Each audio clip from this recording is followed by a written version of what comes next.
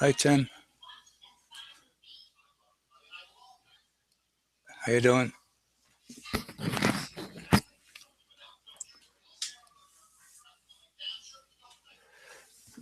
Wait until you get your mic on.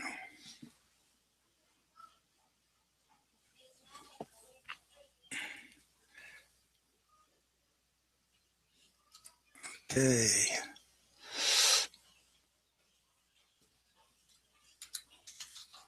You're the first one to arrive.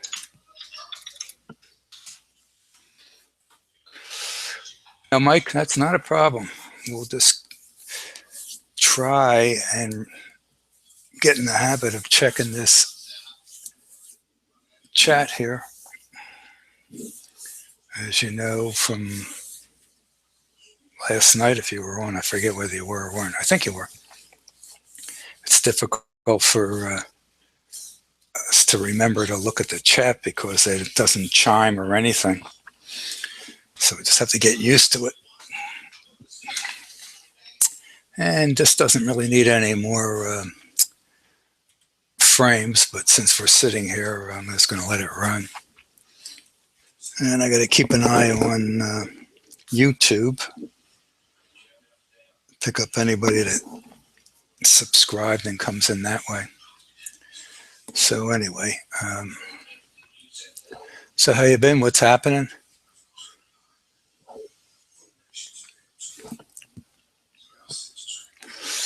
You don't. You're doing just fine. You're here. You're on. So you don't need to log in. Tons of clouds. Oh, that's a bummer.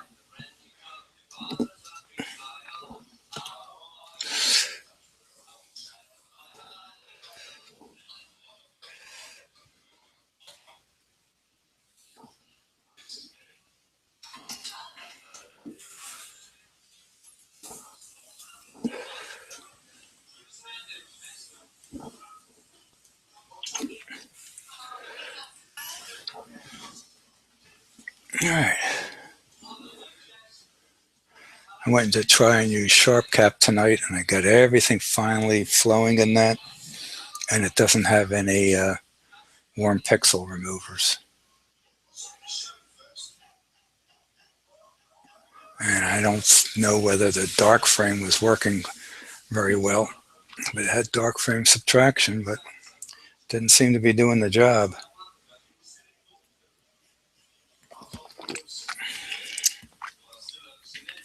So I didn't feel like messing around with it. Just come back to what I'm used to. It's not all that bad.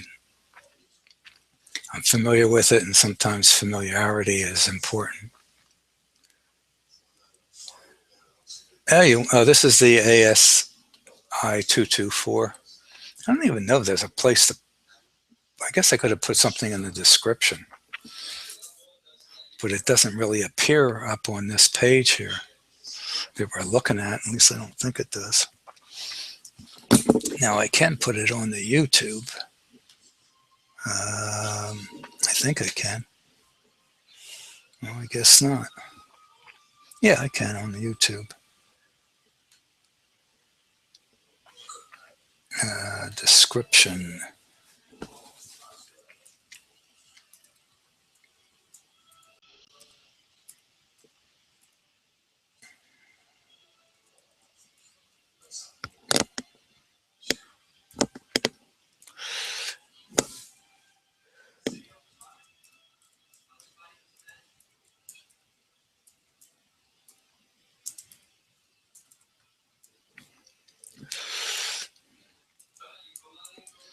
I'm just typing away here.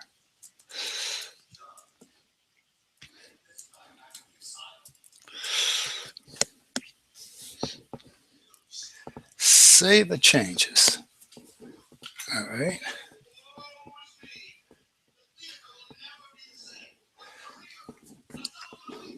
Okay. And yeah, on your CEM60, have you ever had an issue where the RA didn't work and you had to go and jiggle the RA cable that runs from the that little short gray cable? I have that issue every now and then. I don't know what it is. I don't know whether needs a different cable or whether the contacts in it aren't sprung heavy enough or something.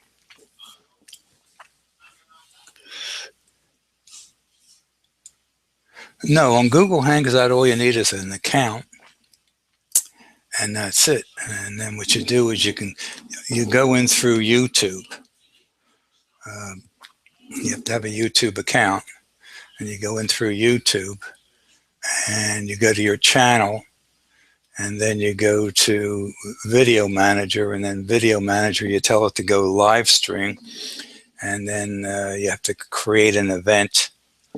And once you create an event, you've got to tell it whether you're going to do it now or later. You can schedule it, and you can designate it public or private, and a few other things. Put a description, and you have to have a title for it. You can't do it without a title.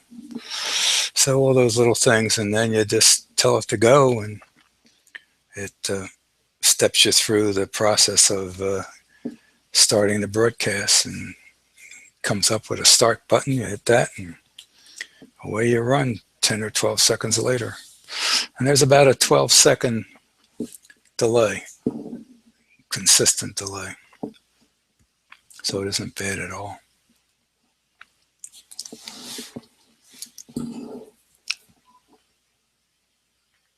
Yeah, I did public, so that way YouTube will come up. If I did it private, no one will be able to get on YouTube unless I invited them. Now, you picked this up off of Facebook, or did you pick this up off of email?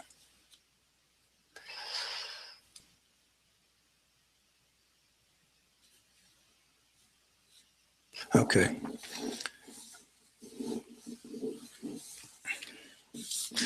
Yeah, last night we had the three of us on here, which was good until Joe had to shut down. And then it just stayed with the people that were on Google Hangout. And everybody on YouTube lost out. We should have gone over and should have gone and created a new Google Hangout. But Sean was on, and so it would have been the same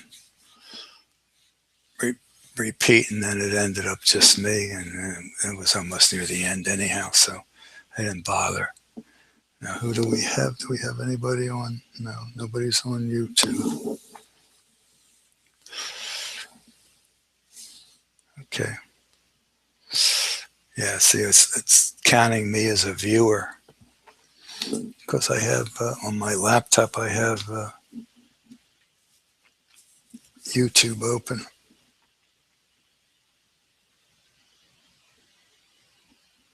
And they should be able to hear me, I'm sure. If I talk in here, I would imagine we start getting an echo.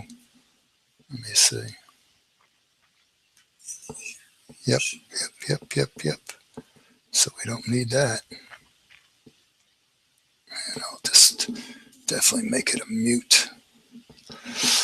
All right. Well, we'll see if we get anybody else on here. An Infinity. It's on order. Color Infinity. Give that a shot. Oh, you too. Good for you. Yeah, I think it'll be fine. I think I would have been happy just as with a 414 also, because I don't really mind doing this astrotoaster routine. But it would be interesting to see how the Infinity software works. I mean, I've viewed people doing it, and I've seen the tutorials and all, so it looks pretty, it looks nice, so it just may be a real pleasant surprise. Of course, I can always do the Infinity this way too if I want. Treat it just like this camera here.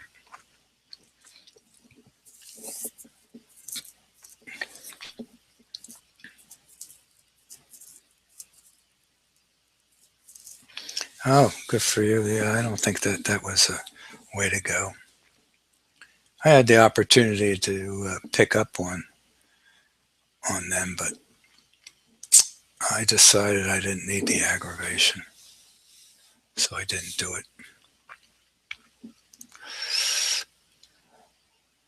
I think it's kind of the color. I never appreciated the color on the A29s. Hi, Curtis. How are you? Hey there.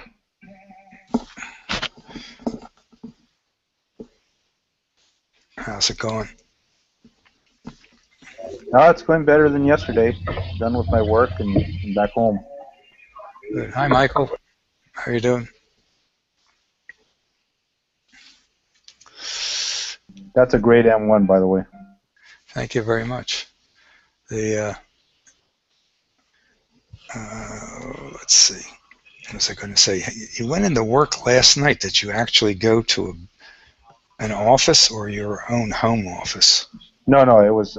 I work about 5 minutes away from my house. Oh, okay. And you normally go in those hours? No. Oh, okay. So you're just trying to get brownie points? No. I had to. I mean, my own reputation is on the line here. So, Okay. Unfortunately, the group I'm working with made me think that they had design support and all this other stuff. And they have no clue. So Oh. I had to brute force it. All right. Yeah.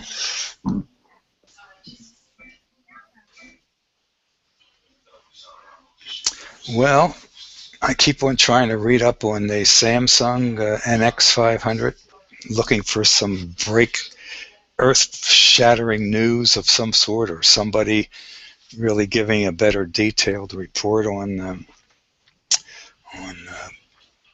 doing it for astrophotography. I did run across a blurb somewhere that they were able to easily communicate with the camera and be able to see live images, so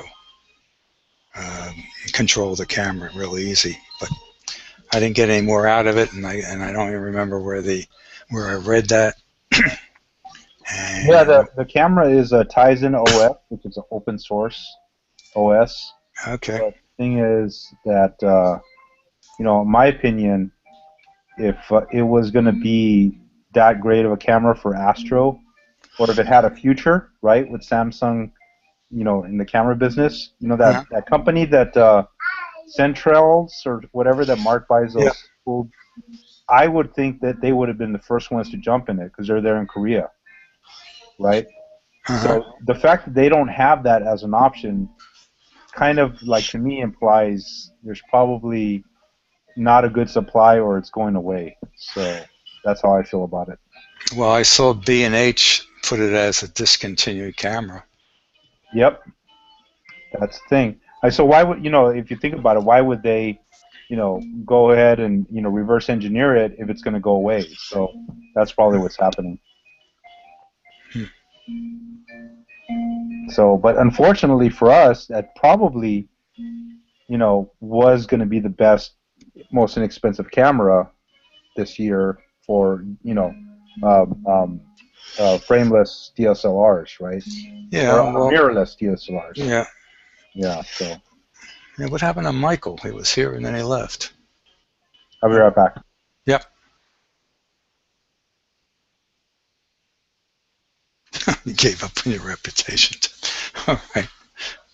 Too much. All right. Well, I've done more frames than I needed to, and 10 more frames didn't really help things much. So I'll take another picture of that and let's move on. I just got to see what's up. Let me get a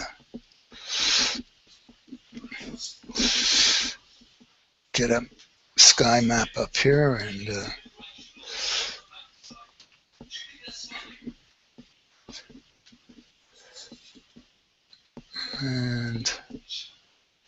okay. Well, 2403 is probably the. I really don't have that much I can go to. Let's see what 1501 looks like.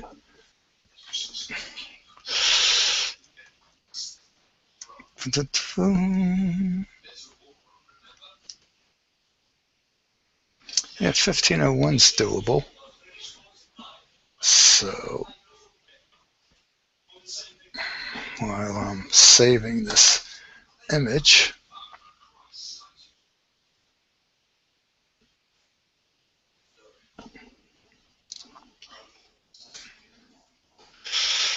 okie dokie.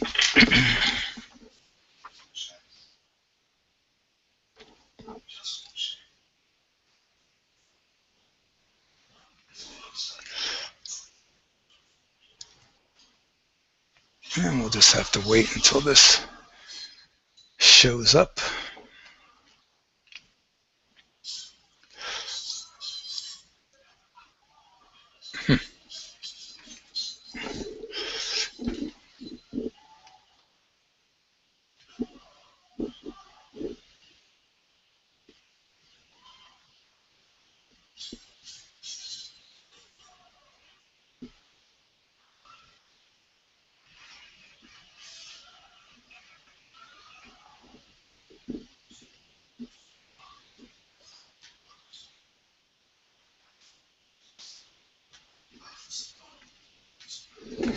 Yeah, there we go. That's fairly centered. So, give this a shot. I went and uh, got some stainless steel nuts for the feet on the pier.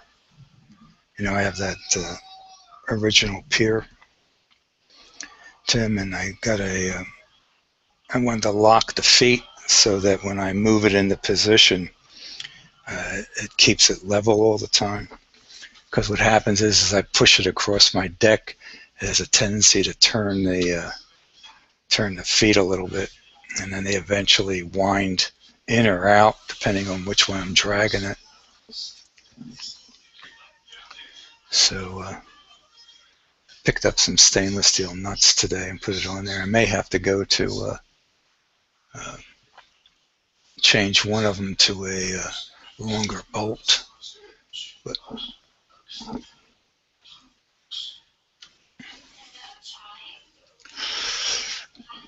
no, that isn't too bad. A little bit of noise.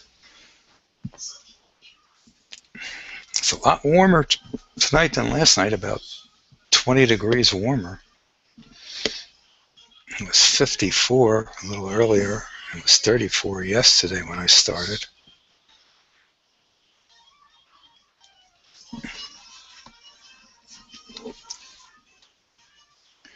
So we got one frame stacked.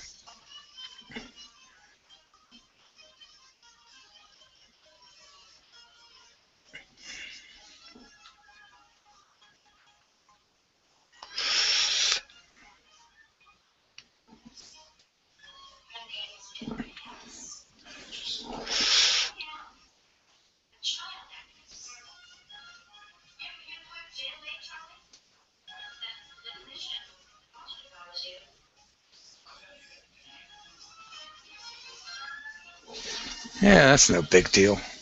That way when you scratch it, you won't feel so bad. That's the way I look at it. Oh, cool.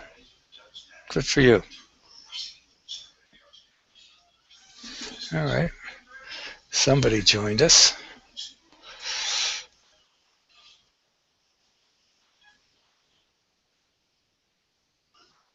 Howdy, howdy. Hi, Carl. How are you? I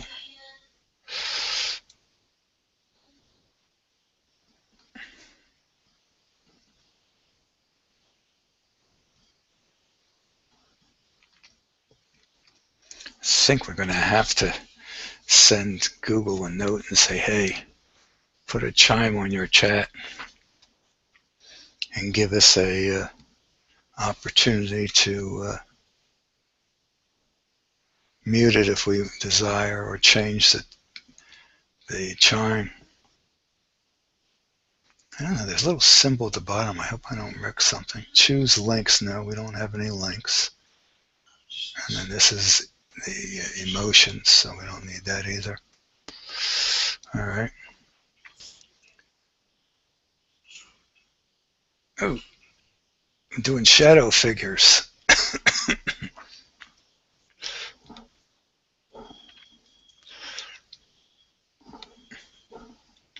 I'm just leaving the settings right where they are and just letting this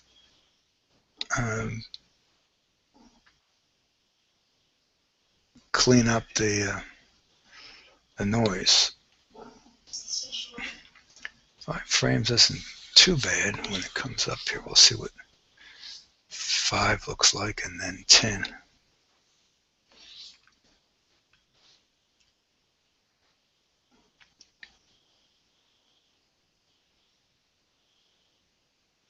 Let me see if anybody's on.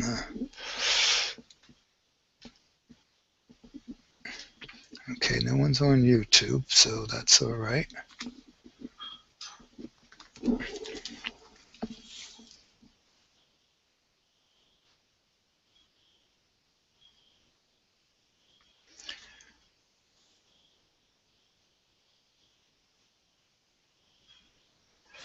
I don't know whether you do have to take your field flattener off. I don't see any reason why, Tim.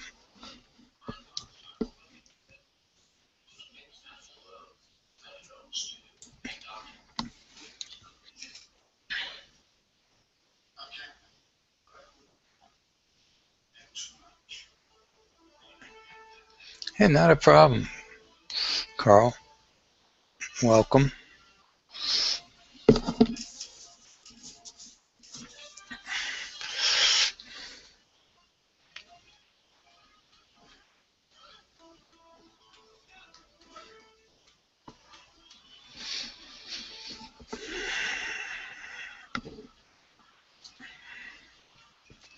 You actually need 3 monitors. One for the setting up of the screen, one for Google Hangouts, and one for YouTube, which is basically what I have, but I have to use a laptop to pick up YouTube. And just for the benefit of Carl, and I don't think Tim has seen this already, but this is what the working screen looks like. These 2 guys here are part of Fire Capture. That's what the image looks like in Fire Capture in a RAW format. And then over here, this belongs to AstroToaster. These are where the frames come in that are generated through Fire Capture.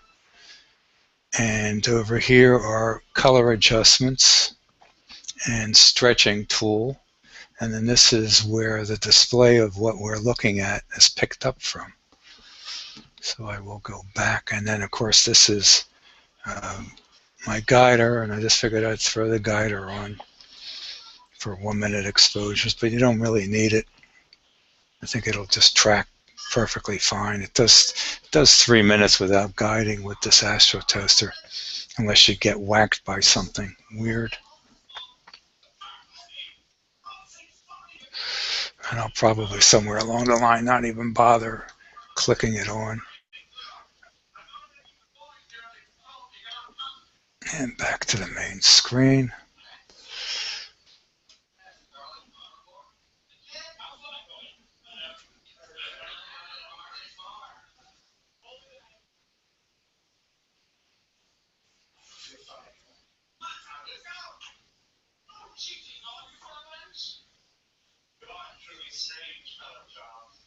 Oh, okay.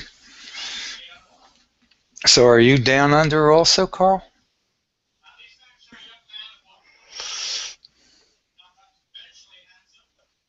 Okay. Cool.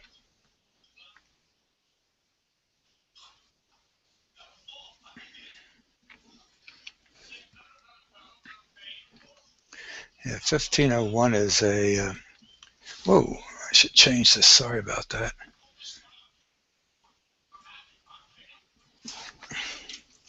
This is NGC 1501.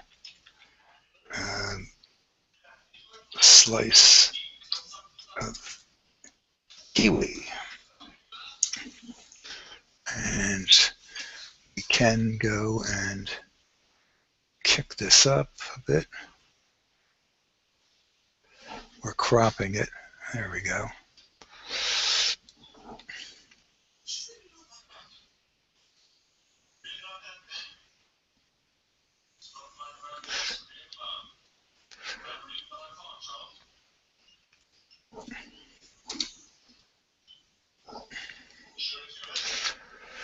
It's a shame I'm not on Windows 7. I'd be able to sharpen this up a little bit. I didn't think I needed to be on Windows 7 tonight. Windows 7 version of Astro Toaster has a sharpener in it. He couldn't get one to work with Windows XP, or he had to do something special, which wasn't worth it. Yeah, Tim. Yeah, I did have M1 there, didn't I?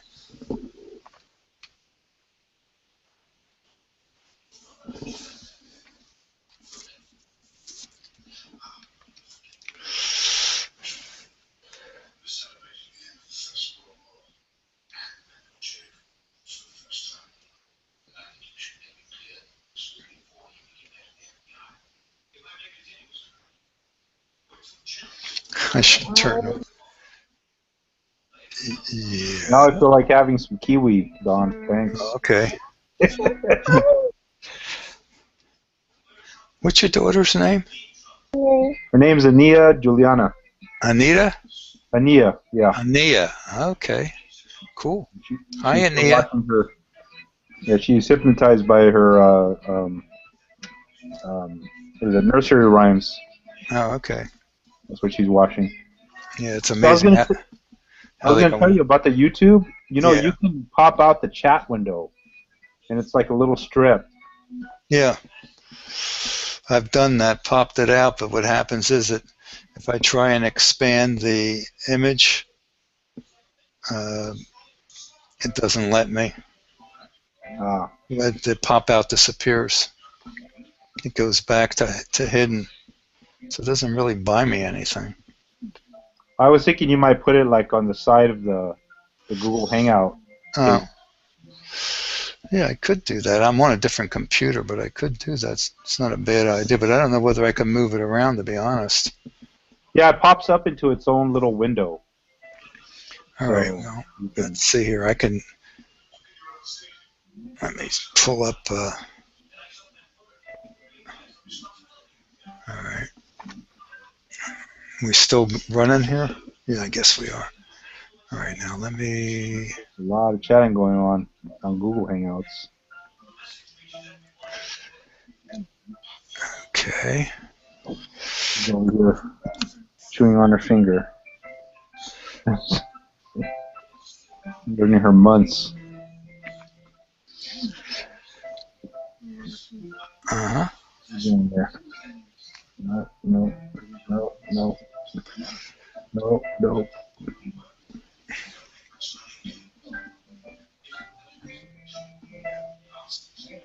Okay. Get rid of the echo. Now I just got to find my Google Hangouts.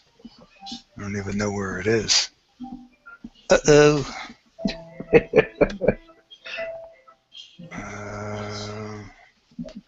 Command tab. Well, that ain't it. No, that ain't it. That isn't it. Well, I lost it. It's here because I'm still broadcasting, but I don't. Yeah. Maybe it's minimized or something. Yeah, but I'm trying to find where the minimization is taking place. There you go. Tab. Tab somewhere. Nope.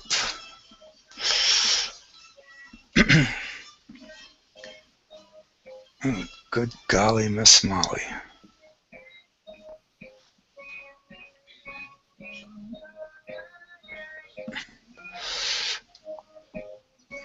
So you're simulcasting on YouTube, right?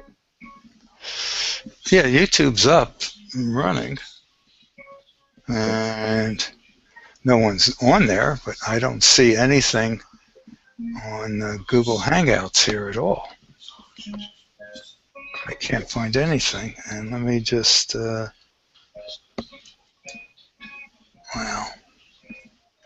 1, 2, 3.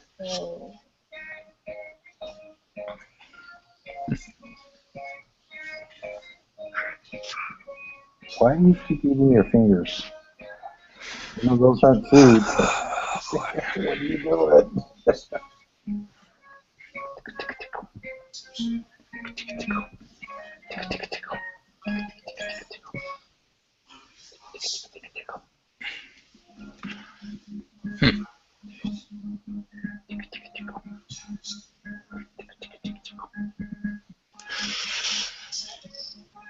That is really strange.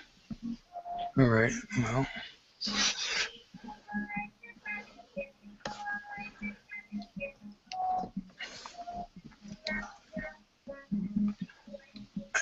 Absolutely no idea where it is. Let me try Control arrow up. And I don't even see Google Hangouts there. It's here somewhere. Is this Windows or Mac that you're broadcasting from? I'm on the Mac, but I have Windows XP open too, and I have Firefox is where it is, but it created a separate page on Firefox. Wait a second. Let's try this. There we go. It's all those extra windows you can create. Yeah. So it was on a monitor. It was on another. It was out in left field somewhere. Yeah. Now I have to go back to see if I can do this again.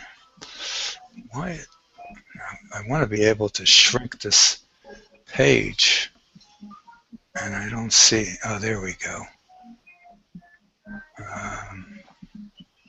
That's what I wanted. Now that's. What? No.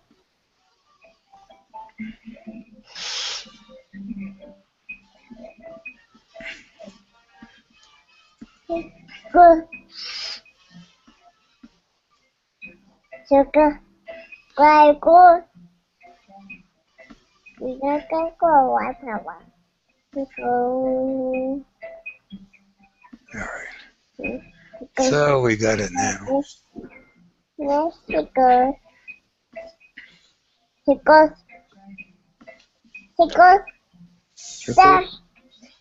You don't like the other shapes, just the circles, huh? Sugar.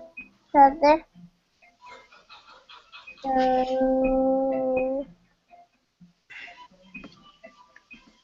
Okie doke. Well, Look at the circle. Look. Circle. all right, let's try a different object here. I'm not going to do any more stacks. This is more than adequate. And I'll click on the uncrop. And I'll save this.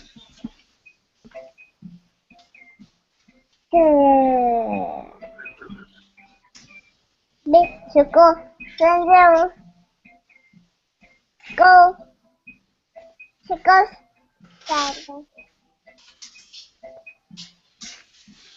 Okay. Now, what can we go to? Sugar. 2403. Let's try that.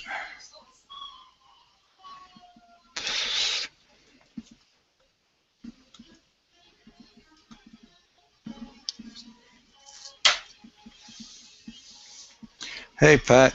How are you doing? Didn't see you come in there. Hello, Don. Tim. Curtis. Hey there, Pat. Yeah, thanks, Tim.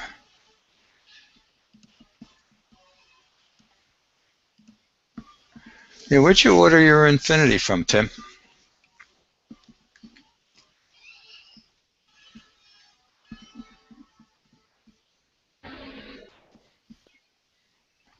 Hey, Michael. Hey, fellas, how's everything going? All right, you came in and then we lost you. I thought I you I got got a Skype call and I got all confused. I had 20 people talking at once. okay. How's it going? Very good, very good. Good. Settling down. Oh, you haven't ordered it yet, huh, Tim? Okay.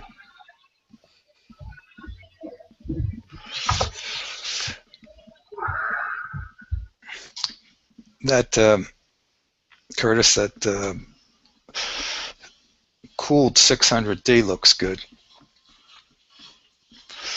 The Centrades? Yeah, that looks like it's a pretty smart choice if one can get it used at a reasonable price. But the guy that has it on in Canada, it's just a ridiculous price. Is it priced in pesos or whatever they use over there? No, he's got it in US dollars. Oh, okay. But it's like $100 less than you can buy the thing for from them. Of course, the shipping. He happened to have a Canon adapter for it, and he went and had the UV-IR filter put on it, which I wouldn't do, but the price is right, why not? But I'm not quite ready for that kind of stuff yet. We'll see how we do with the Infinity. All right, now I just got to get this thing positioned a little bit better. Yeah, with the A7S, it's looking like it might be possible to have a decent workflow. Oh yeah? Because Capture One software, there's a Capture One Pro that you can upgrade to for $50, and it actually does have live view and tethering capability. So the only thing that concerns me about that is that you have to match the scope to those pixels. You know, it's still an 8.4 micron pixels, so they're pretty large. Right. Yeah, so it's similar to the pixel size with the the 825 or the 829 and the 418. We're used to that, but the thing that bothers me is I can't really do it on Mac that much. I kind of can, but there's no equivalent to AstroTurf, right? So I'd have to go to Windows, which is not a big deal, but it's kind of a it's sort of an issue. But yeah. Well, I talked to Kyle about DSLRs and software, and he just felt that there's not enough of a market for that, for him to generate software to handle a DSLR. But he likes to go and do everything, so he would like to do something like EOS Backyard and all that stuff, and he wants to be able to control the camera and everything. So right, there's already Backyard EOS, and that guy, when I asked him, it's been over a year now. I asked him if he's going to do one for the Sony cameras. He said no. But like I said, Capture One already does that. Like in terms of getting the image, the stacking, you'd have to use something else. And there's one guy on CN that was saying he's using Lightroom. Like you can script in Lightroom, and he has scripts you can download. But I don't know. That's Lightroom is another software you got to buy, and it's like, where does it end, right?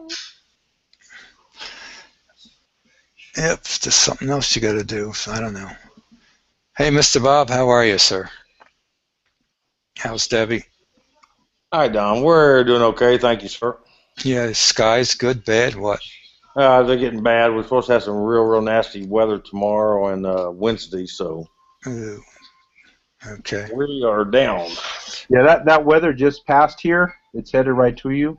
Y'all look like y'all got it pretty Morning bad, was Curtis. thunder, lightning, and hail. Great. I haven't checked on my scope. I didn't put it in the garage. I just had it under a cover. So, for all I know, it got hit by lightning. I don't know.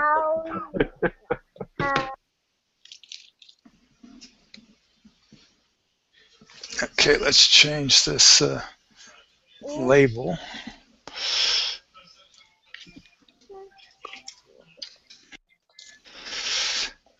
Okay, that should do that.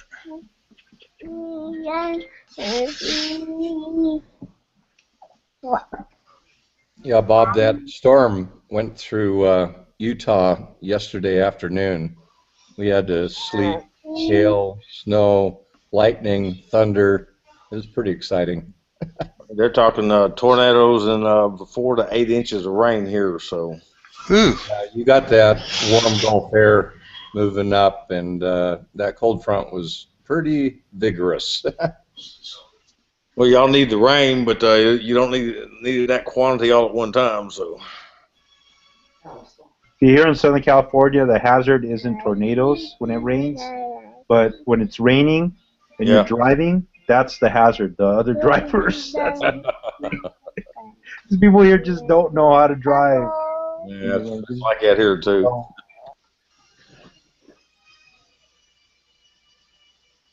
are you from California, Curtis? Yeah, I'm here. I'm in. I know, but I mean, were you born and raised in No, California? no. I'm from Texas originally, but I grew up here in Southern California. All right.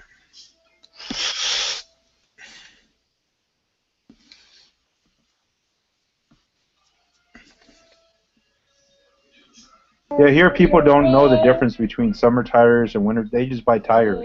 I'm like, is it all weather? They're like, what? What are you talking about? It's just, Yeah, when we were in Utah right before Christmas, same situation there.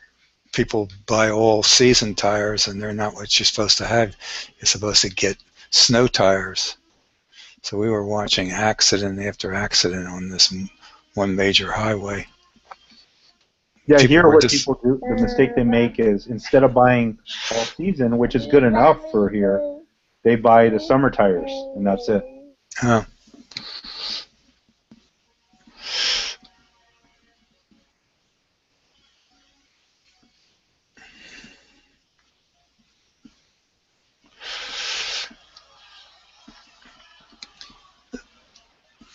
yeah, we don't have the guider on now. We didn't bother.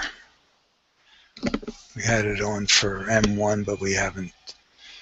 But I think, yeah, I think we turned it off on 1501, so we'll see how this does. We got a nice little double star over here. Hasn't, no separation between the two, but standing out.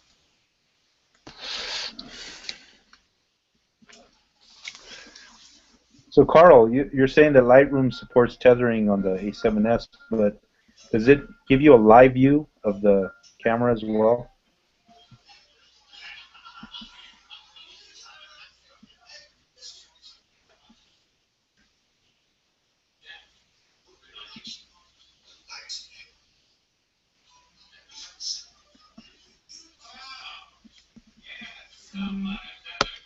Yeah, I wonder whether Carl, yeah,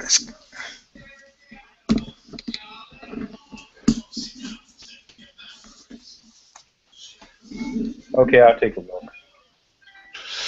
But I guess Capture One for $50, it's not that bad of an investment. You could, tether and live view with all the cameras, and at least you get that. And also they have a nice curve. You can adjust the curve. There's quite a bit you can do to the file before it's saved. So I'm gonna investigate. If I ever pass by Mark's and he does give me one of those, or I'll buy one, I'm pretty sure I'm gonna try one of those A7Ss sometime soon.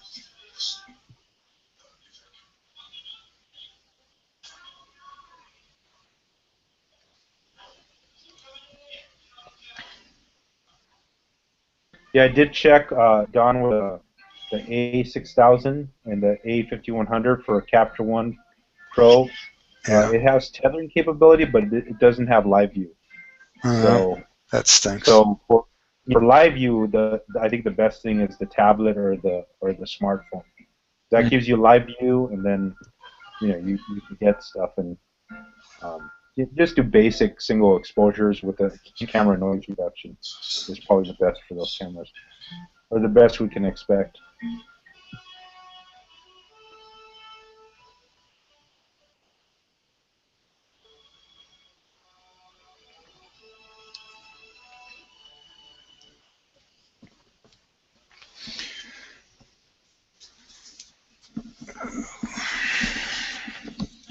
Well, that cleaned up. Let's lighten the background a little bit. I tell you, there's one thing that's nice is once you got things set up, I just lowered the black level, but I haven't touched anything else. I'm not keeping the expand, which is the stretch, low, so we're not pushing things. So Don, when is your Infinity coming in? Are you jump on board? Probably when NEAF is, that we would get a steeper discount. Oh, okay, good. No, we won't get it there, but I mean, that's probably what will happen. By the time it shows up, we could have bought it at NEAF and saved some money. But thank you, Michael. Well, I got this YouTube thing sitting here on the side. It did work out, Curtis. Thank you. So I have it sitting on the left side of the screen. Yeah, so that pop-up helps a lot, so you can monitor the chat on YouTube.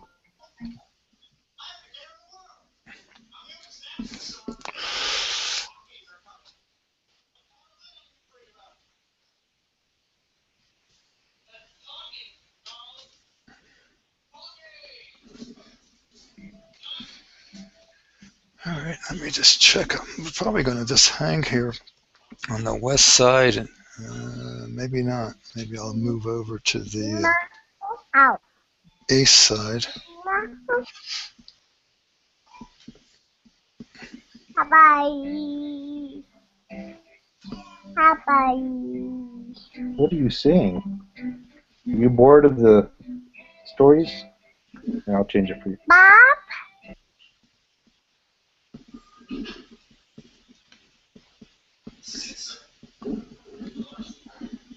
We could try 2903 after this one here.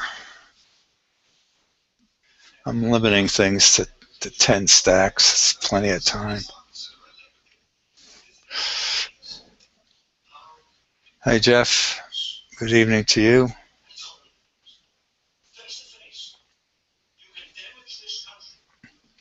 Yeah, the only one that had it was for less, and it was only $5 difference. So Tim was Woodland Hills. They had it for $9.95. Big deal, right?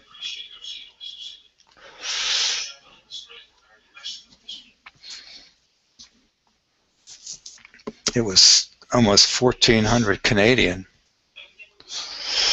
which was even above the exchange rate.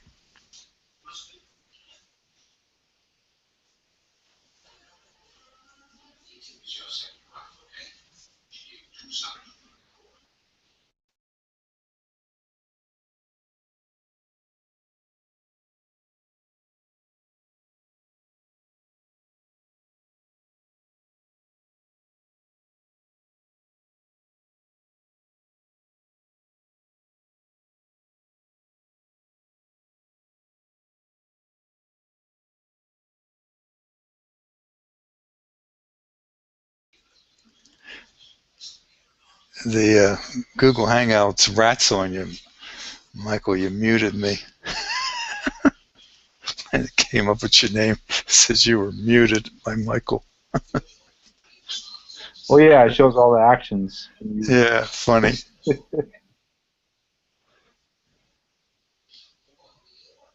Oh, okay. Sorry about that, Don. No problem. I'm sorry. That's not a problem in the least bit.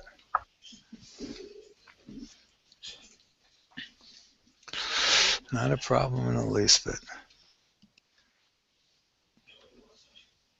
It takes a little getting used to all the different things that you can do on this.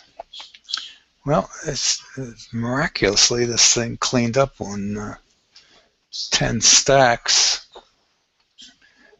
So I will save it.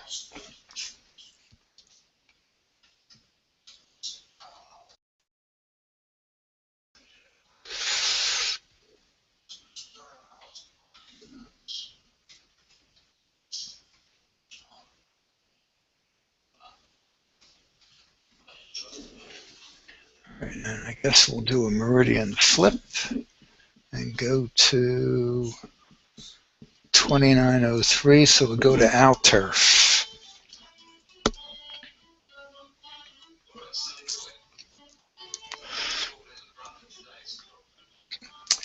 They added a whole bunch more stars to the hand controller, and I don't know any of the stars. Got to go pull them up by number on this iOptron. And I haven't the foggiest notion.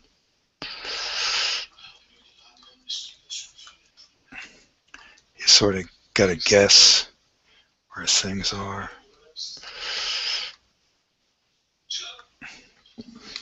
Okay, AlTurf. Let's see what kind of a flip we get today.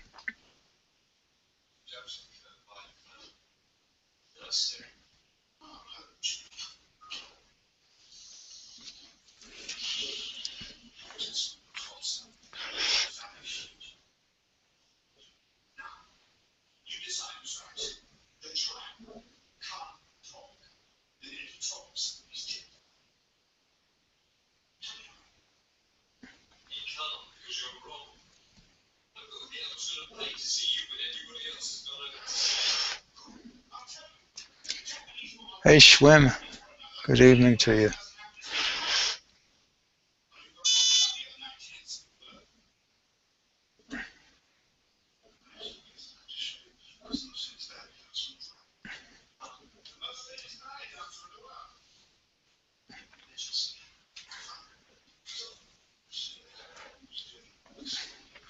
Well, not too bad.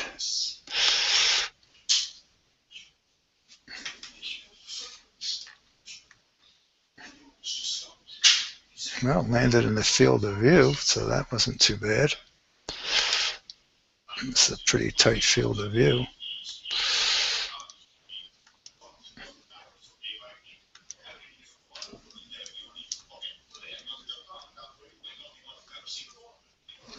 All right, so we'll go to, this is a little smaller object, but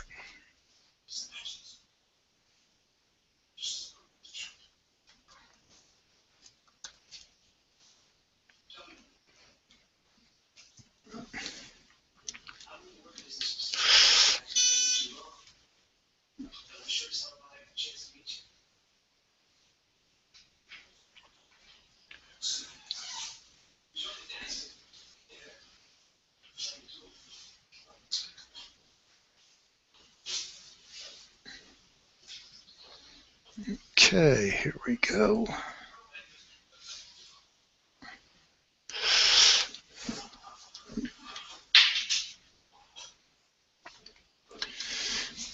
Give this a shot.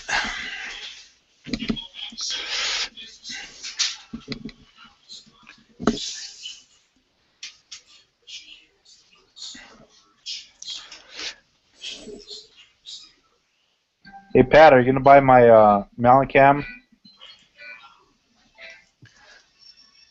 Only if you raise the price. Yeah, I was going to ask you, how come you haven't raised it again? At least by I'm planning on 25 it. Better yet, just The put. reason I say that is because you're obviously better at selling those than I am. So You can fool everybody, and you can put $1,350 Canadian.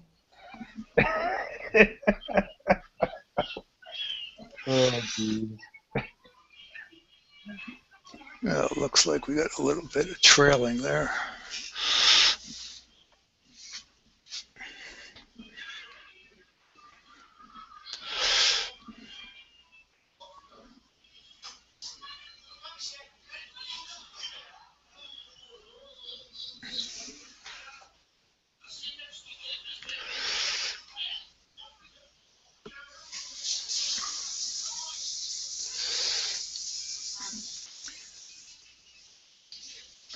Okay.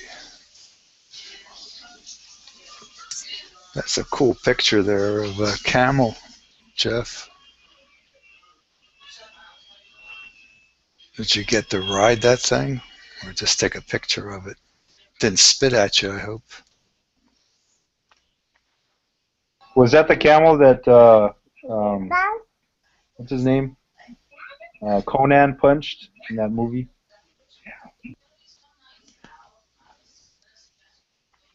Oh, Jeff, Remember that when that's terrible.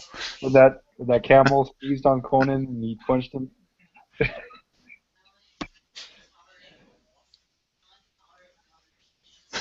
Okay, Tim, that's a funny one.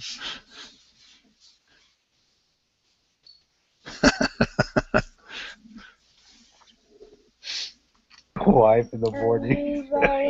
Somebody's gonna get punched.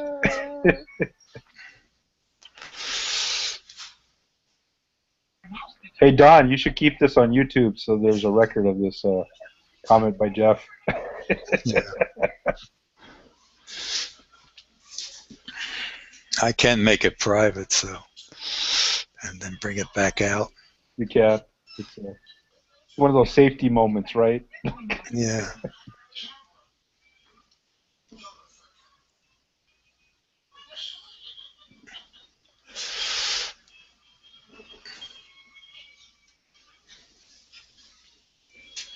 I took that first image, unchecked it, and let's see whether it'll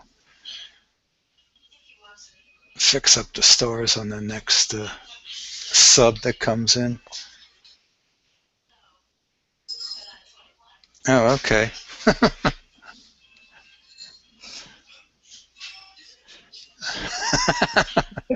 Okay, Tim.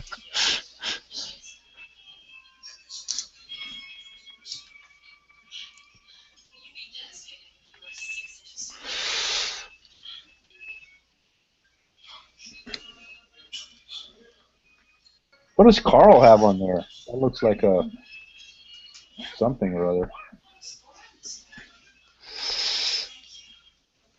His avatar? Yeah, his avatar. It's filling the screen. It's not like the others. Hmm.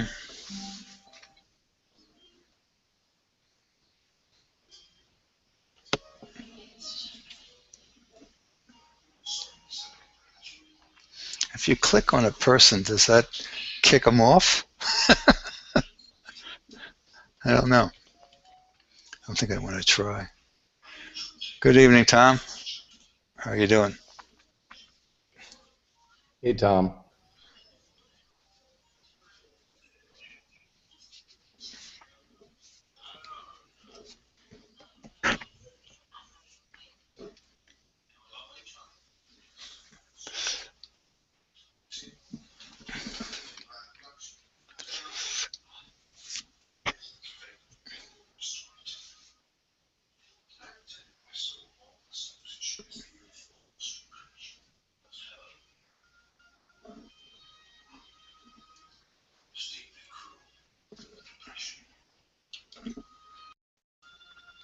Hey there, Tom.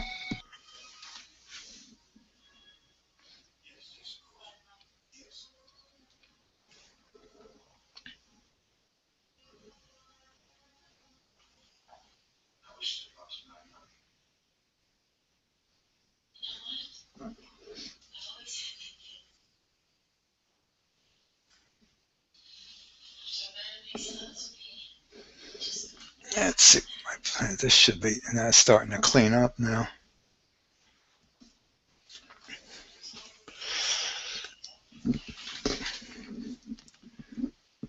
I think after this, we'll probably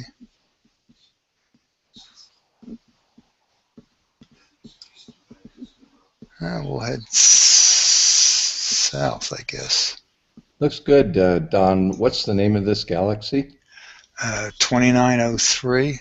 Thank you. My mistake. I forgot to change it. Typical for me. Yeah, the everybody's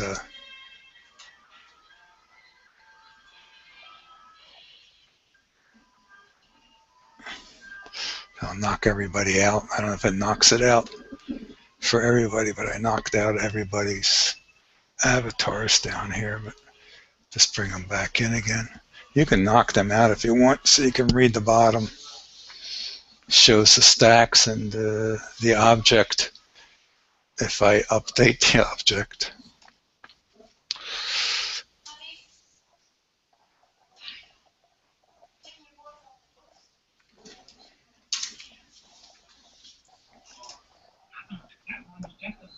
So Don, have you considered using that Cloudy Nights thread for the YouTube site at least? I forgot about it tonight. I could have done that. Yeah. I don't want to get on there and say I'm going to be on at such and such a time. I'd rather get on and say I'm here now. Yeah. And yeah, that's good too. That's good for YouTube, you know. So yeah. Get on there. Yeah, I mean, if you want to post it, be my guest. How about doing that for me? Post it. Sure. Since you asked, I'll do it. Yeah, the YouTube one, right? Yeah, the reason I brought it up is I don't know if you got a chance to see that Space Traveler X guy, you know, Andrew. He actually did a full Messier marathon. Oh yeah. He was he broadcasted for 11 hours. Wow. And he got almost all of them. Good for him. On his channel.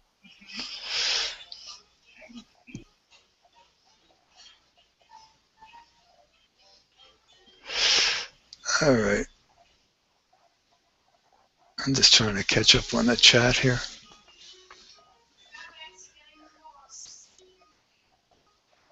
Yeah, thanks, Carl.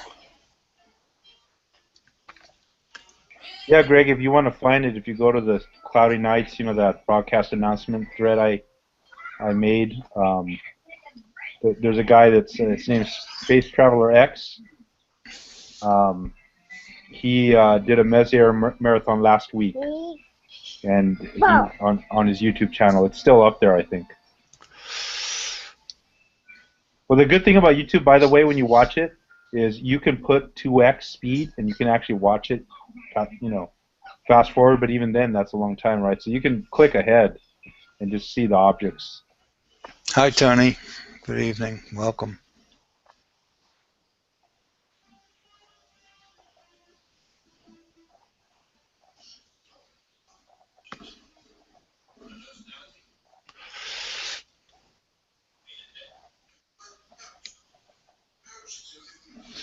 All right. I think after this we'll go to, I'm just looking to see where we're going to go down to. I guess we'll tackle 81 and 82, and then that'll give an opportunity for the some of the Messiers to come up a little bit higher. They tend not to do as well when they're below 45 degrees because of the light pollution and such. So I'd rather see them up to 50 to 60 degree altitude. So for your plans to image. Oh, okay. Going to do that marathon. Good for you.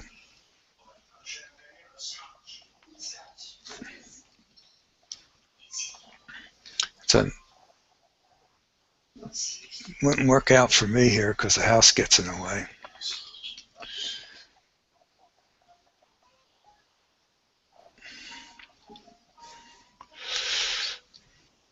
And if I was doing that, I would like to have an 829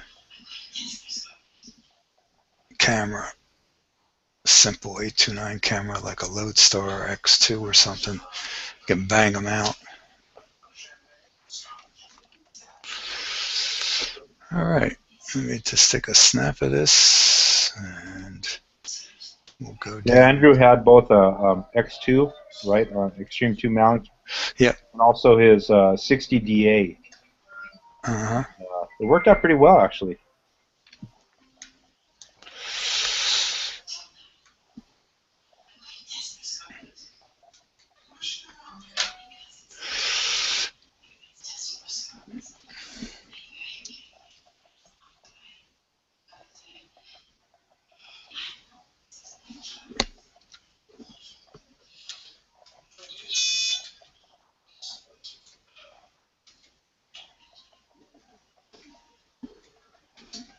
Typing away here. I like how Howie posted the 12 a.m. to 2 a.m. and everybody thought it was the next day, but it's like technically that morning. It took me a little bit to get that as well. It wasn't just. Well, you had Wednesday down there too. Yeah, that typo threw everybody off. Yeah. And then his comment afterwards, I didn't quite get that, but he tried to explain that there's a 3-hour difference, being facetious, between the right coast and the left coast. Yeah.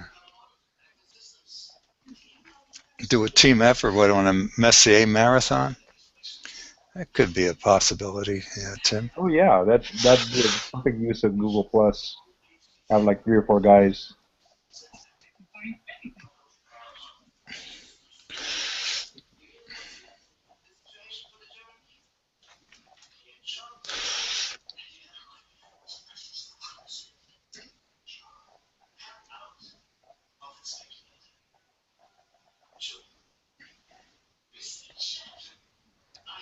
Don, did you say you had a YouTube link? There is one here. Oh, we got George up there. Hi, George. Well, I'll put it on the YouTube. chat if you guys want to see it. Okay, I'll go post it in a couple of places. Yeah, I was about to post it on Cloudy Nights, but it's a little slow right now. Yeah, George is on it. Let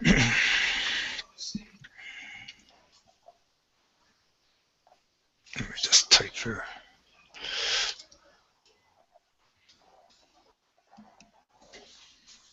Hey there, George.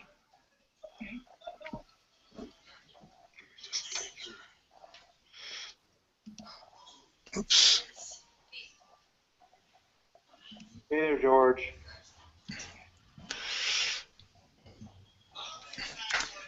Okay, let's give this a shot. Hey there, George.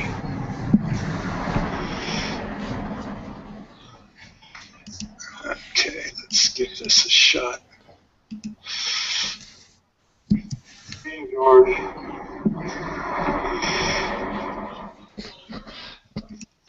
Okay, let's give this a shot. Yeah, they got the YouTube one. So mute it. Getting an echo. Yeah, it's got the YouTube one. So mute it. There you go, Pat.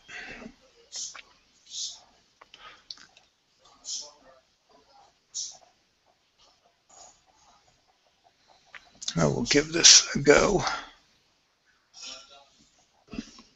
82.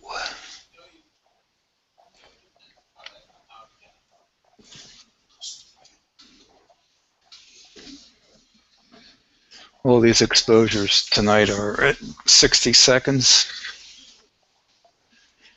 and gain of 300, which is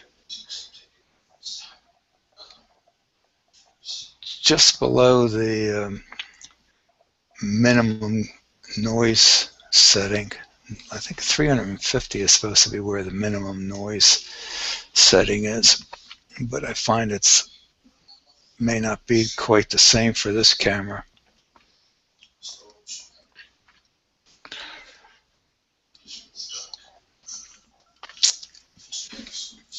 All right, I think I'm going to back down on this.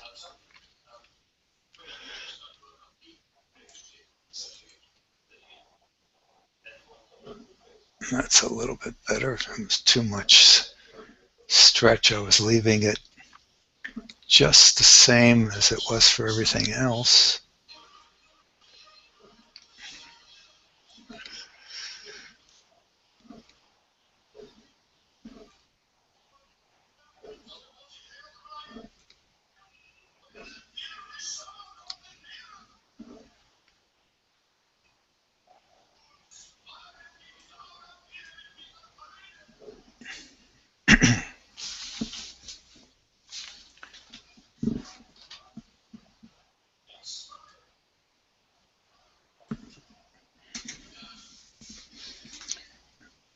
And we're getting some of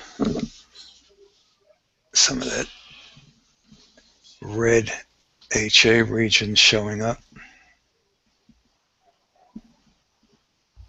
Okay, boy, a lot of communication here on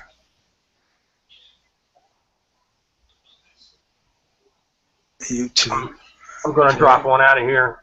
Let somebody come on in from YouTube. Thank you, Don. Alrighty, you take care. Thanks for coming by. All right, fellas. I'll see you later. All right, bye-bye.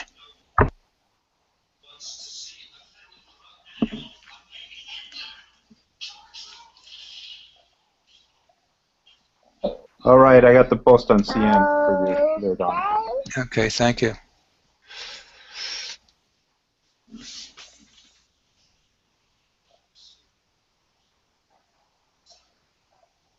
Yeah, thanks, George.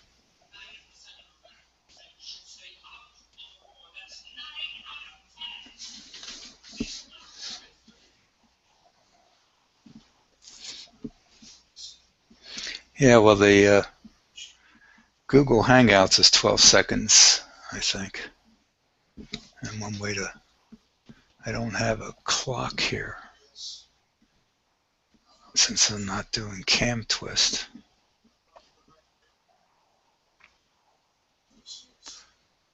We could throw a clock up in seconds and one could see it. And I don't think I have anything that is clock based in an app or something I could stick up here to see what the time difference is, but it's all right. I also put the link to the gaming one, so it has a nice black background. Oh, okay. Cool. Thank you.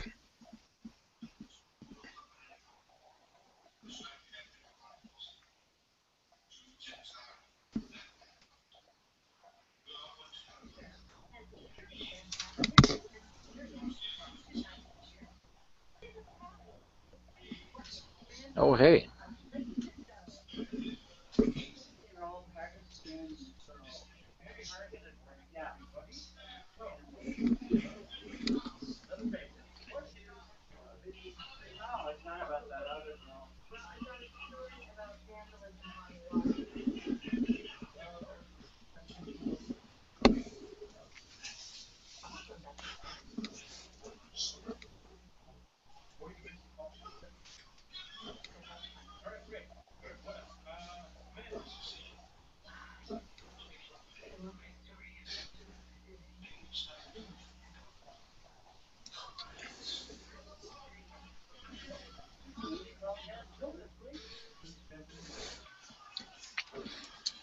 Well, we got 5 stacks. This one smooths out quicker. I don't know why. Background seems to be, it's strange. It depends, I guess, where I'm looking as how much light pollution there is.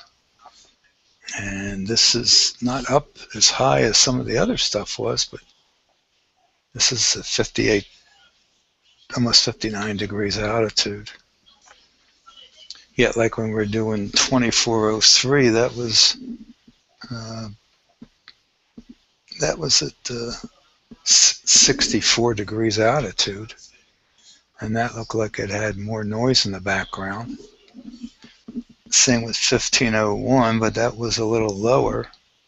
And 2903 was up at over 60 degrees altitude, and that looked like it had a noisier background. So don't quite get what happens here. You were doing this one last night, I think, towards the end, right? Around before the Wayland pop. This is a lot more detail, I think. I don't know, George. It's generally turns out to be fairly decent all the time. It would help if I had a sharpness control, but I should have done this on Windows 7, which would have allowed that, but I'm on Windows XP. Windows XP is a little bit more stable for some of these programs, and if I try and do Windows 7 on Astro Toaster, I'm going to mess something up, so leave well enough alone. We'll try that next time. This makes it okay.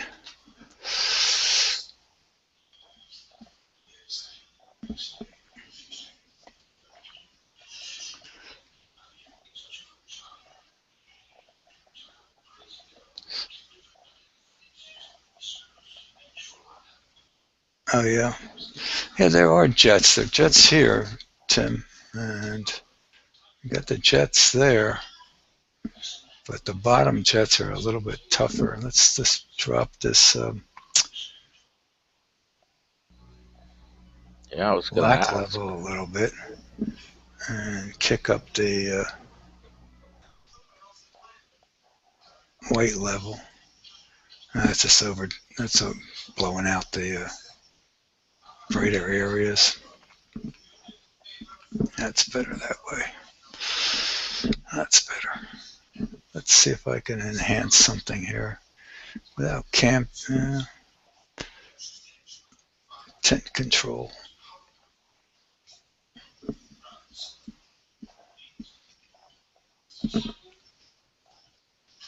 I just raise up saturation just to see what it would do for us. Well, that really makes it look like it's embers of coals.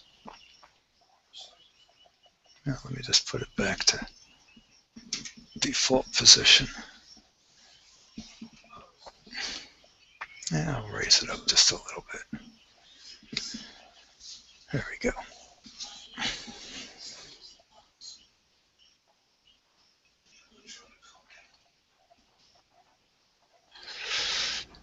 Hey, Curtis, should I be able to be back in the other YouTube thing and be able to pop out the chat and have them both chats right here on the right of this image? Yeah, that's what I'm doing. Let me show you my desktop.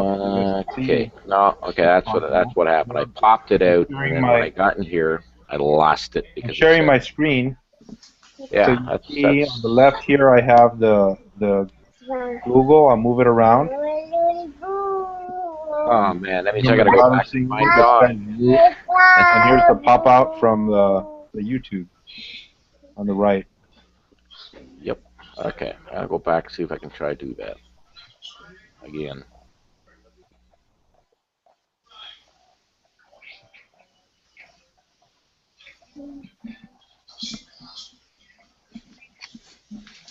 I got one opening up for sale. Do you have any bidders? You got what for sale, Don? We got one opening left here on Google Hangouts. We got it up for sale. As time goes on, we're going to keep raising the price. I think I'm going to start doing $100 increments and do 50 and stuff. Yeah. Go down there.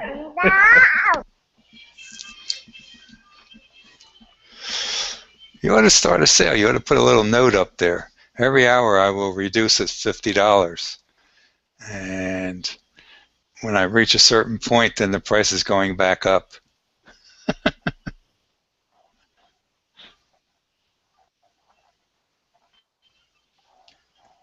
Well, realistically, I Yeah, I knew need a that new with pair all of those shoes. mount cams flooding the market, there's no way I was going to sell.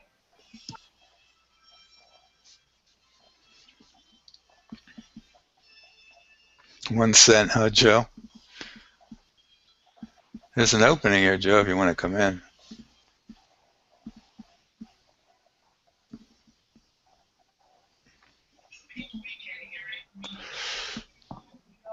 Wow.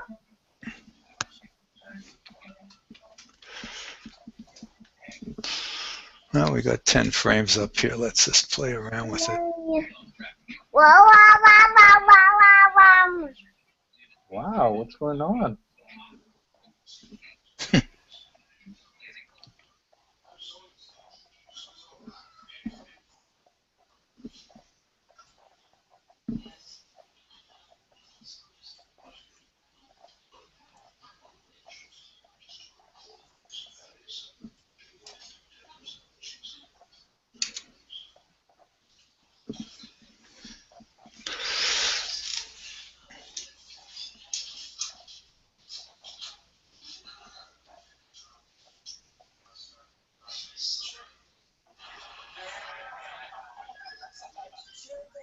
Hey there, Mark. Hey, Hi, Mark. hi, Donald. How are you, sir? I'm doing well. How about you? Okay. Feeling better today? Yeah, I am. I went to work. I got a little tired, nauseated, but I'm definitely improving. I can talk for 5 minutes without coughing now. Okay. Are we in an audio mode today for this broadcast, or are we confine Well, ourselves to text? most of the guys have been using the Hey, Bob. chats, but it's as long as we keep things short and breaks in between, I don't see any problem with the mics.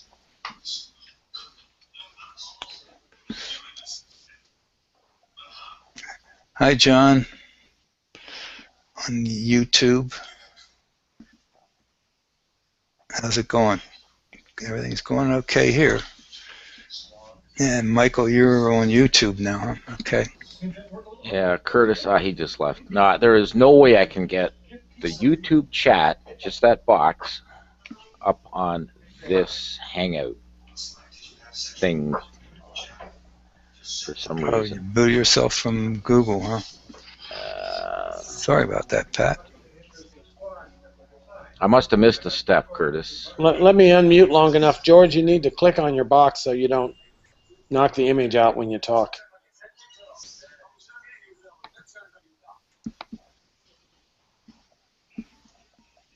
So when you pop out the YouTube chat, it's a little resizable window. You can put it off to the side, and then Hey, there's Joe. the Hangout window. Hi, Put Joseph. them side by side. Hi, Curtis. Hi, Hey there, Don, Joe. And then Mark. this chat right here is just something you could pop in and out. I'm just showing How you George doing? how to get the chat going in there. Do you see that? Does that answer your question, George? I'm trying. And popping out the chat in YouTube, you see these little Gotta three have them dots both, though. I gotta have them down at both. the One on bottom the right. left and one on the right. It's either one or the other. That's the problem. Not both. Even resizing it won't let. That's okay. I'll struggle. Don't worry about it.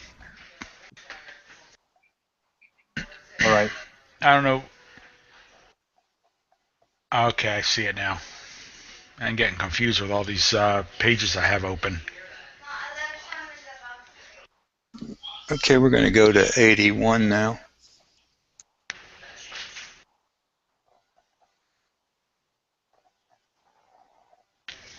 Keeping these to 10 frame stacks. Hey there, Kyle. Right. As soon as I find out whether I can do it at 7, I'll drop it down to 7.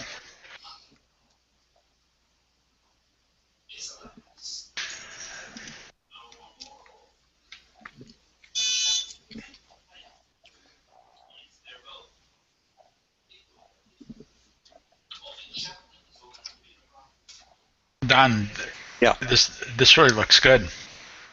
What's your integration on this? 60 seconds. I'm sticking with that tonight. I'm not messing around with. You know, Sure. that side burst, you could it's starting to come out. You see it? Oh yeah, we were just talking about that Looks good. a few minutes ago. You're pretty well cropped in, I'm assuming. No, I'm not cropped at all. Wow. That's That's your 8-inch? yeah, it's my 8-inch. So we're about 700 millimeters Nice. focal length. Very nice. Thank you.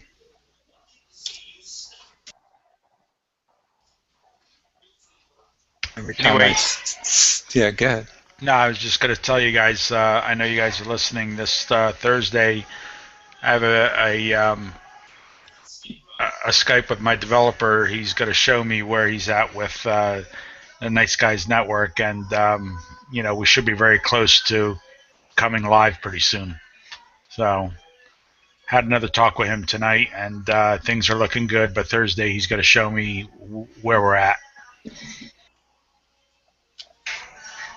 And the first phase is still going to have Flash, but in phase 2, which will be about a month later, we're going to try to implement HTML5 into it. Sounds good, Joe. Thanks for the update. I can't wait. Believe me, it's been way too long.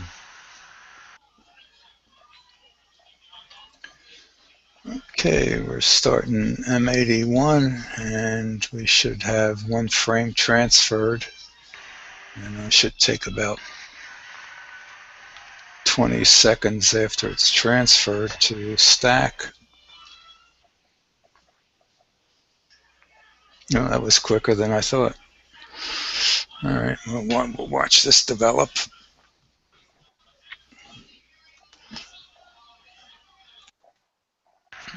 Somebody just dropped out.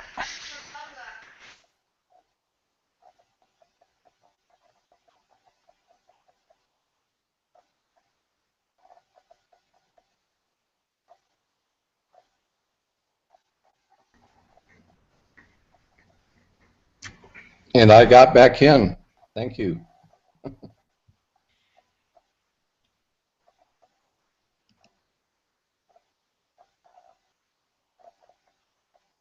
I don't know if you guys noticed, Kyle's on the YouTube.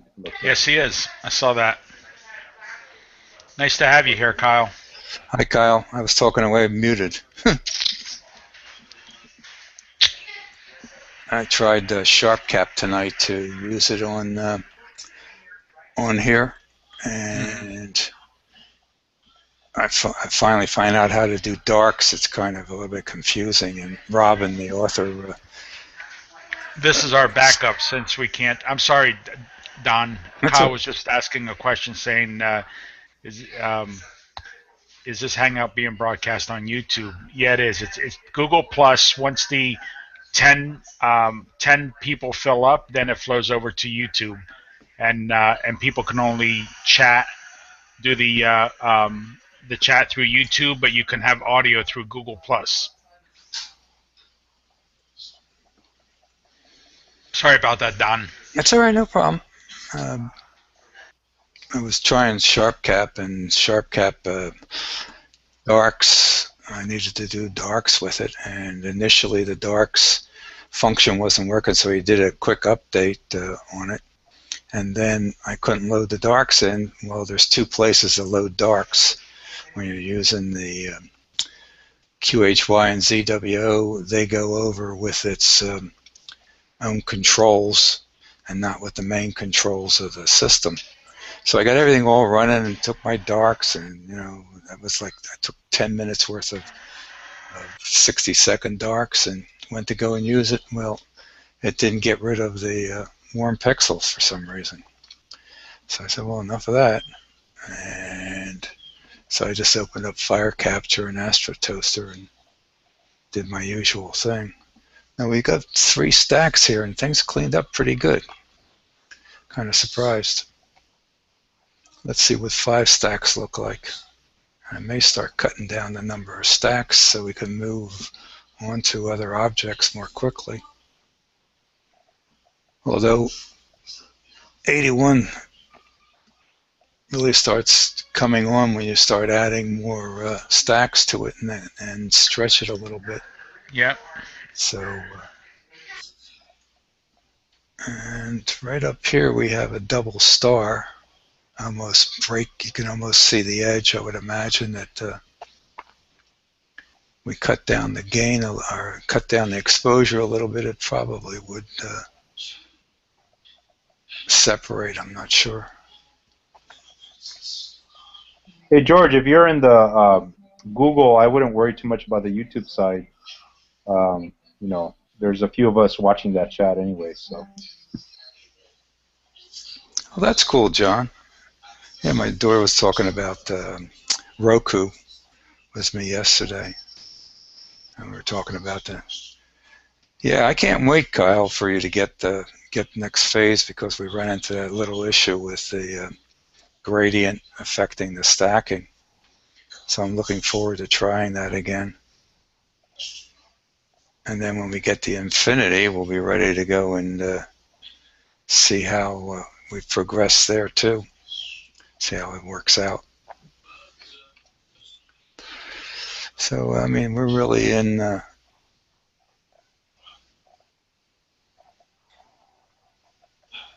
I'm just trying to went over to look at the other chat.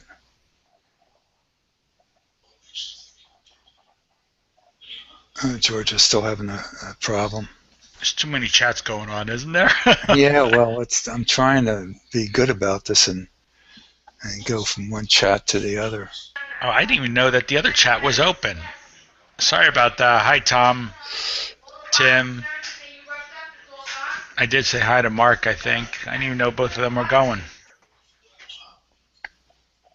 Yeah, thanks, Jeff. Let's get this a little bit lighter in the backgrounds. Let's kick up. See how this does.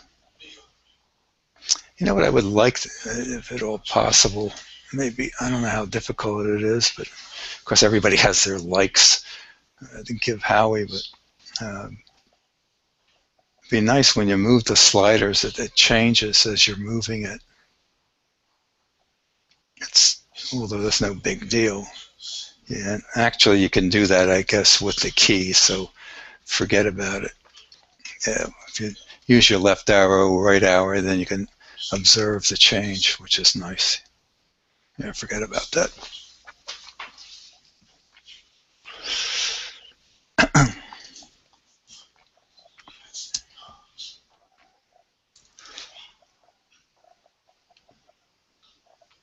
Yeah, this is unzoomed.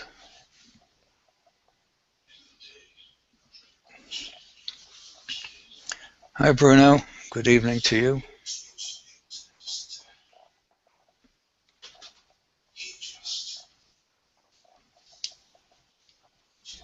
That's a pretty sweet shot right now. You could almost pass Thank the you, floor upper left there with as for M31. Jeez. Yeah, it'll keep one developing. I think we're going to let this thing run with more stacks. If you guys don't mind, I think I'd like to try and see where we can go with this a little bit. Bring out these this arm here and then this arm here. See how we do on that. Darks are just a little bit too much. Kick up the gain a little bit. See if that helps. It was amazing last night how all of a sudden the darks just went sour because the temperature had dropped.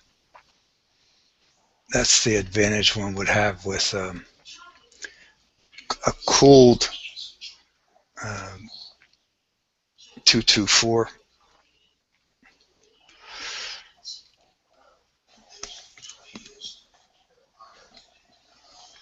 But I ran into issues with that too, Kyle, because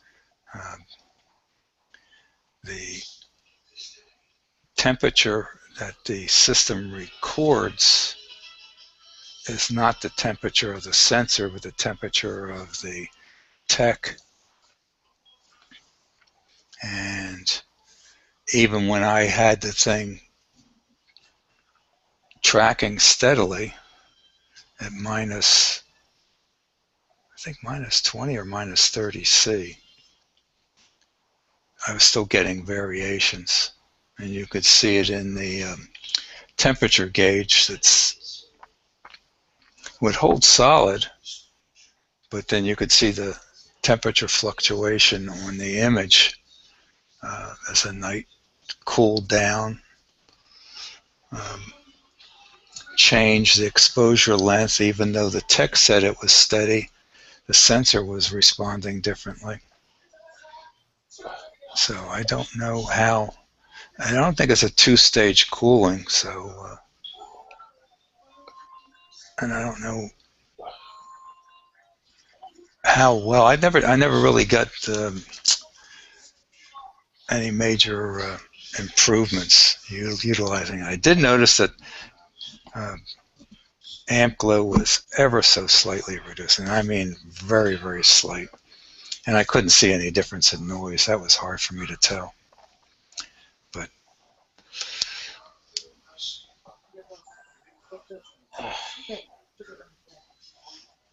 Hey, Don, what's the F number right now?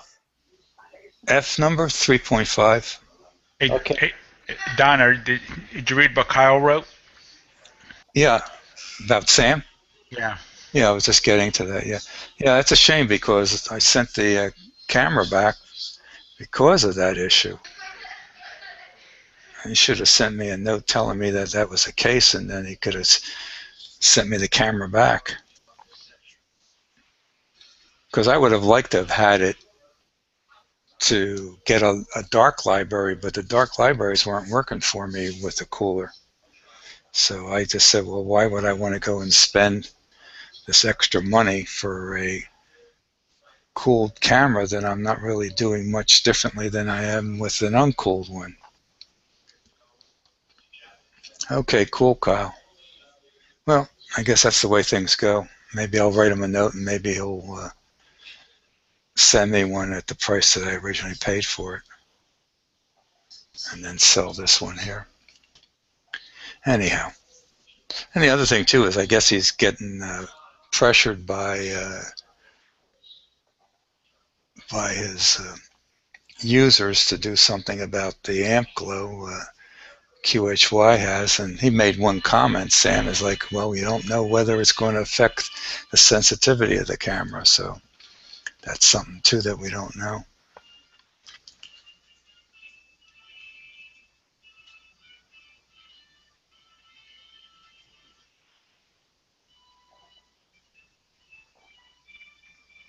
What the heck is this cam place? Does anyone know?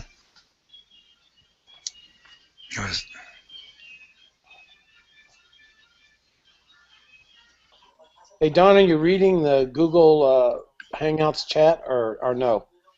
Yeah, I'm trying to. Okay. I'm trying YouTube and the chat Yeah. here. You tell me it's looking good. What F number? And I did respond. F3.5. Actually, you responded after I spoke it, so. Oh. I'm still convinced the speaking is more powerful interaction than the typing. For Yeah, whatever I it's know. worth. Yeah, but it doesn't keep the order going though. No. It's a little bit less confusing this way. The only trouble is that I have difficulty multitasking. Yeah, well, so do I. So I know exactly what you're talking about. So I forget where I'm at, and then I forget. I kind of like the idea of an audible cue when there's a new chat entry. Yep. And then that way that when you're running the telescope and you're busy doing everything, you hear the cue and you look at the chat. Otherwise, I can go 15 minutes without looking at the chat when I'm out there doing a show, especially as much as I mess around with different settings and switching cameras and everything. You know what I mean? So I don't even look at the chat sometimes. It gets blocked by what I'm doing. Oh, okay. Thanks, Tom. I didn't know that. And thanks, Pat, for the comment. The game, spam. All right. Well, you guys, I don't know. fine. I don't know whether you can kick people off or not. Anyhow, we got up to 10, and I totally forgot to reactivate the record. So how long it's been sitting here with only 10 stacks on it, instead of doing what I wanted to do, was to keep letting it run.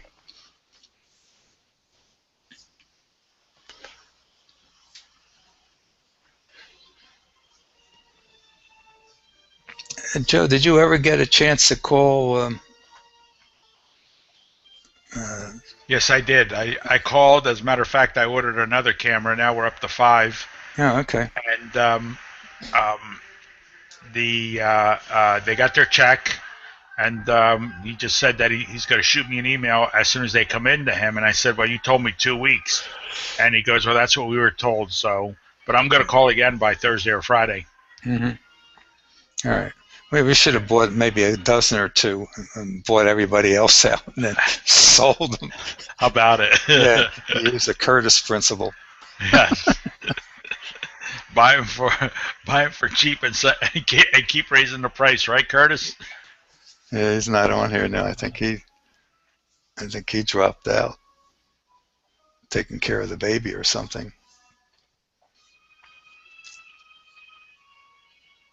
Oh, I can.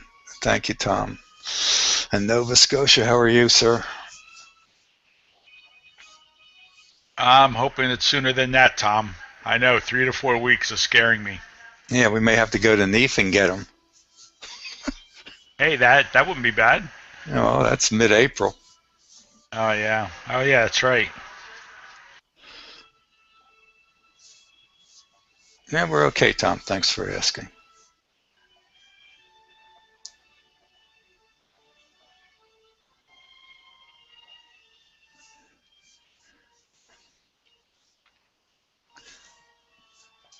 I don't know whether we're going to get any more improvement unless I go and increase. I'm on 20 on the expand. So let's kick it up to 25.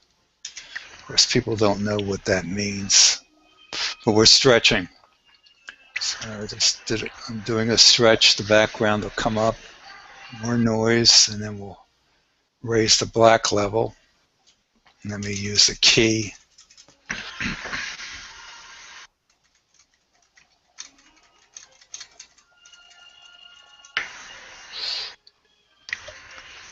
That looks really nice, Don. And we still got a little. Now we have more noise now. That I went up that 5 units on the. But now we're picking up more of the arms. Whoops! I didn't mean to do that. You can move things around. If anyone uses Astro Toaster and you end up getting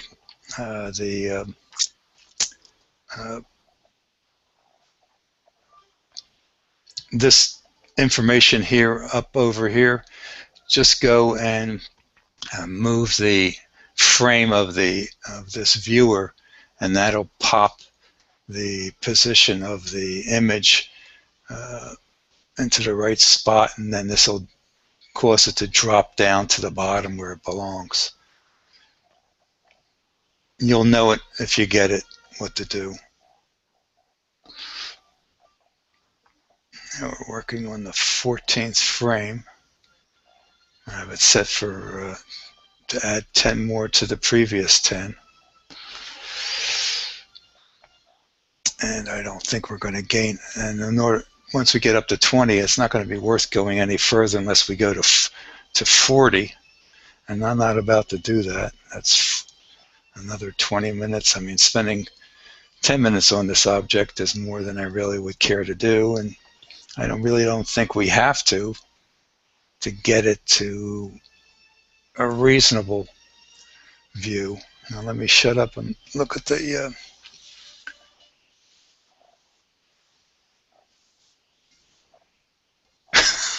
okay, 2.3 release. Where'd you get 2.3 from, I wonder?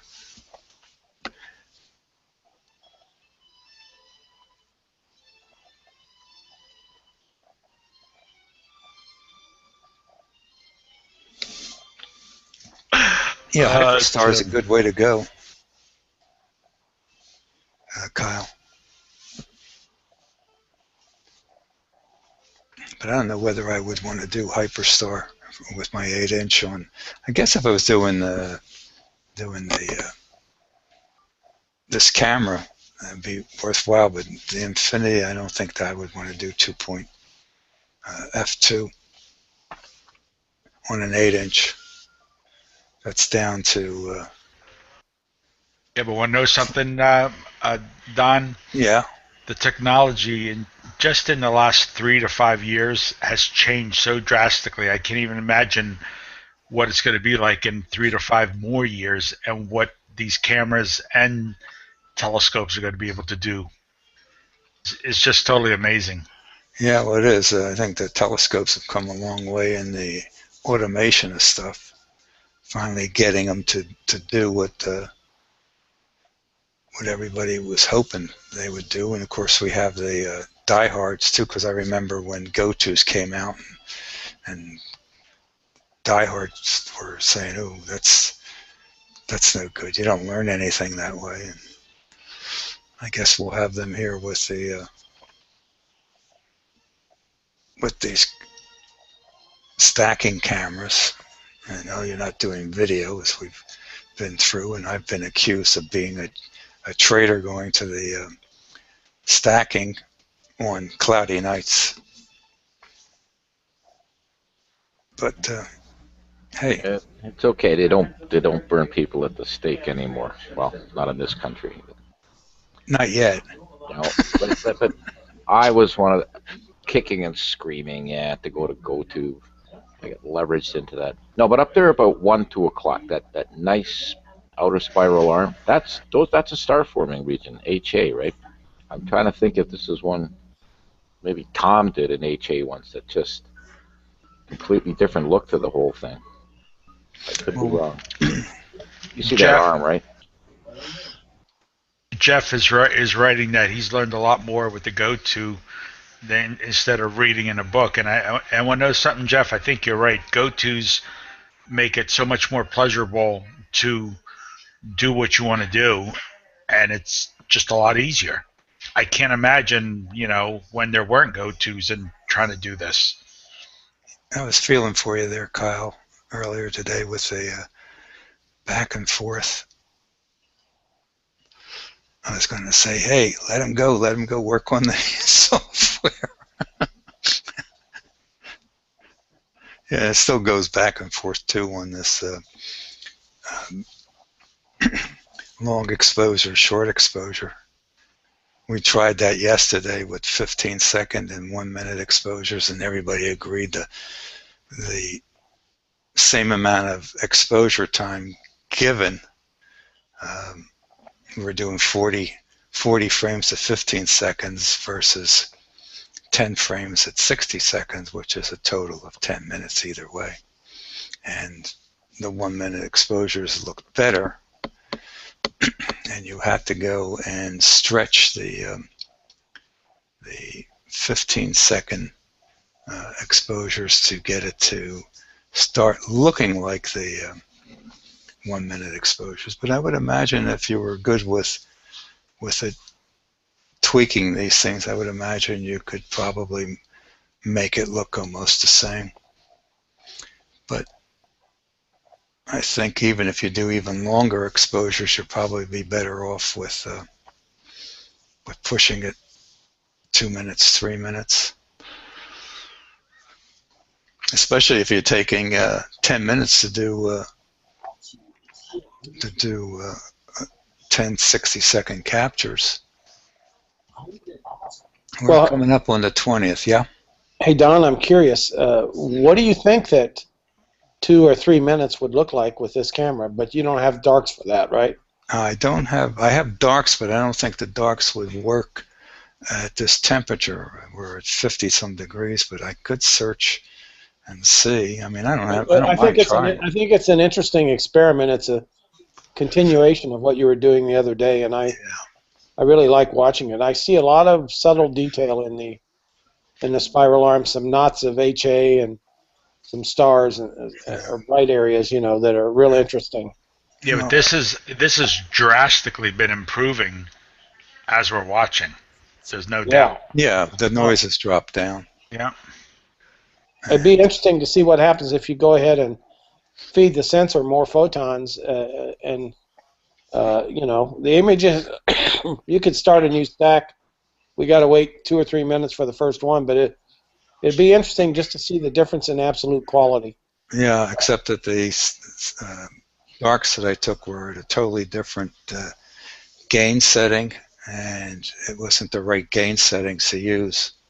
Yeah. I'm at 300, and I should do a 3-minute at 300. Well, that's another thing you're going to like about the Infinity. It somehow does a dark on its own and tracks the weather and the temperature and everything else, and doesn't need any. It's not dependent on that. It's apparently real time darks somehow. I don't know how they do it, but they're doing it somehow. All right, I'm going to take a minute and be quiet so I can go, and I'm getting hit on the left side and the right side. That's where my chats are.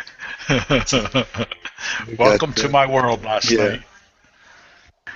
Okay, we got Jeff's about the go-tos being informative, and Pat, yeah, you saw the thread from somebody that I was their inspiration in getting into video astronomy and broadcasting, and now I'm a trader because I went to stacking, and then lo and behold, a few weeks later they were stacking and writing articles on cloudy nights. So, anyway, and Tim agrees with Jeff, and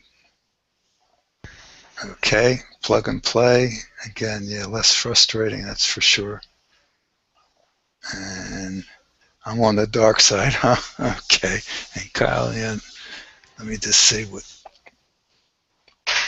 Okay. Yeah, sometimes you do need a distraction, Kyle. You can get so focused that you could lose, you need a break so you could gather your thoughts. Yeah, well, yeah. In a dynamic range, you guys know more about this kind of stuff. I'm a seat of the pants type of guy, and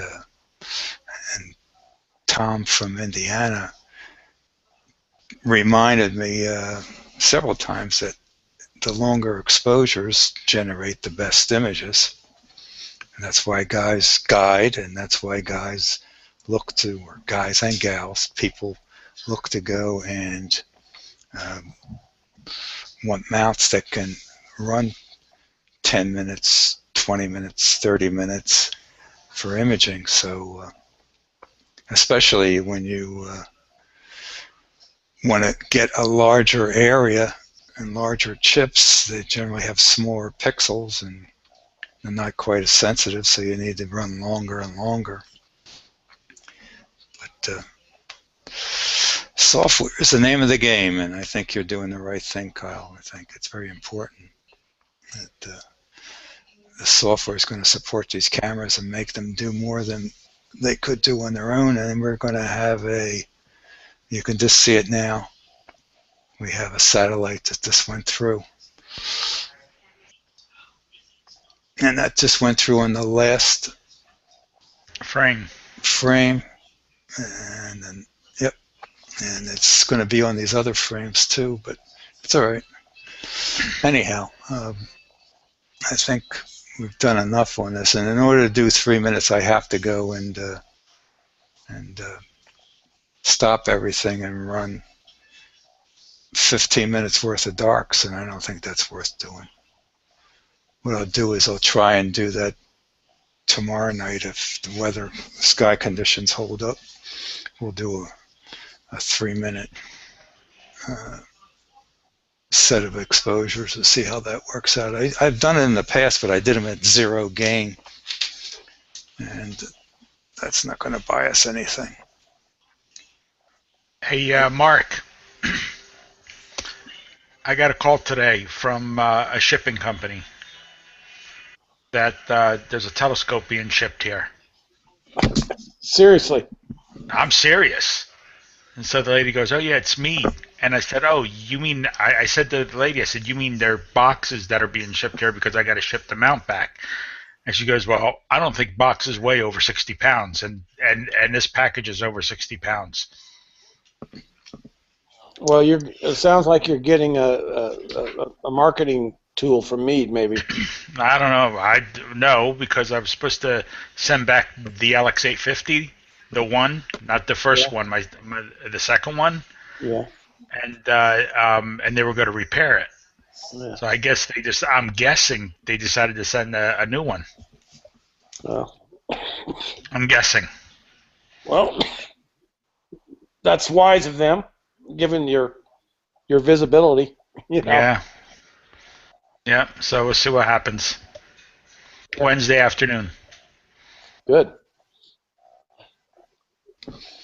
Take care, Tim. Are you off and running? Okay, Tim, thanks for coming by. Have a great evening. Glad to have you aboard tonight.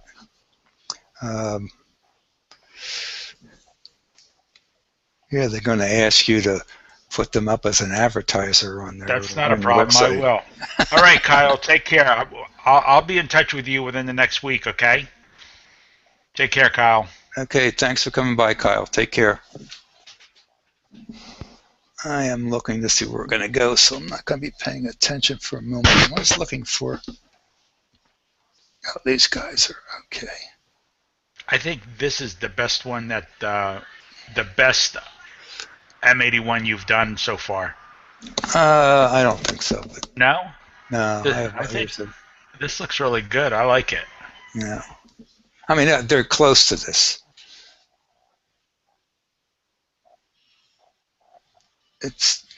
We had a little bit better sky conditions. It would have been better. Because you could There's see nothing those wrong with it. the star forming regions. You could see. Pretty cool. Yeah, I'm going to try some galaxies. I think I'm going to wait though until they get up above 60 degrees. I think you're right, Tom. It does look better in Google Plus than it does on YouTube. I think you're right.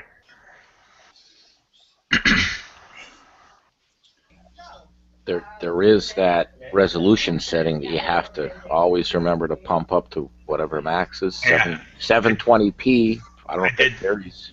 I did that to YouTube. Is YouTube, Tom, set for 720p? I should have set this for 1080p.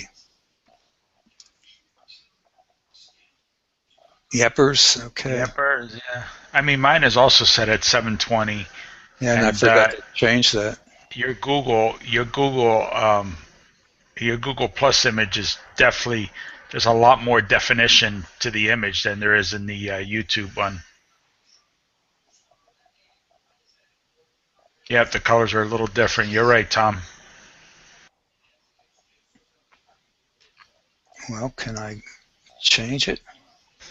You can actually, well, no, you could. I wonder if you could take those off the bottom. I think no, he has to. He's saying the colors come across the bottom. Yeah. Is that bothering them? Want me to take it off? I don't know if it takes it off, if it makes the image bigger. I doubt it. No, it's not going to make it bigger. It may. It may. There's no room to make it bigger on my master screen. Right. On the master screen, it just disappears. But on the Google Plus, it actually picks up. No, it doesn't. I'm trying to figure out how it does it. Because your image, like on Google Plus, my avatars are blocking your M81 unless I turn off the avatars, okay? Mm-hmm. Where on YouTube, the avatars are on the bottom and your image starts right above the avatars where I can see M81 stacked 28 of 29. Yeah, I see the same thing too here. I'm looking at YouTube. It's weird. States Senator, I would be so honored to be in that magnificent chamber voting for the people of Florida. Okay.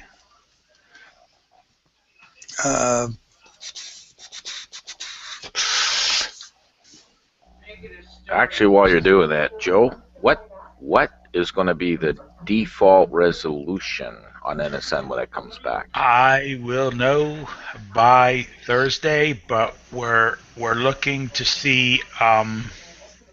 The issue is now people are using all different kind of cameras. Don't forget 640 by 480. I Just to know start. that's the primary. That's what we're looking at basically. I don't think Yep. anybody ever used 320 by 240 except by Well, accident or by default. the thing is, and this is not something that Video Whisper does, but when someone opens up a broadcast, it should automatically take you to adjust the settings.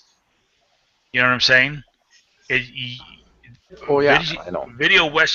Video Whisper thinks that you as a broadcaster should automatically know, oh, you need to go hit this, and this to change this, and that. Well, a lot of people don't know that. I'm going to be honest with you. I was watching some broadcasting tonight, okay, where it looked absolutely terrible because the guy who was broadcasting was at 3 something or whatever, okay? And I was like, and nobody was telling that person to change his resolution. But that's fine. I mean, that's none of my business. But I was like, that's what I'm trying to do. A worst case scenario, that something pops up saying, okay, now you need to adjust this, and this.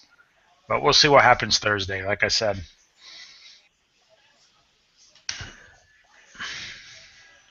I'm reading here that says my current bit rate is 520 kilobits a second, is lower than the recommended bit rate of 2500 kilobits a second.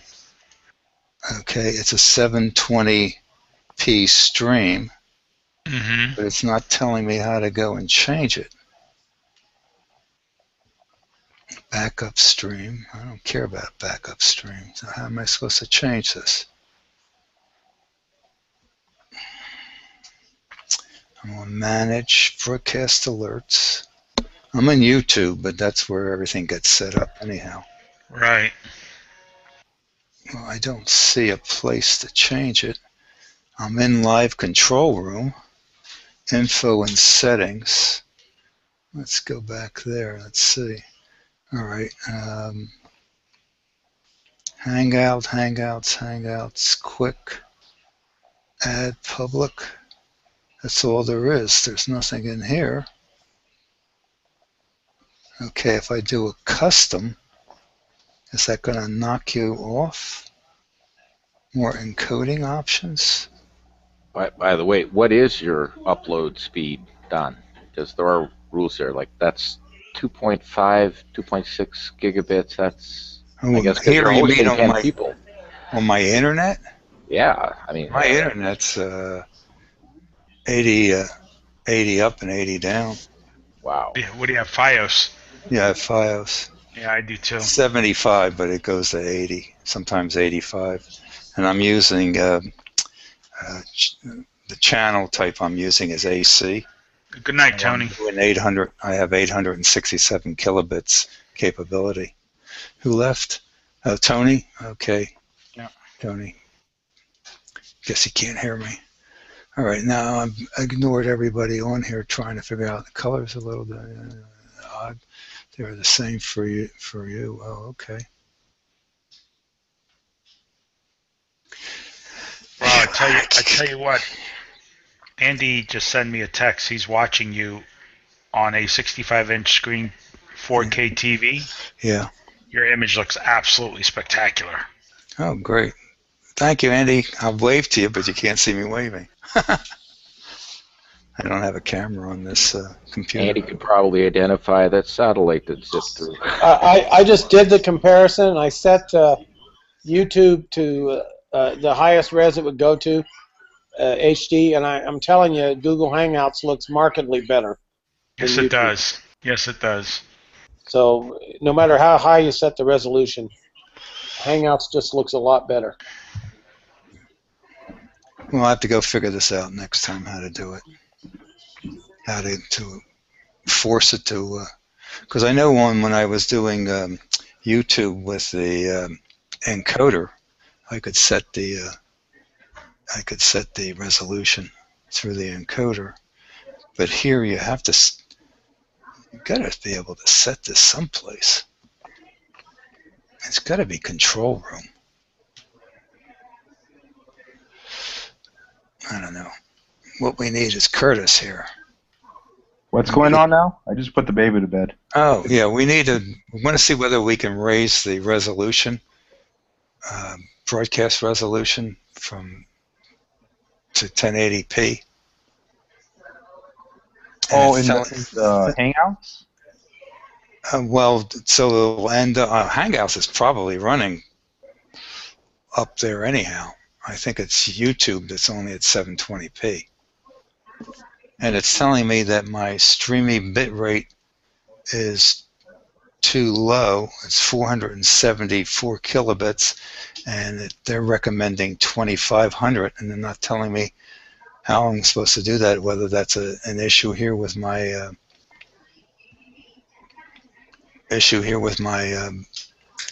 internet. I tend to doubt it. So, Don, if you hide participants, does that get sent out? Does that increase the screen for YouTube side? Hide participants? You mean the chat? No, you know the windows at the bottom that show all my screen. Yeah, well, if I hide it, okay, I don't know what it's going to do here. I have to wait till it refreshes. I'm kind of curious if that'll go away on YouTube as well. See if that goes away, yeah. It didn't. I had it off while before, but I don't know how much delay there is on YouTube. Let's give it a minute, see what happens. All right, it's off here. Okay.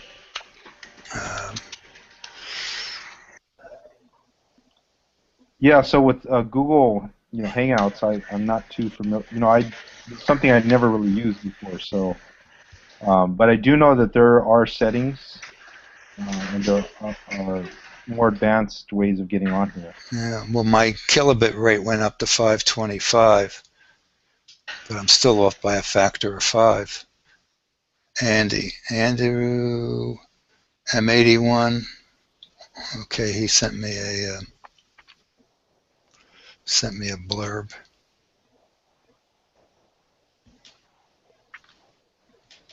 He says M81. Oh, he's got a picture of it. Wow. It looks wilder on his screen than it does here. Pretty cool. Andy, that was neat. Thanks. He must be watching that. I don't know whether he's watching it at home or whether he's watching it at work. Well, here's the thing, my question. So you have that window up, and that window in AstroToaster is what resolution? It's 1295 by 970. Well, okay, so that's the resolution of the camera, but the actual display on your monitor, right? What's your monitor resolution? My monitor itself? Yeah. It's 1650 by 1080. Okay. So this resolution that's shown here, 1295 by 970, should take up a big chunk of your monitor. And if it doesn't, then it's kind of minimized, right? So I don't know if that has something to do with where YouTube is, because the Google Plus is for the Hangouts. The Google Hangout is kind of like a dumbed down version of those, those encoders. Yeah. It's like an easier way. So I'm not really sure if it like auto finds the resolution or what it does for that. I haven't actually done that many of these. I think I've done one of these Hangouts. So I don't. But I'll look for that, see if I can find something. Okay. By the way, Don. Yeah. Let's see. Andy just sent me a text saying that he emailed you a screenshot from his TV. I just saw it. Oh, did you? Okay. Yeah, I was just commenting about it. I was hoping he heard me. Hi, Andy. Thanks. Looks good. The only thing I don't like about the YouTube viewers, it shows, unless someone types something in, it just shows 16 watching. Yeah, that's true. All right. All right, we're going to go to something different now. Now that we messed around with this thing here, let's go to 109, which is a difficult one. We'll try that. And we'll do 106s and we'll do the whale, etc. Then I want to go into the 4000 series, like 42, 44, 42, 14, something on that order. They are, I want to do the Cocoon Galaxies. That's what I want to do. I think that's 4490. So I want to do that, get to them tonight. And I think I would like them to be up at least 60 degrees here so that we get a decent image, because they're kind of tricky, and they have pearls of stars that run through them. It's just absolutely gorgeous, I think. But anyway, creation's wonderful. I tell you, one of the things that we have to see. I was just thinking about that today. Is like, if these objects weren't at a distance like this, you wouldn't even be able to appreciate them. Isn't that the truth? Yeah, they have to be far enough away so that you can see the whole, the whole forest of imagery. So I don't know. Anyway, speaking of which, you're getting those H alpha regions really, really well. And I see a lot of definition in those dust lanes. Yeah, that's what I was saying to you, Don. I mean, this image is really, I mean, from the time I joined you till now, this image really popped. It really did. Well, this is what we can do. Let me just save this. And 81.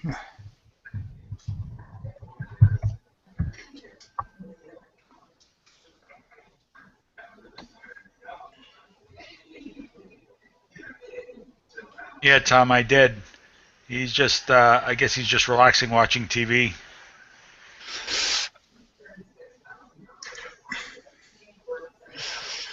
So while you're doing that, Don, I'll show these guys. If you guys click on my window, I'm sharing my screen, and you'll see the YouTube side. So I'm going to restore the chat there. And here, this is my email. Let's see. So one of the things with this subscribe, I'm on the gaming side, right? So if you're subscribed, well, it doesn't show up. So this button down here at the bottom, this is where you can pop out the chat, right? So you pop out the chat, and you get this separate window. And that one is what I resize. I kind of put it over here to the right of my screen, and resize it so it's off to the right. And I go back to the Hangout, and then I have everybody else there chatting away, and you can see the screen. This lets you see both chats if you want, but of course you can hide the Google chat if no one's chatting there. And with the Google Hangout, the chat pops up when someone types. When you have this up, there's a little. I find it. Would you try? Okay, maybe that's what I did wrong, because I was using Alt-Tab to try to move around, and I couldn't get both of them up. You just had both tabs open, popped it out. That's correct. And then moved it over, and then actually clicked on the Hangouts tab, and the popped out was still sitting there. Correct? That's right. And then this way I can see both chats, and I can respond to them. Hey, Curtis, how'd you get over to the gaming one? It's a single frame up here. That's Curtis. what one frame looks like. You just put gaming in front of it, that's all. Really? Yeah.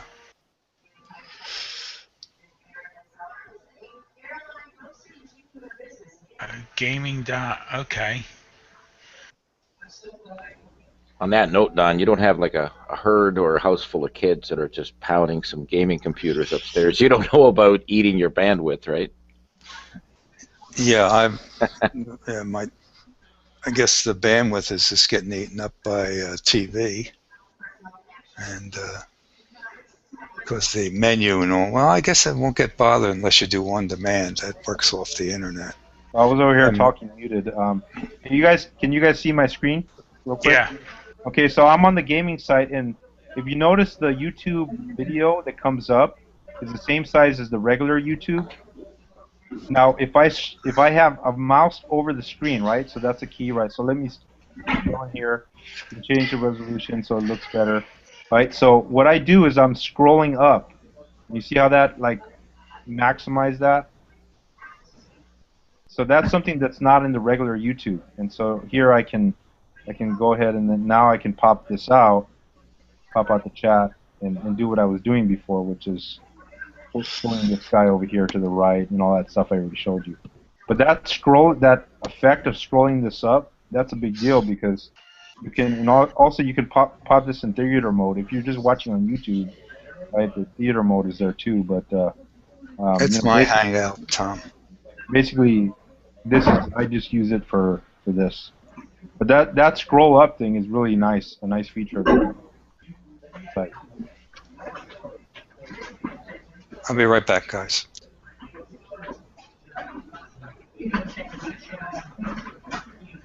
I'm not watching that.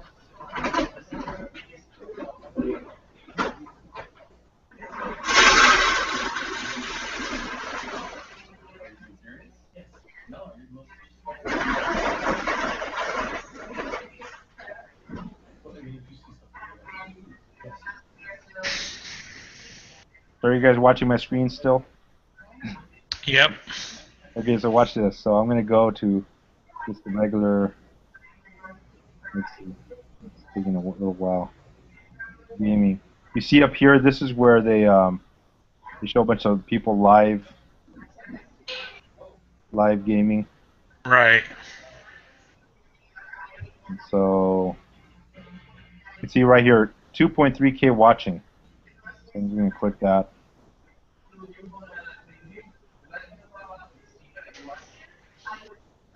I have these guys muted so you won't have to. Here, so now you see this is, I'm going to do the scroll thing. You see that? How it fills up? Now, yeah. So I mean, these guys have all these people chatting like crazy. And what I notice is when there's teams that they'll have like one guy assigned as moderating the chat, stuff like that. So.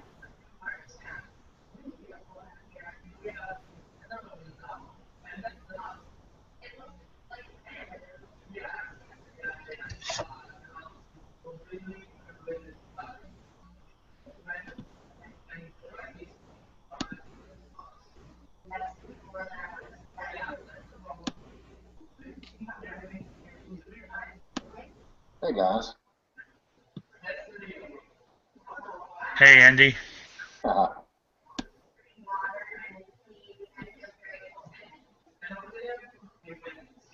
I like your other avatar better. You know that, right? That's my oldest with Bill Clinton. Yeah, I see that. Not too young to burn at the stake yet.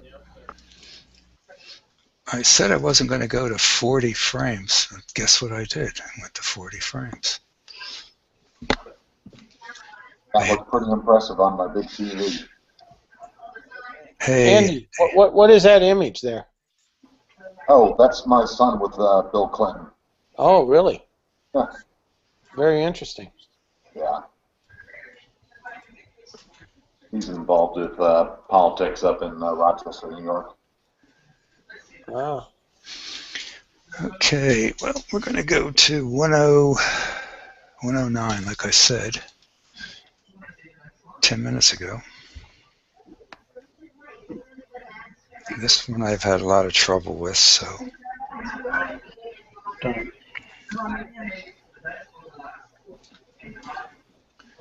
sure I'm going to have to center it.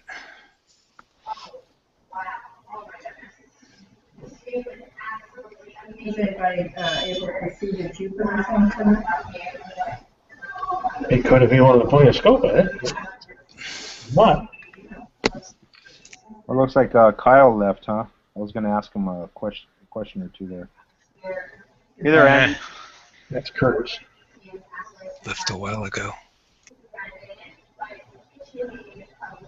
Yeah, I guess while I was putting the baby to sleep. Thank you, Tom and Indiana. Trying to catch up on this stuff here. That's. All right. Yeah, I got on it 10 minutes ago.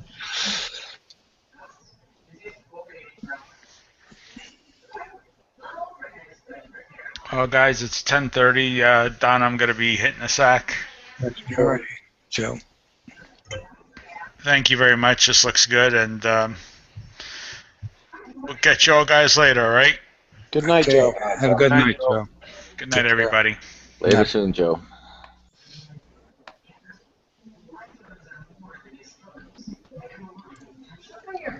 Hey there, Mark. So how was that thunderstorm down in your area? Did it pass by this morning?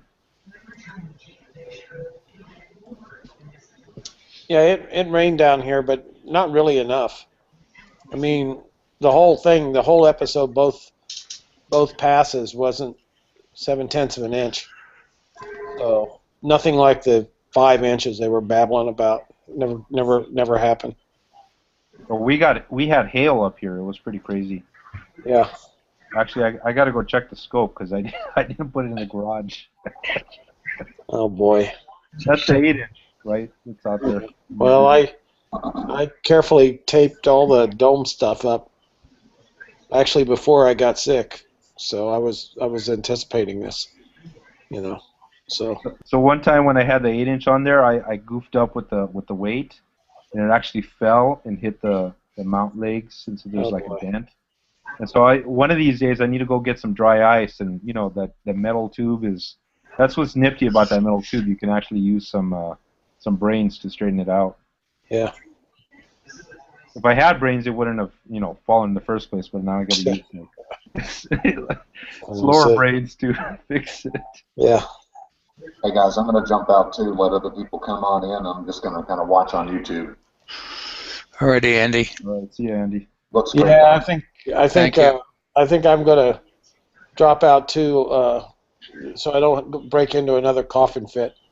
And thanks, Don. That's a beautiful M81. I'll see you later. You. Okay, take care. Easy, Mark. Yeah. Hope you feel better. Thanks.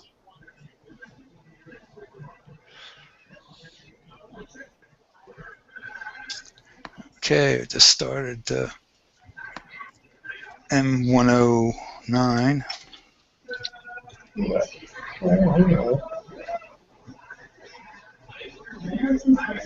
guys notice that satellite up at the top here?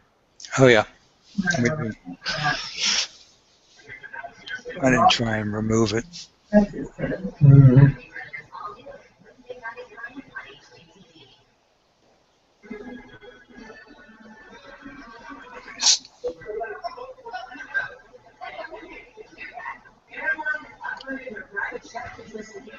I was actually going to ask Kyle if that his comment about the QHY cameras also applied to Windows, the Windows Astrolive USB. I guess I'll PM them or something. Okay, there's our first noisy frame. And let me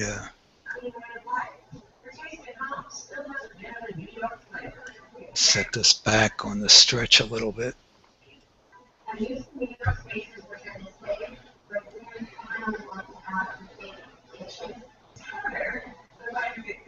And we'll just have to sit back and just let this thing roll.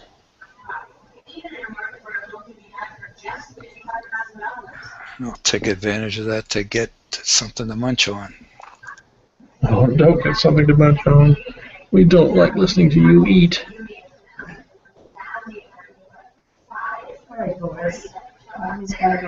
You can't go lay down. Sorry. You guys are funny. You got enough when I came in earlier to do that, eh? Yeah, you could go lay down. Okay, I muted you too, Tom. Besides myself.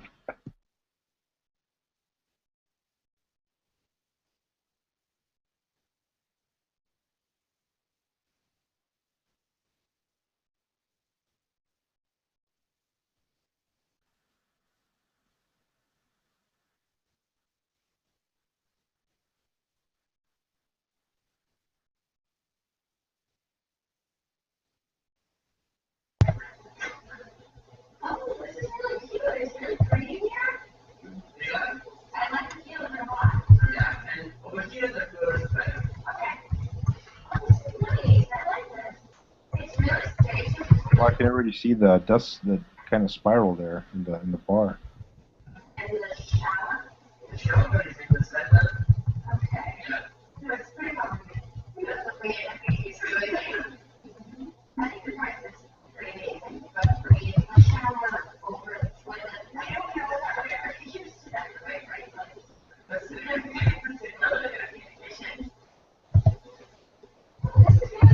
Yeah, I'm really looking forward to the NSN thing, so we can start using that instead of.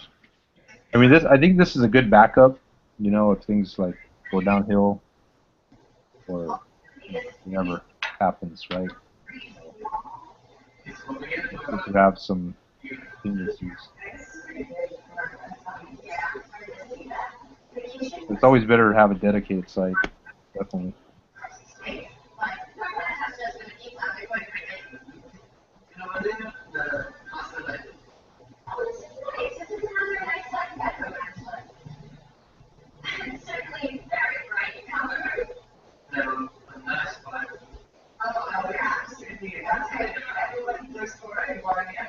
Oh, wow. This is really spectacular. This is gorgeous. I love this. Yeah, you can see. It's absolutely beautiful. What do you think about this place? I like it a lot. This terrace and this view were absolutely spectacular, but it's still doesn't feel it's not as much space as I wanted in the kitchen. It's just not it. I'm still looking for it. This house is a little under budget. It has 2 bedrooms, but somewhere out there it's not much. And I have to find it. Hey, I mean, the space is really big. Caroline wants the spacious kitchen and refrigerator. So, I can see how Sounds like someone's watching TV out there. What is that? The Kardashians?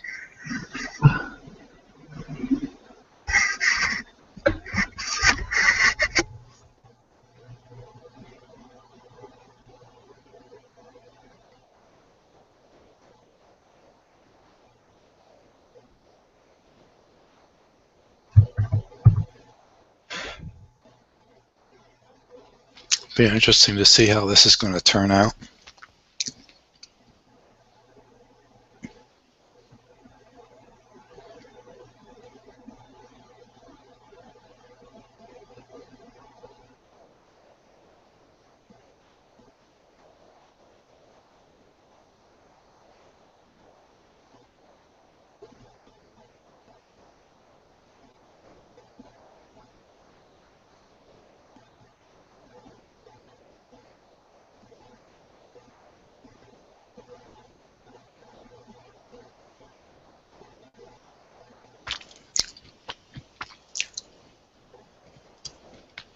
Hi, Charles. On YouTube.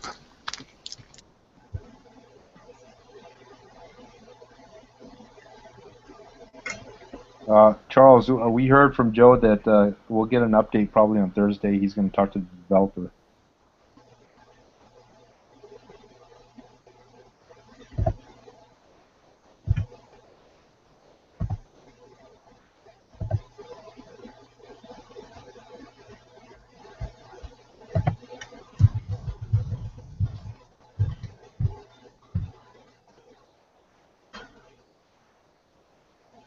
Yeah, so Thursday is an update, not that it's coming back up, but an update. Just to be clear. Hey peeps. Yes, I can say hey peeps. Izzy Doia Lane. I don't know if I'm pronouncing that right.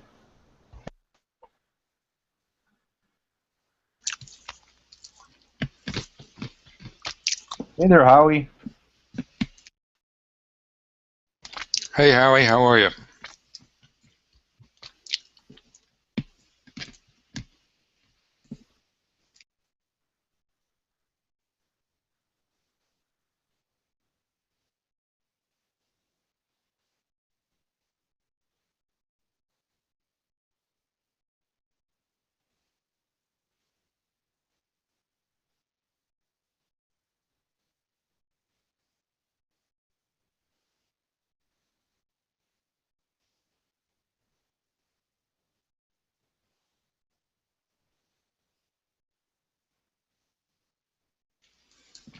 Unmute you? I don't know whether anyone can unmute you, Michael.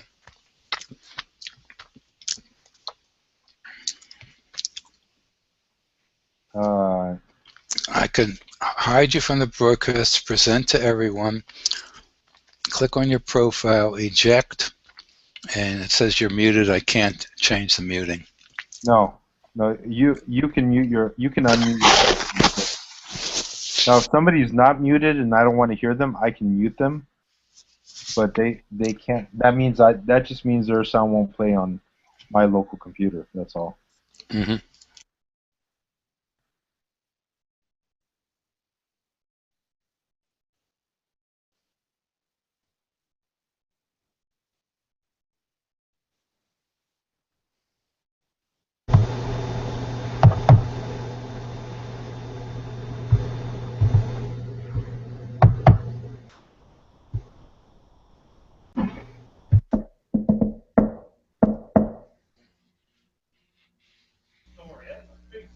I hear you knocking, Tom. Hey, there's two other little fuzzies there. Are they identified as well? The one way up top at about 1 o'clock and the one down at the edge near 4 o'clock? Yeah, I see them. Curtis? I see those. Yep.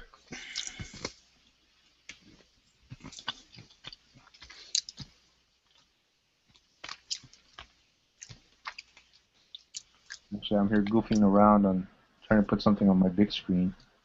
What I should do is go on here on YouTube and put it on my big screen, but I don't know why I would do that.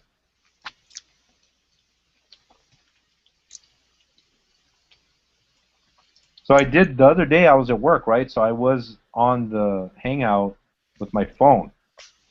Oh yeah. I was using my phone on the Hangout. So that's actually one of the things about this technology, right? It's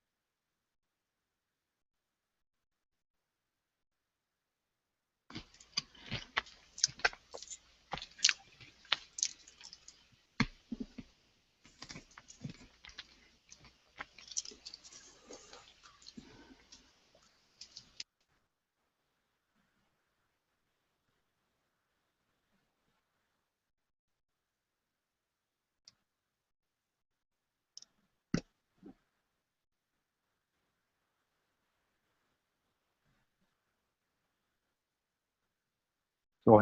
So Howie, are you considering moving to Mac?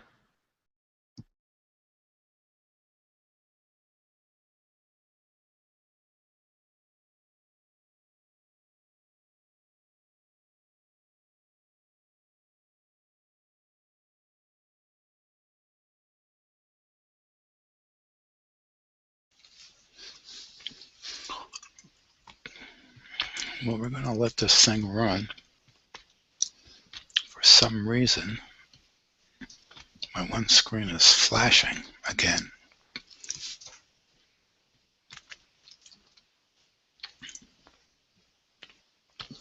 It's all quiet.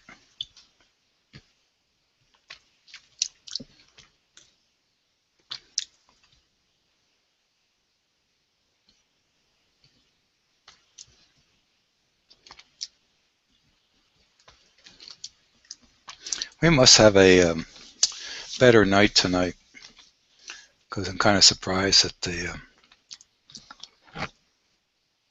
level of clarity to these images. So it might be worth getting an SQM reading.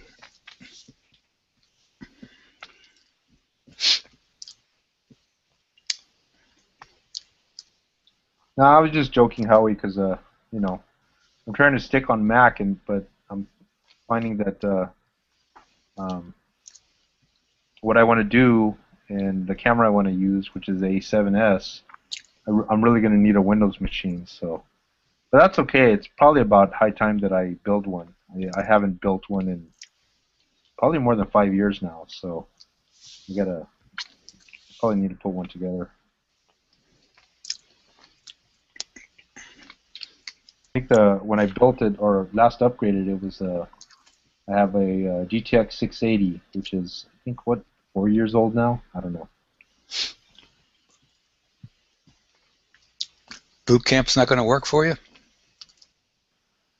It would work, but I really don't want to do that on the iMac because it's, I don't know, there's a lot of stuff on that thing.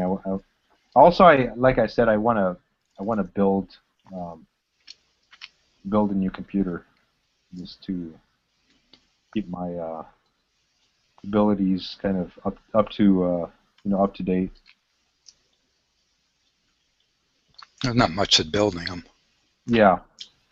Yeah, I mean, that's you buy a true. motherboard, and you can buy them Right. with or without a processor, and it's cheaper to buy them than to go and build them. Yep, that's right. But there's certain things about the newer computers, like the BIOS. Actually, you can set it to self overclock. It used to be you have to go fiddle around with all these settings, and it would take forever, right? Nowadays, they actually will sit there and it'll tune itself and figure out the optimal settings. And so, anyway, there's a lot that gets updated every few years, right? That if you don't do one, you kind of lose touch. So, being in the technical work I am, I like to actually go and build like that 3D printer I built a few years back. It's sitting there in the garage collecting dust, right? So, so that's just something I do. Power supply was too big, huh, Tom?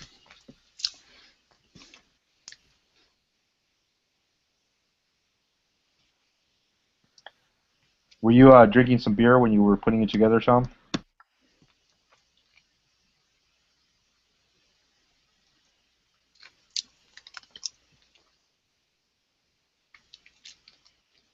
You don't drink. Oh, okay. Well, that's why it didn't fit. You gotta.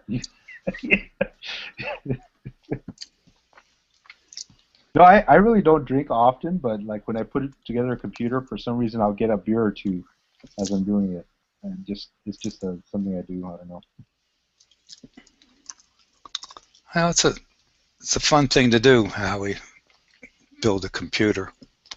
Get kind of satisfaction, but then if you don't get it exactly right, it can drive you nuts. Yeah, there's no one to blame but yourself. You can't Yep. push the bell, or unless you got a bad part, then it's all you. All right, when this thing hits 20 frames, this kind of an object needs a lot more, so it's getting it, and I'm going to let me back off on this color. I had no business being there.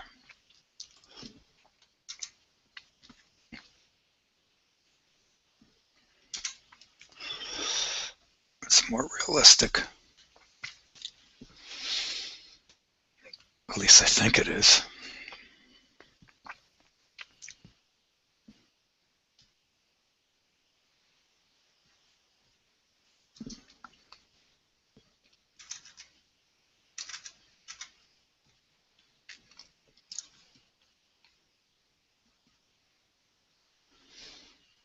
Yeah, a few more frames to go, and we'll move on here. There's actually a cool write-up on Wiki on this. By the way, this picture's better than the one they have, but 60 to 100 million light years out, and it had a supernova, like a Mag 12, in 1956. I was just a kid, probably before Curtis's time, but probably before a lot of our. Oh, well, no, just Curtis probably. Maybe Tom. Yep, Tom, Nova Scotia. It looks like I recorded a news thing from this morning. It looks like Nancy Reagan passed away. I didn't know about that. Yeah.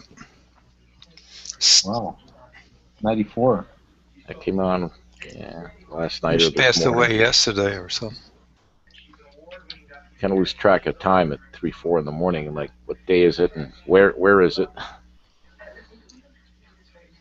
Okay, we're going to go to 4490 once this thing gets done with the captures 20.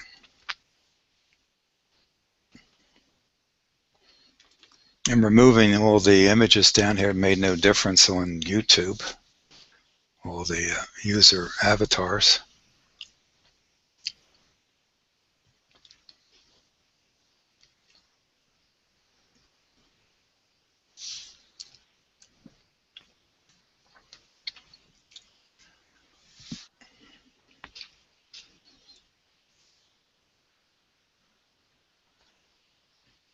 Yeah, 4490 is going to be fun. Don't know what they claim the magnitude is on that.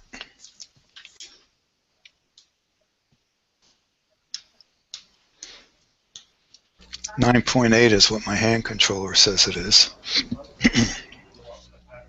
Mic 10's No. close enough. Serious question for Curtis. Every time I click on the image or on off the mic, I lose the other chat, the YouTube chat, the pop out. Did you find a way? There's a way to fix it so it doesn't go away? You know what Yeah. I mean? So here, let me share my screen again. Hang on, I'll mute. Mute. Basically, I just resized the window, my browser. See that? So the YouTube pop-out is its own browser on the right.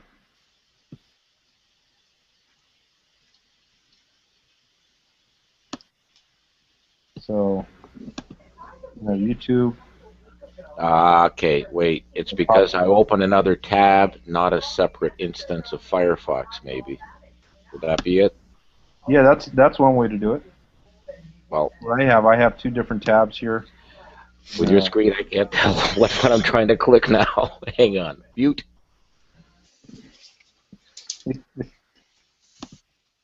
You'll get it, George. Don't worry.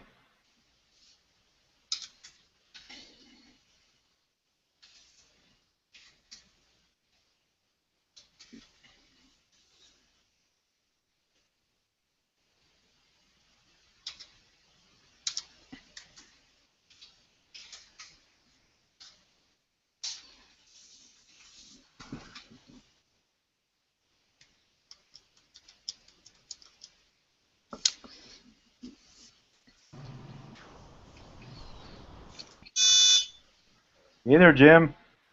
Hey, I've got to mute you guys.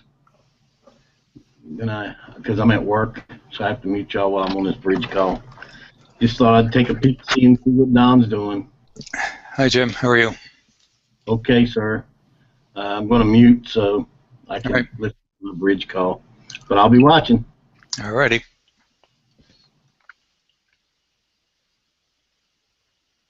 Must be 11 o'clock-ish. Yeah, he said he had to be at work at 11. At work, by the way, Curtis. And hey, Jim. Or howdy.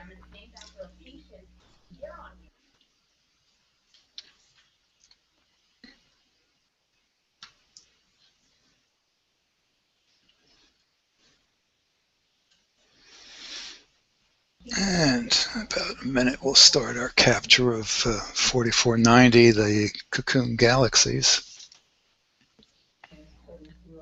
Those are the ones I mistook last night, Don, when you were doing. I can't remember what it was. And what I called rivets on a silvery side, metallic side. That's actually those pearls you're talking about on the cocoons, isn't it? Well, you'll see a bunch of pearl of stars just running a trail. Looks like a string of pearls. And and I've seen before, you guys get it. You almost get like a metallic, looks almost like a metallic sheen, metallic hull with rivets and whatever. We'll see. Cool.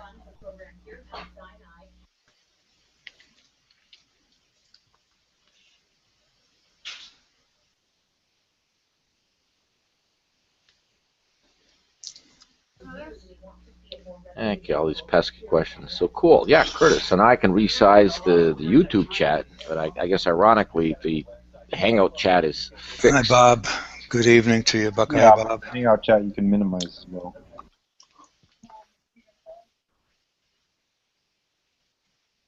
Because with the Hangout chat, if somebody types something and you have that minimized, it'll pop up at the bottom that somebody said something. I actually saw that last night. Yeah, there were like little bubbles above everybody's name when they typed. That was different. Tom, Nova Scotia. Are you clouded out, or is that a dumb question?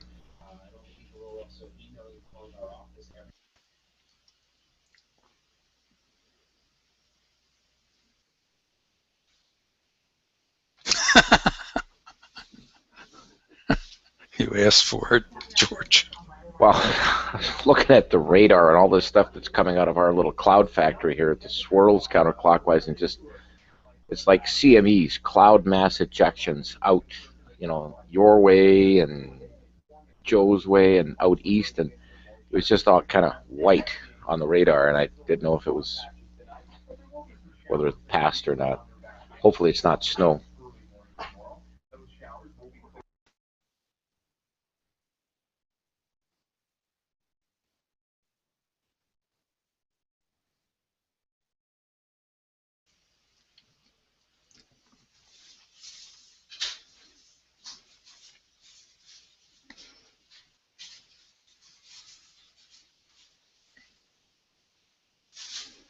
All right, there we go. Let me just drop the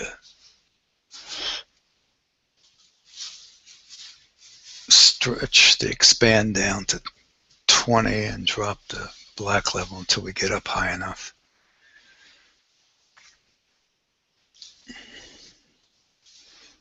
The pearls are starting right in here. You'll see them trail across. You can see some up at the top here already.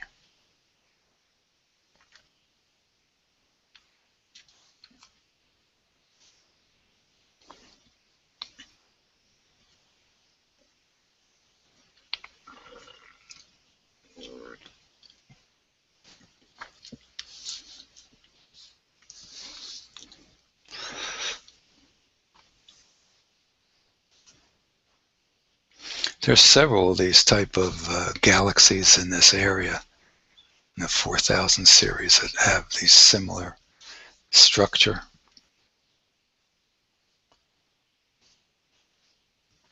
Almost that transparent look.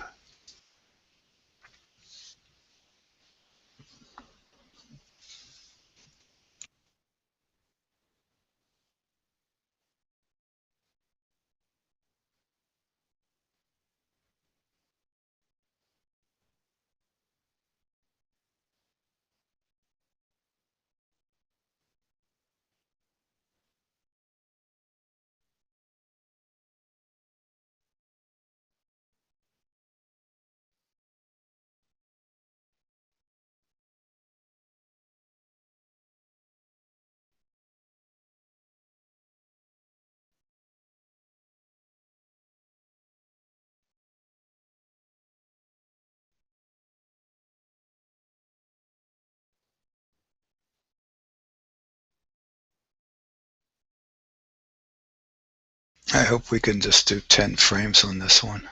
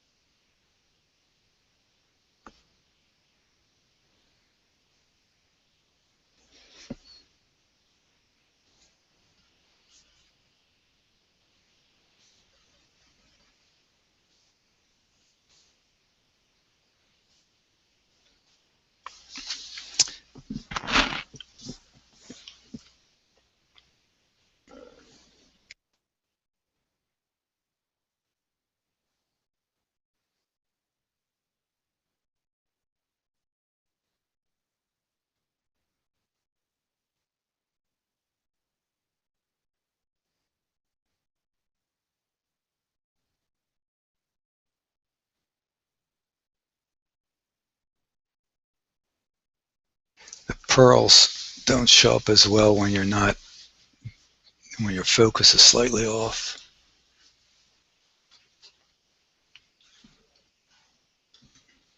The stars look like slightly elongated there too. Yeah, we don't have that many stars in this image field. So put the guider on, see whether that helps.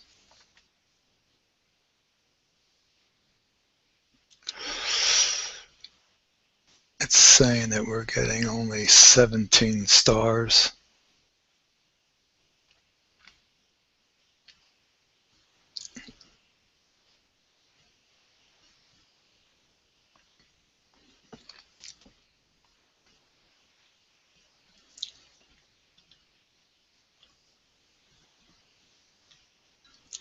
We get up to about 7 frames and then we'll kick up the expand from 20 to 25.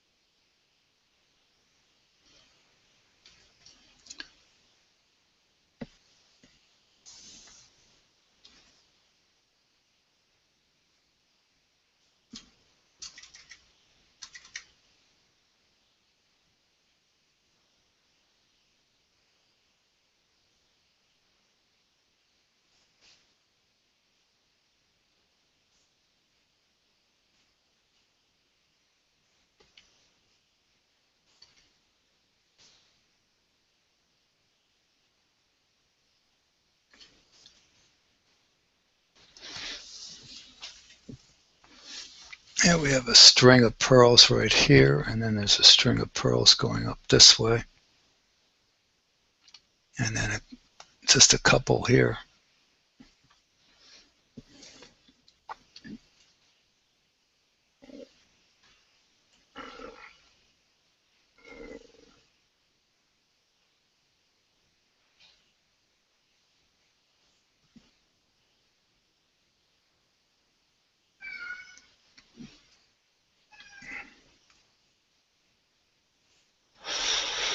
Let this build some more. Should have checked the focus. Oh, too bad. I know it's not off by much, but I bet you it's off ever so slightly.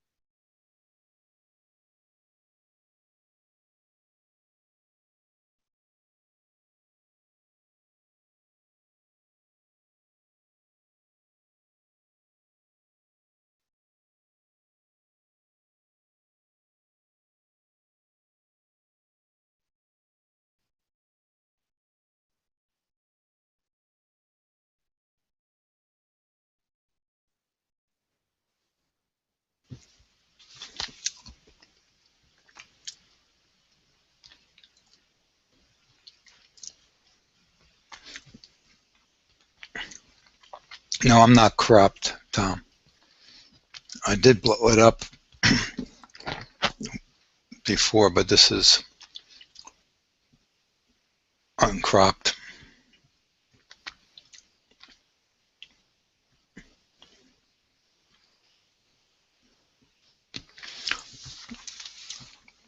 This image size would be okay even at with Hyperstar on this 8-inch. We're at f3.5, which is a 700 millimeters in focal length. But being a 1/3 chip, the image size is fairly large.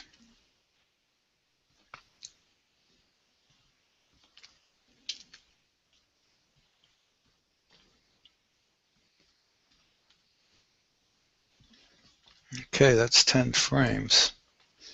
And I'm not going to go and spend more time on it. I will check focus though, because I think I'll go and do that now. Let me just take a save of this. I think I'll have to run this another night for longer exposures if we have a decent night.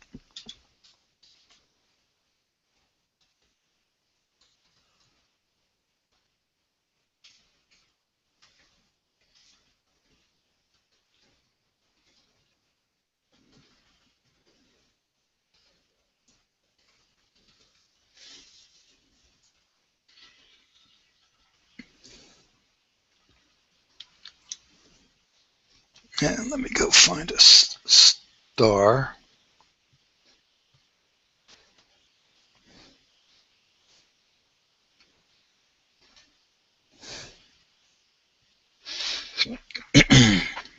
There's not too much around. I guess I have to go down to Dubby. That's bright.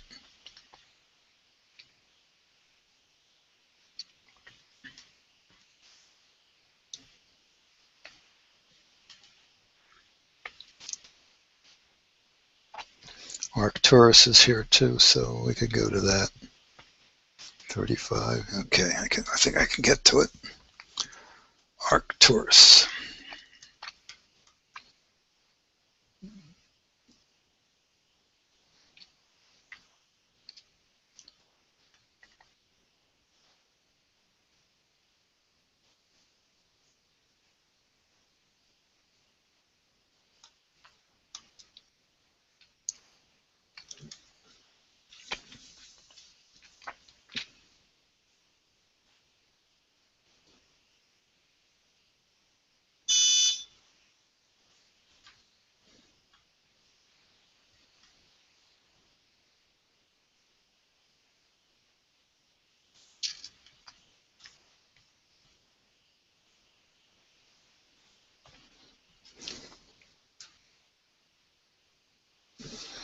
I'll be right back.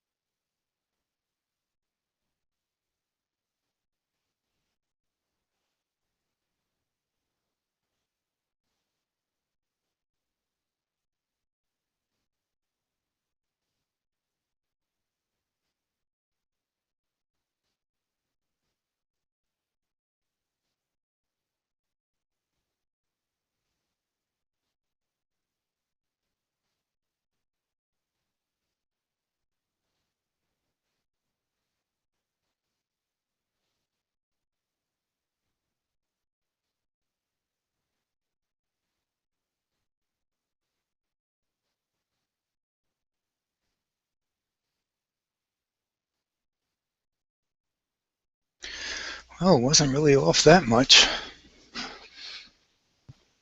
I should have let this thing keep running while I couldn't do that. That's right. What am I saying? Let's get this screen.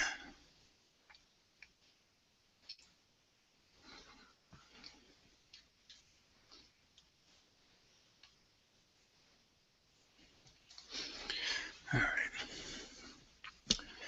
Okay, let's go to another object.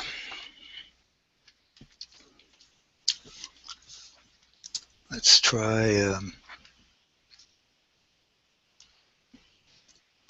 well, we got plenty of time to do some of these others, so let me take a look at 4244, which is a spiral galaxy edge on.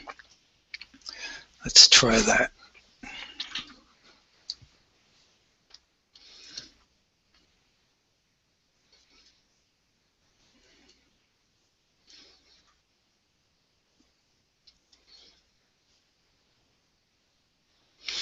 It's a mag 10.2.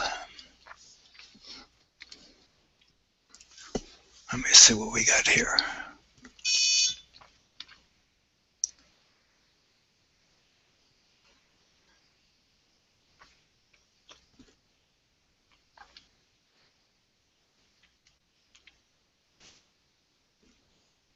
Oh, that'd be a nice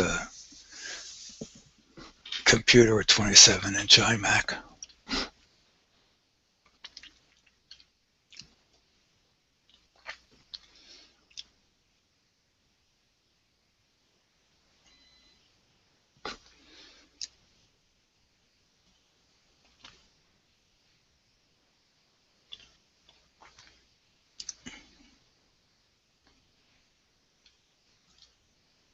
Huh.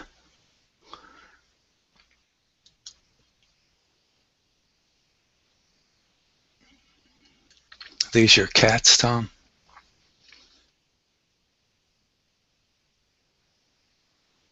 Oh, okay. Well, my daughter's cat hasn't seen the outside other than when she travels to the vet.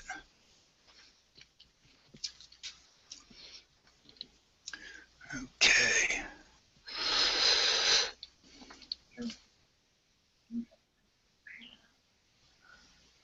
Hey Bob, with that star structure, I saw you posted on YouTube something about coming to focus with Infinity. If you can come to focus with any other camera, you should be able to come to focus with that Infinity. Have you tried, just doing a prime focus?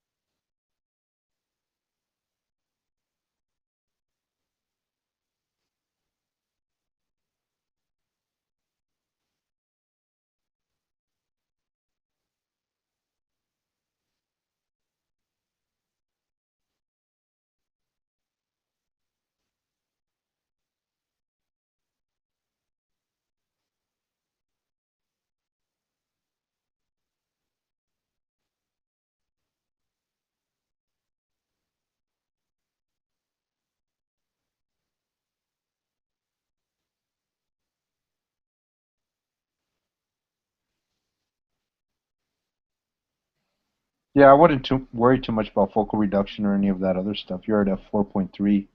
That's a pretty good focal ratio to be at.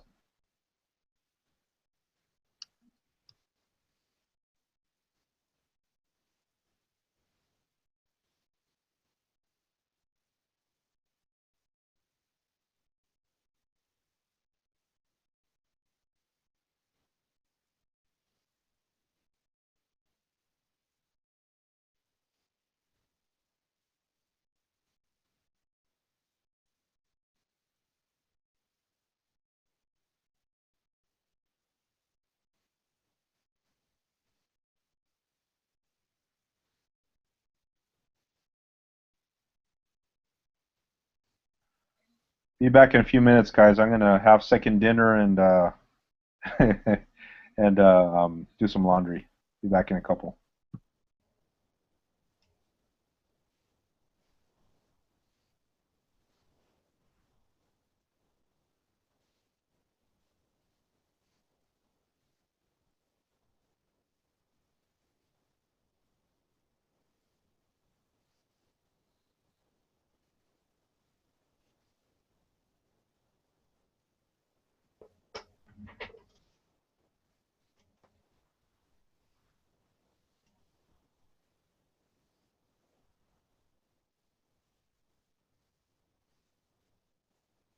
Is anything going on here tonight?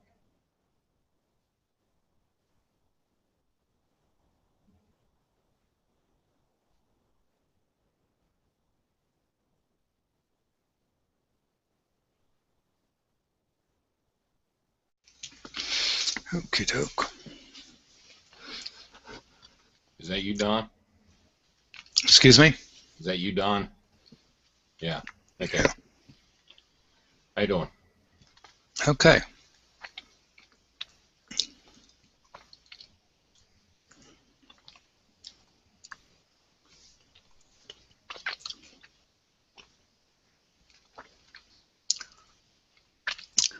How you doing, Mike? Not too bad. You using the ASI 224 again tonight? Yes, I am. I don't know if there's a place here on Google Hangouts. There's no place to put that down. On YouTube, it's on YouTube, what I'm using. But here it doesn't show up. Yeah, we were clear earlier tonight, but it's clouded up now. Oh, yeah. I just took the SQM reading, 19.3. Not bad. So we should be about mag, I guess that's around mag 5, I'm not sure. Always have to go and look it up. Probably a smidge better than Mag 5. Let's see here. Unihedron.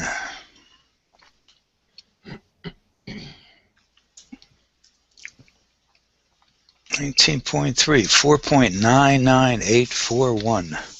Oh, really? Yeah. So it is. Let's call it Mag 5. Yeah, close enough. Yep.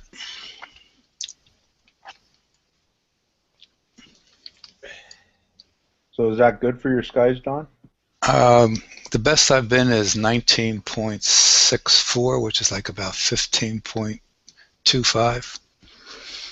And that usually happens in the late spring or early fall when we have a cold front or a change in temperature in the air and we get wind and it just clears out the air and just luck out, maybe get maybe a 4 or 5, maybe a half a dozen of those nights a year where it almost seems like you can't do anything wrong, but it's really the skies that are doing all the work for you. Now tonight's a better night than it was yesterday.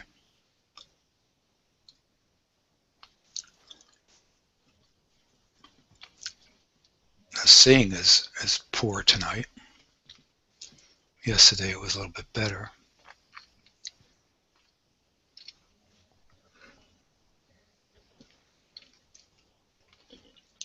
Let's see where we're going to go with this.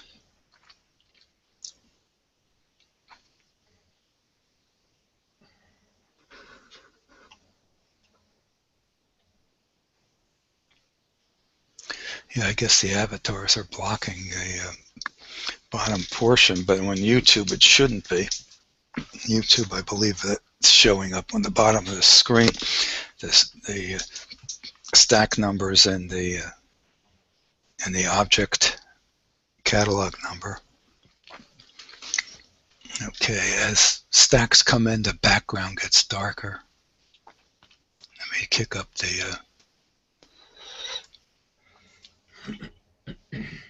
stretch here. So for you guys on YouTube, aren't familiar with these NGC numbers, all you have to do is search Wiki NGC 4240, and you'll get a lot of information about any of these galaxies.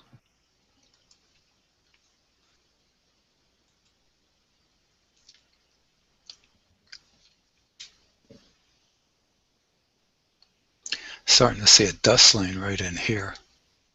Oh yeah, it's obvious.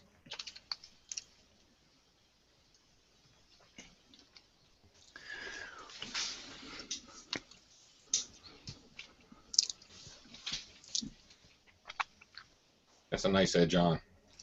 Yeah, let's get a little bit more background, lighter background, so we can. Is that the needle?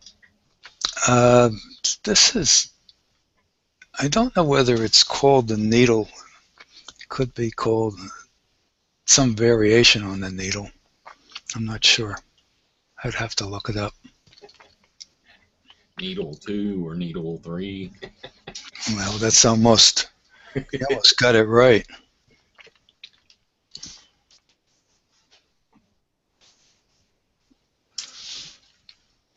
Which NGC is this, did you say? 4240. 4240. Mm-hmm. I can go to the Polish wiki.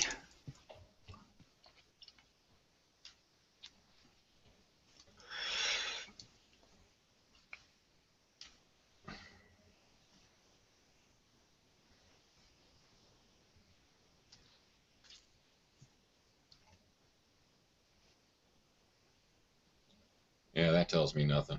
Yeah,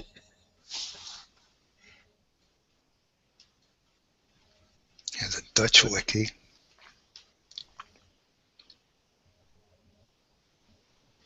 You know what it doesn't like? It doesn't like putting them in without a space between the numbers. How fussy. All right.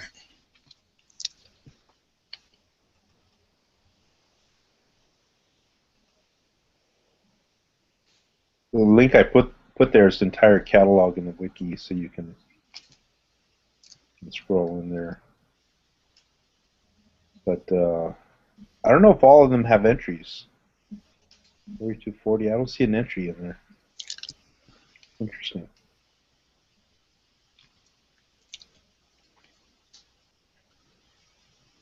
You know, 4240 is not on any of the AEL lists that I can see.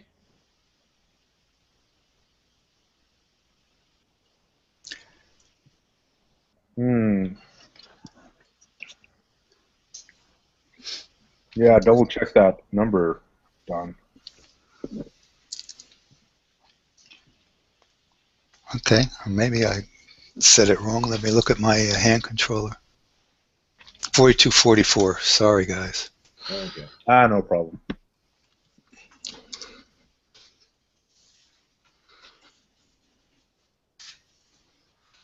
Yeah, it's in the Herschel 2s.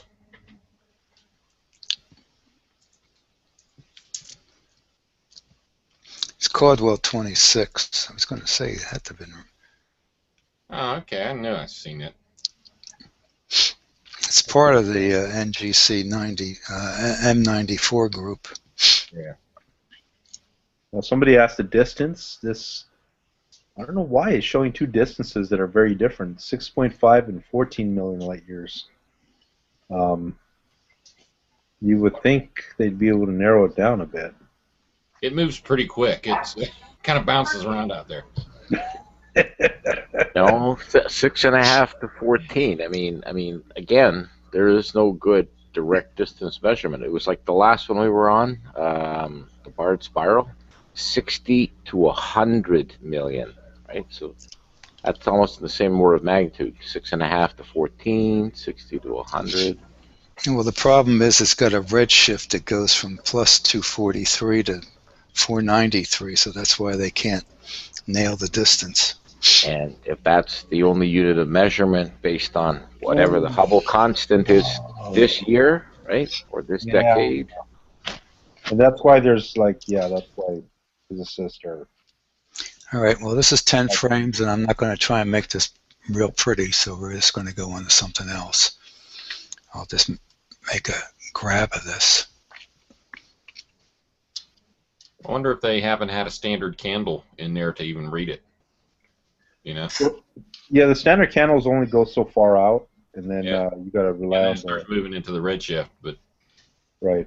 I would think at the lower end, standard candle would still hold pretty well. All right, let me see what I'm going to do next here. So far, nothing beats parallax measurement. Yeah. I'm not familiar with the standard candle thing, but I don't know how even far parallax works. A supernova. Oh, okay, got it. Like a repeating kind of you know. Yeah, or yeah, a variable. Yeah, variable star. It has to be bright enough, and that you can see the whole thing. And then there's a way to figure it out, which is really neat. But oh yeah, when I when I hear these things, it just. But it's still an estimate, and you know what? That's your anchor, and because everything. The guys that are anchored to doing that. this redshift thing, they're using. I mean, the redshift they're counting for it 100% through motion, whereas really redshift and I light shifts because of gravitation as well. But it's very difficult to calculate, so you don't get those corrections. So that's where you get these goofy numbers.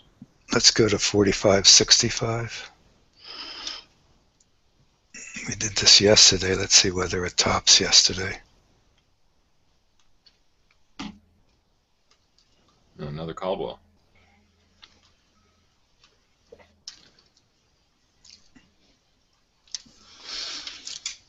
Okay, let's hopefully it'll center up for us. Yeah, I just finished up my Caldwell list. Towards the end of last year, I think.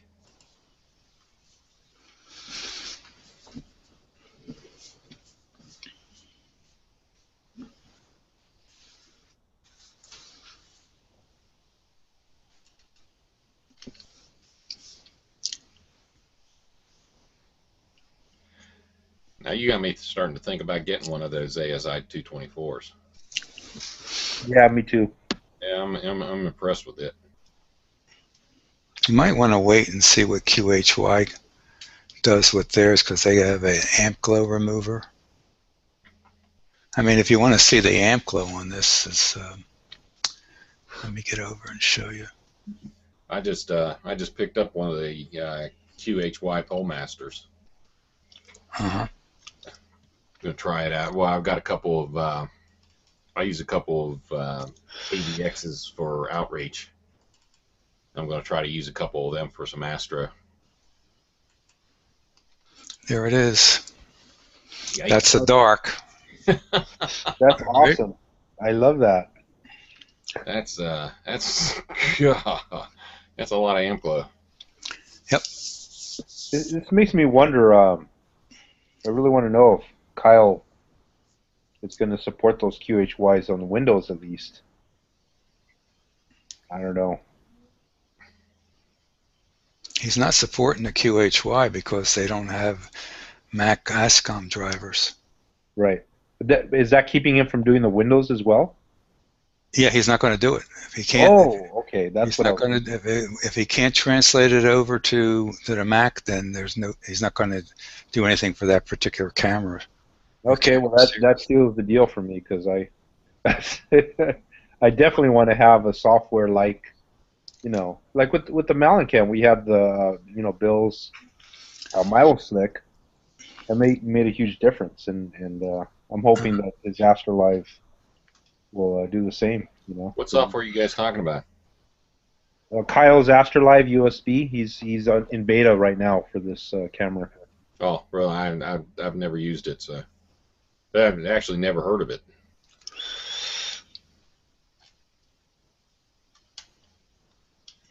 Yeah, Afterlife was something Kyle brought out a while back, and it had issues because it wasn't really designed for higher resolution cameras. So he's rewriting it from scratch. Was it mainly for like planetary cameras? No, well, no, it was mainly for doing live view. Oh, okay. Kind of like, basically the idea was to, he supported anything that had an ASCOM driver, the original Astrolife. Right. So any camera with that, an ASCOM driver, you can do this kind of stacking and live viewing. He's going to have mount control, and he's going to have plate solving on it. Wow. And besides stacking, and I would imagine he's got a gradient function that automatically looks at the image and gets rid of a lot of the amp glow and any things that Vignetting. was a gradient, vignetting, everything like that. That's cool. That's a lot of coding. Yep. Yeah, and the thing with Kyle, what I noticed is that if people are using a software, if you have the same camera he does, of course he can support that camera better because he has it, right? So, and he does have the 224. All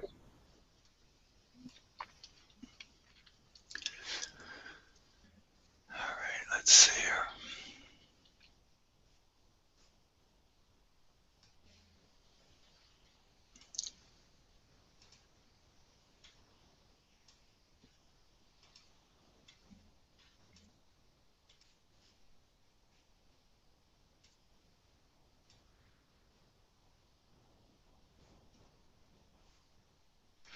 All right, we should see something in about a minute and a half or so.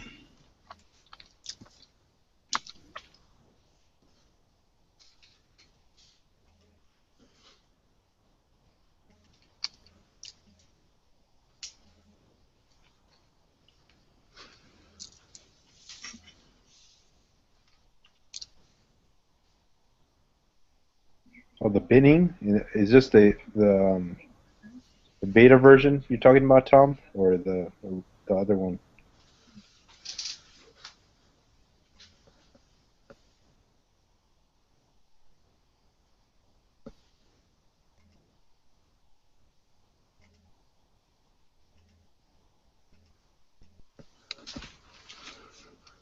Well, you should be able to use this new version with the 460 because he's doing the Attic 4000 series cameras in it, the Infinity.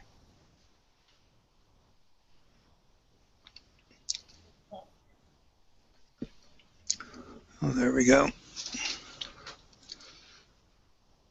This is stretched more than I normally would do it on a start, but we'll just let it go. Yeah, Tom, I think that's why he started that new USB version, because of those kind of problems with higher resolution cameras like yours.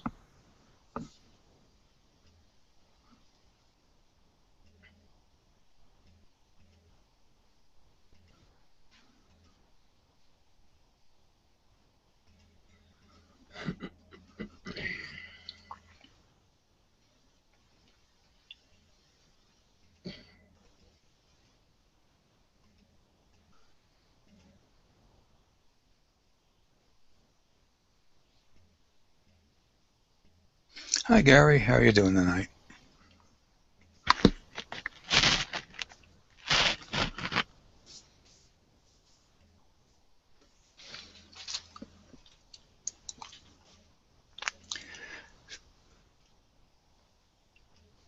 It's amazing. We throw around these light years, 14 million light years, but one light year is 6 trillion miles. So you're talking about something being away 14 million light years, which isn't really, that's kind of close. That's about as many miles as I got on my Subaru.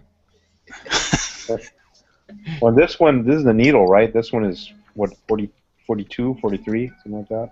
45, 65.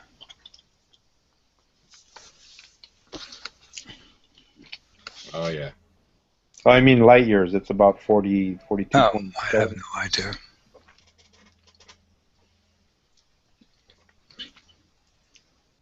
I like that string of stars Yeah, that's neat, isn't it? Yeah, always. When I was doing the Caldwells, I found it, and it was like, okay, I found it. Look at those stars. 30 to 50 million light years away. Well, that means I'm not going to vacation there. This thing has a lot of detail in the running through the center of it. Yeah, that's a really, really impressive dust lane. Same kind of details you pick up on the whale. Yeah. What I like about it is the central core is just right at the top of the dust lane. It's just like peaks right above it.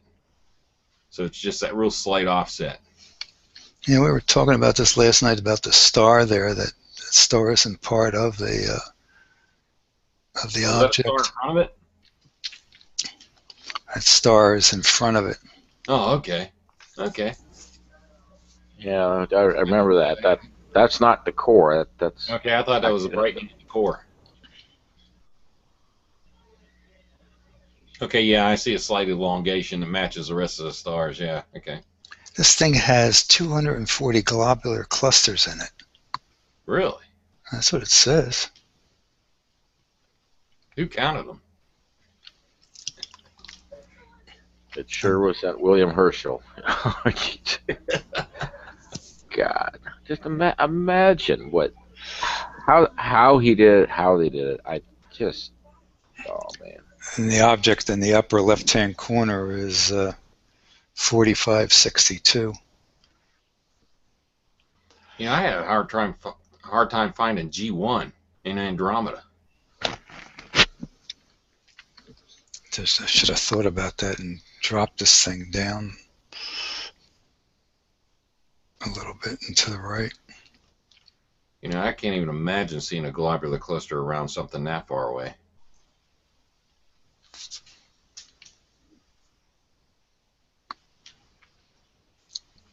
Of course, I'm only using a 15-inch scope too, so.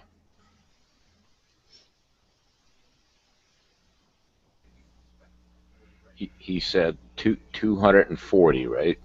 Yeah, it says it has a population of roughly 240 globular clusters, more than the Milky Way. Okay, let's see 3 of them. I'm just kidding. No, that one in Andromeda.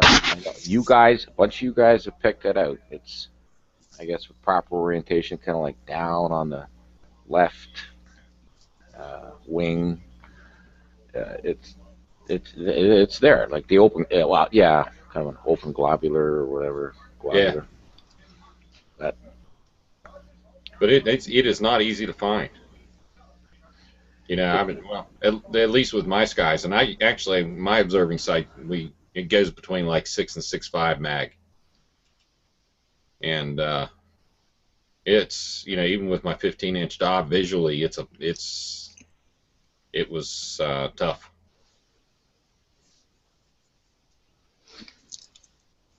As the sky cools down, or the camera and everything cools down, the dark frame starts changing. Too bad. What are you using as software to stream here? Here, I'll show you.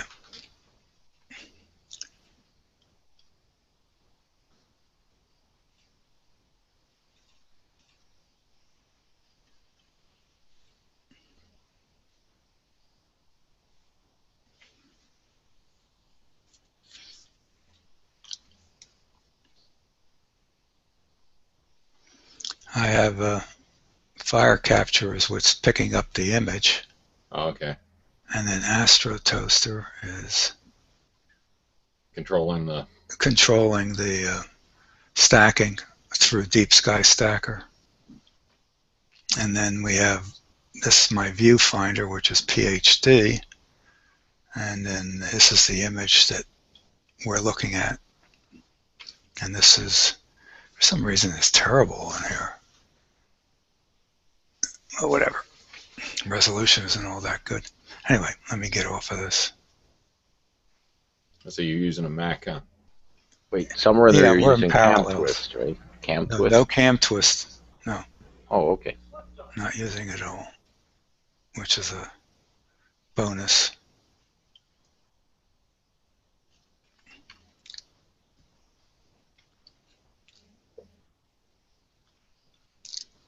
Fire capture.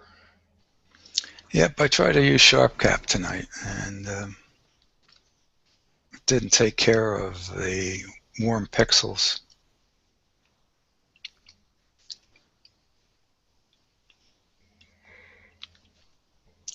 And the dark frame didn't look like it was very good. So we'll give it a shot another day. But we've dropped about 10 degrees since we started. I'm not sure exactly. Maybe not quite as much, I don't know. But it has affected the dark frame.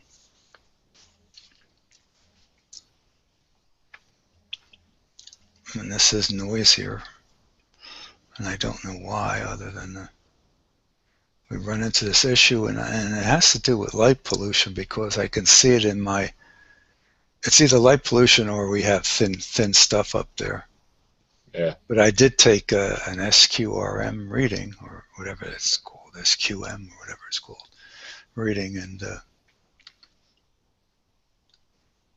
I didn't see anything looking up, but then again, this type of stuff you don't always see. The meter sees it, but I don't see it. Because the previous images weren't quite as noisy, but conditions could be changing. Yeah, they have a tendency to do that. This isn't really all that. I think last night's image was even better, and then the other images from last night weren't as good, so I don't know what to tell you. Unless conditions have really changed. All right, let's go to something easy. Let's do a, let me check, and we'll do a 64 or a 94 or one of those characters. We got 106, let's see. That's good. We got 97 we can do. And let me see where 64 is. Altitude, I let that climb. Let's do 97. And we can try and run through these quick.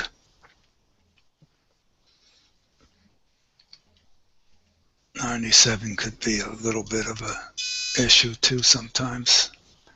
Getting the full brightness and clarity, and get the red edge around it, and etc. So we'll see what we get here.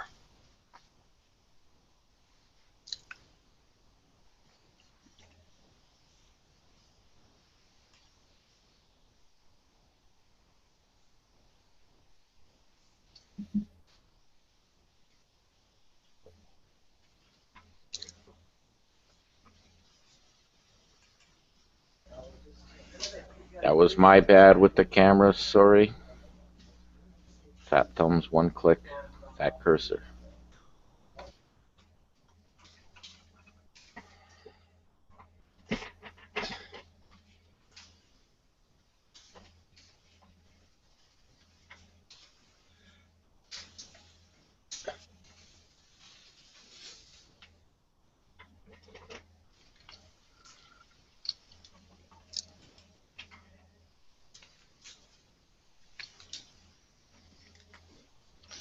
Well, we're not going to center this up. We'll just let it run.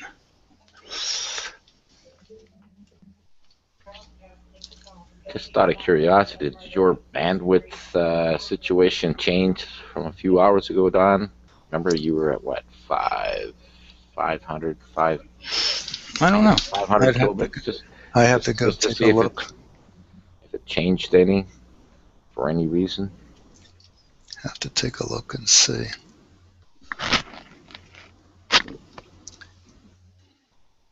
To get back on,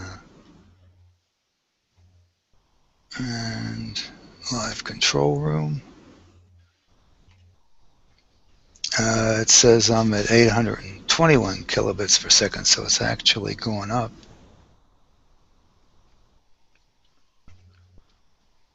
Now my daughter's home, and of course she'll be using all kinds of access, but that's all right. The router is more than capable of handling everyone in the house.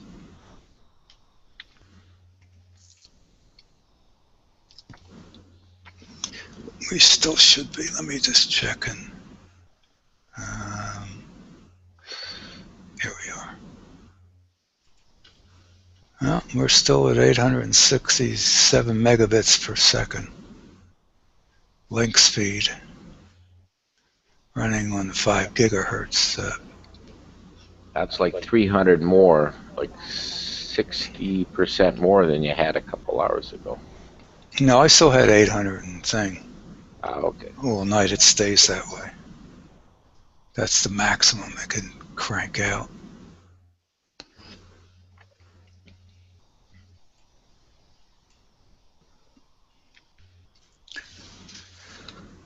Well, we're only using two things tonight. We're using black level and we're using the expand, which is the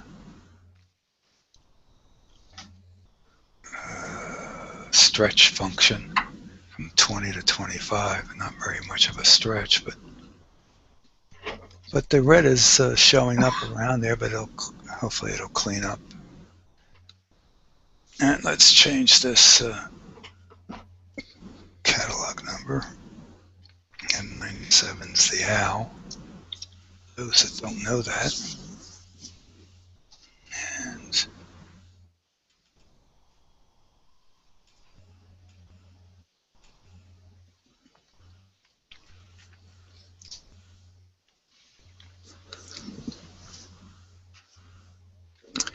the one thing I've noticed with the CMOS cameras is they're kind of soft in the sense of contrast-wise. And unfortunately, in order to change the contrast on this, capture contrast, you can't see the change. You can only see changes on every refresh.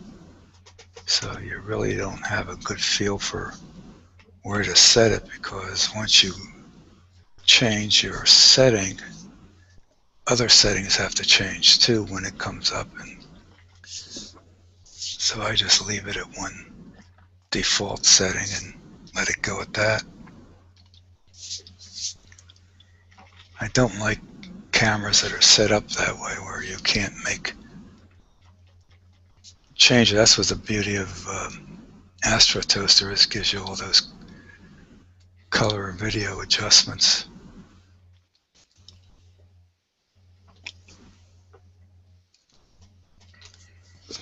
Let me check these.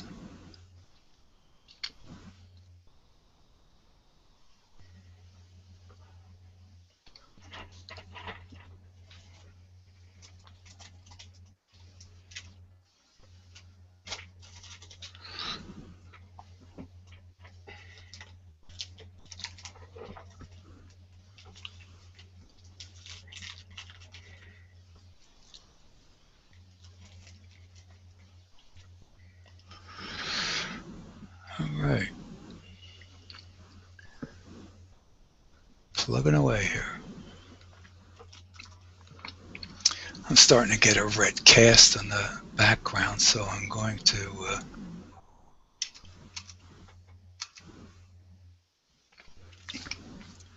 I removed a little bit of red from the camera. That helped. So that's just telling me that we're getting a little bit of thin stuff somewhere, because the red's showing up as like clouds would do, or when it sees my roof. All right, so what I'm going to do is increase the stretch.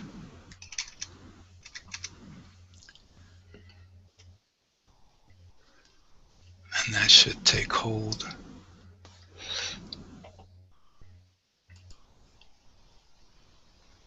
All right, then we got to raise the black level. All right, we'll just leave it go there. That looks better. That's nice. And then let's add a little bit of touch this way. See if that brings out a little bit of the red.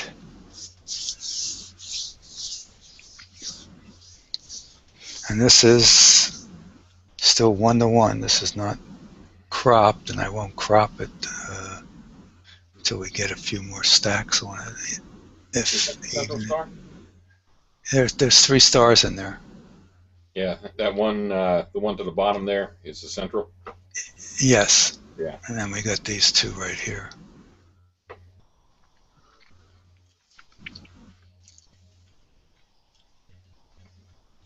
It's cool how you can see the how the lobes show up as dark in that particular explosion.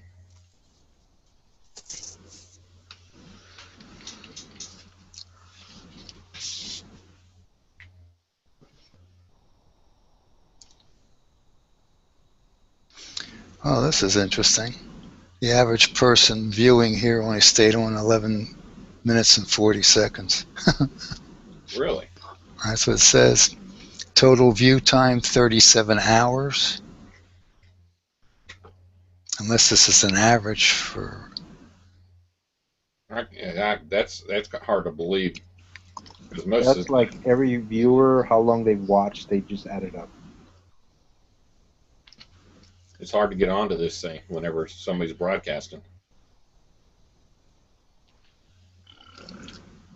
I still haven't come across this. Wow. It took me about 2 hours yesterday.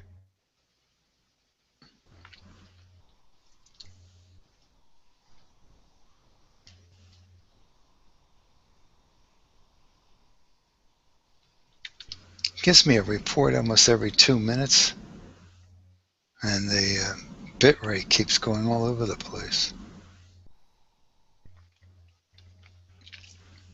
Unless it only updates when there's a change. Oh, there's one 11:56, 11:58, 12 o'clock, 12:02, 12:04. Yeah, it's doing it every 2 minutes. Now we're at 572 kilobits.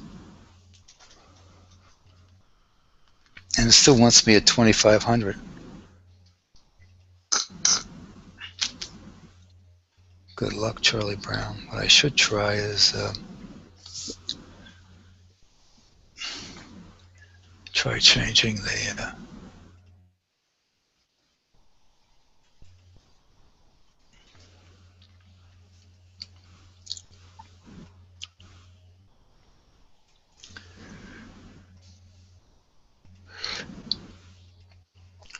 it's funny, I wonder, I don't want to go and do it, but I probably should reset the router.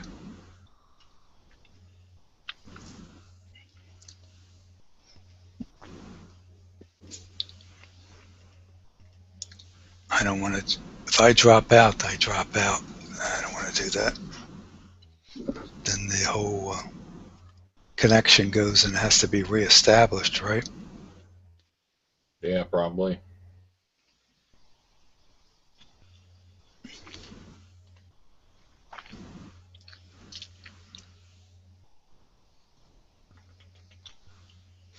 I imagine they've taken care of that situation. If you lose your internet connection, you can come back on and restart it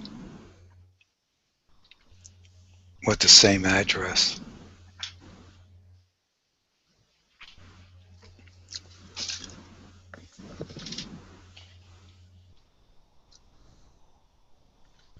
Okay, we're up to 10. That's it. 10 frames. Let's crop this a little bit. I think what I'll do is just click up the zoom. Yeah.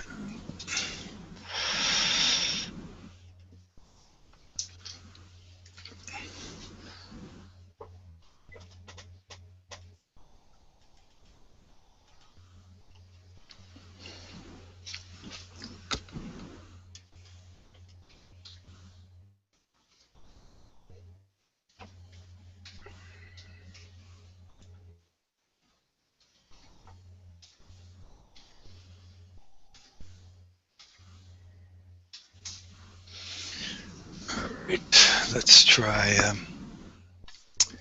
106, huh? It looks better when it's not zoomed on. Yeah, I know. It's a little too mushy.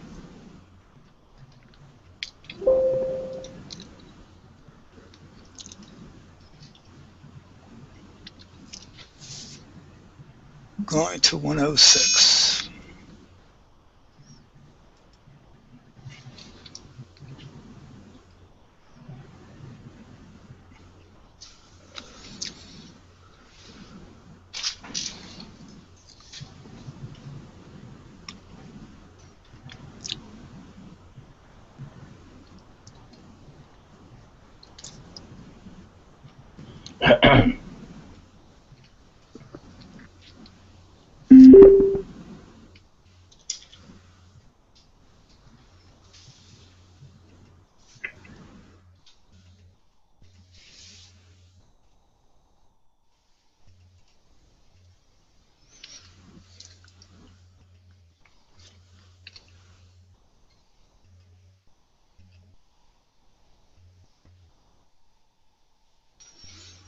All right, firing it up, and a little over a minute and a half maybe, we'll have the first image up.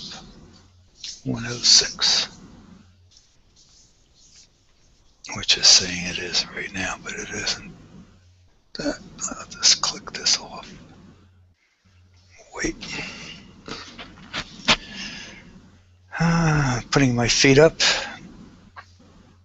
This time of the evening, I tend to just mellow out.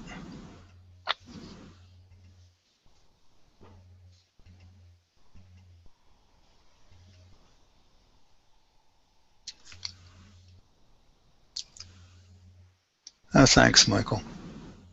You know, we use the internet. When the internet was out the other day for the cable box, I was doing video on demand, and I was watching a show and a movie, and all of a sudden it froze, and then I realized that it was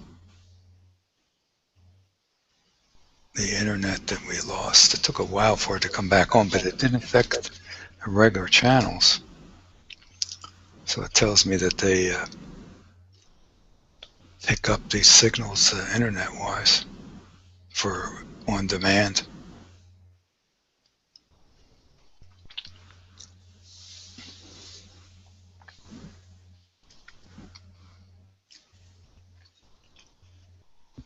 That's pretty good.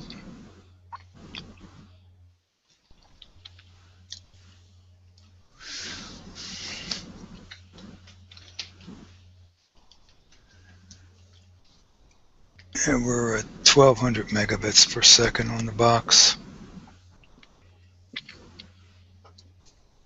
But we're not getting that with this. I just have a dongle. Plugs in the back of the tower here, because the tower doesn't have AC channel capability, but it does now with the dongle. And we have a object here in the lower left. I forget the number. 42. No, that's on a different object. No, that's this object here. 42, 48 or 58, something like that.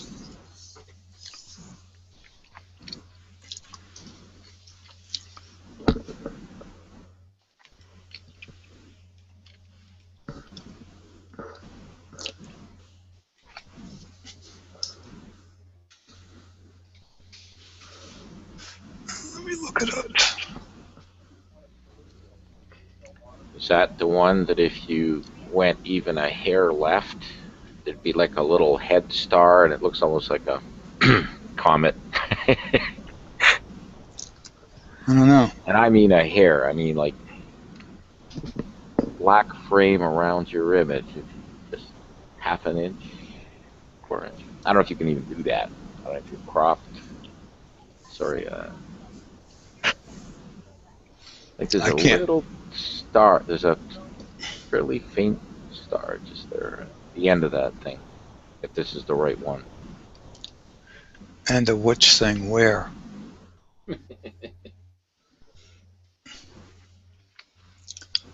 I don't know where you're talking about, George.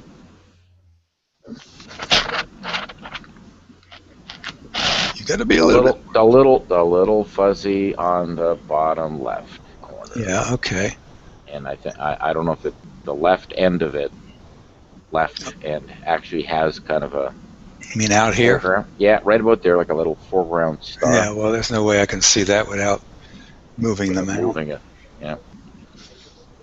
I wasn't sure if you're a little bit cropped or. Nope. I think this is the one.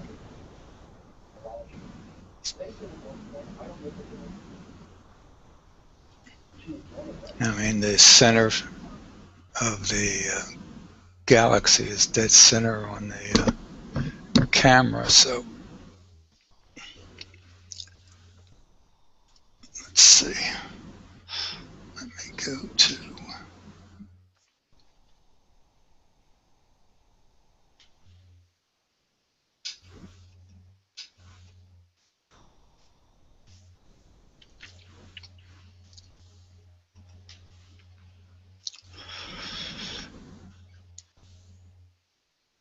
$42.58 is the name of 106, and then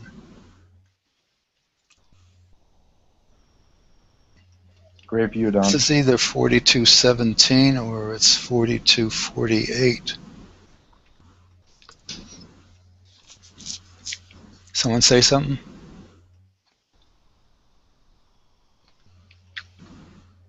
Oh, great view. Oh, thank you.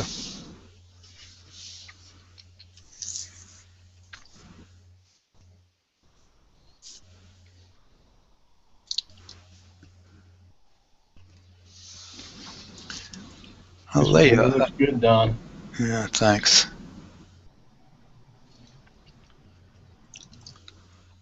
That's only five frame stack. Look, this is a thing that grabs me, is that here 5 frame stacks and this looks good, and we can do other things and do 10 frames and the background is noisy. It's just got to be what we're where we are in this, looking at in the sky, and it's got to be the makeup of the sky, because we're not down that low. That light pollution would be so strong.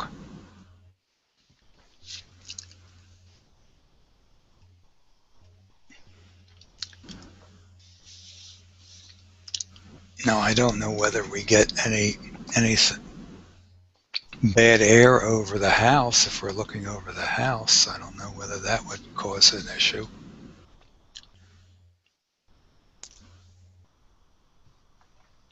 The heater hasn't really run, so that wouldn't be sending up any vapors. Well, it doesn't go up the stack anyhow. Only the hot water heater does. It's a high efficiency heater, so it goes out the side of the house.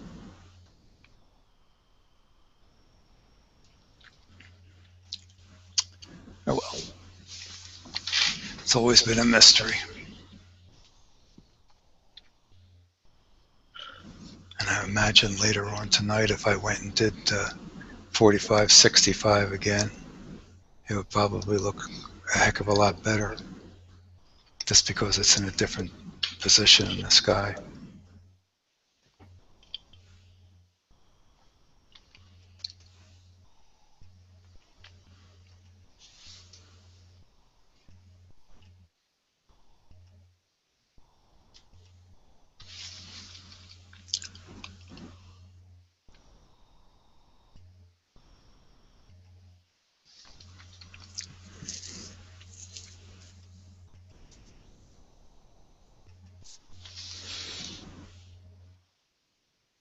I think we're supposed to be at 100 up and 100 down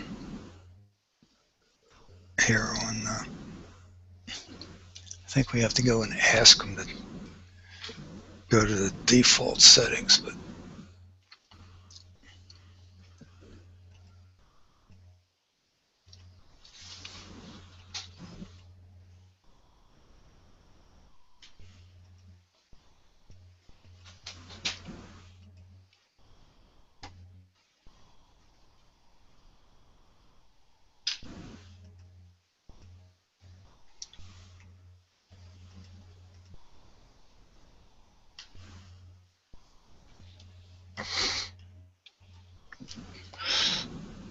We're getting there.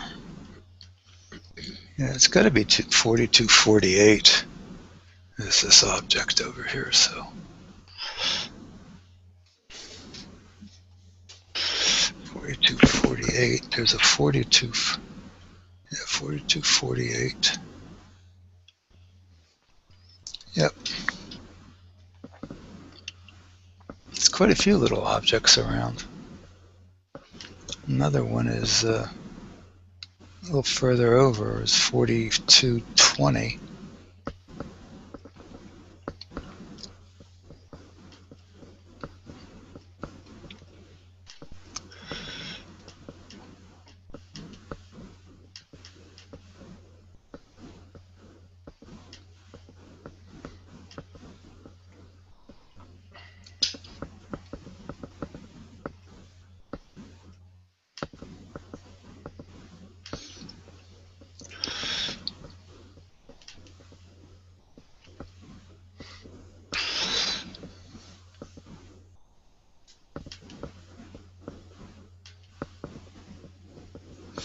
And we'll try 4449. It looks like a pillow.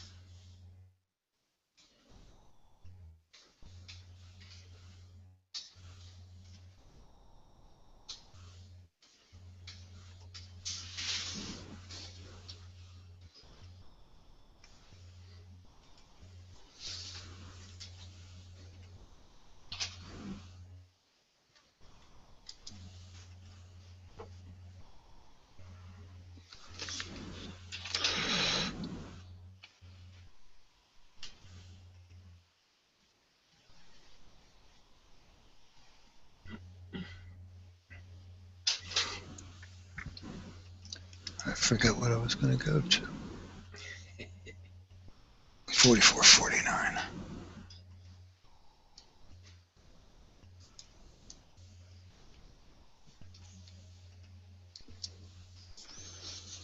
This isn't going to be a very big object, but there are a small string of pearls in it.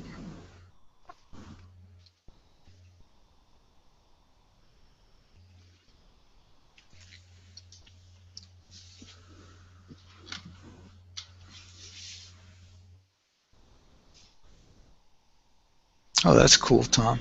Very good. 200 down and 113 up.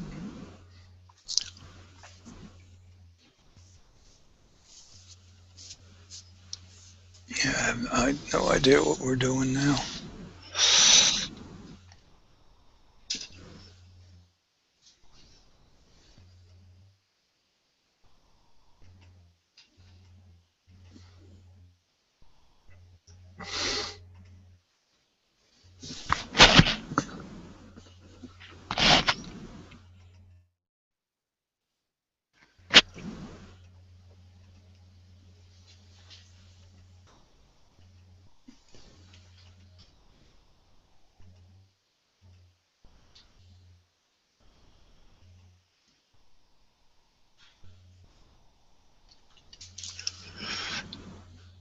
All right, we just started this.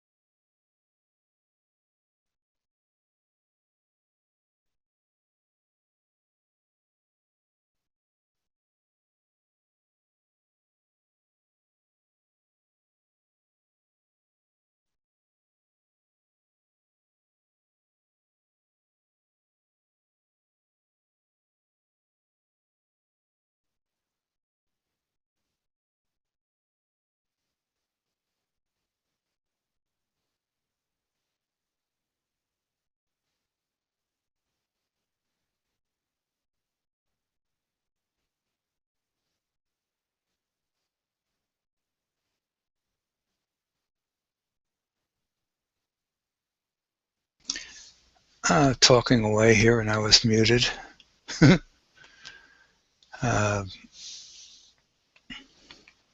Yeah, we'll kick this up shortly as soon as we get a few more stacks in here.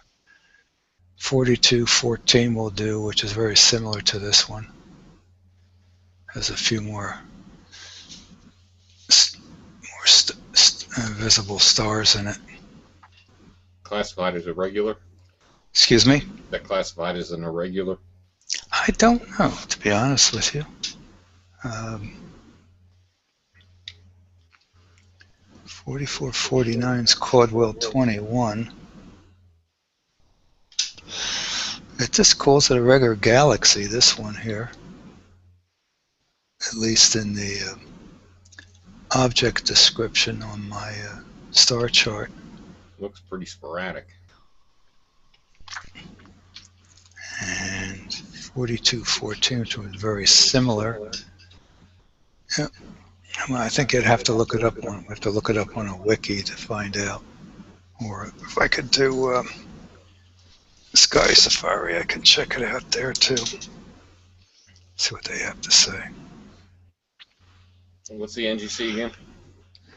This one is 4449. Yeah, it's an irregular. Okay. Canis venatici.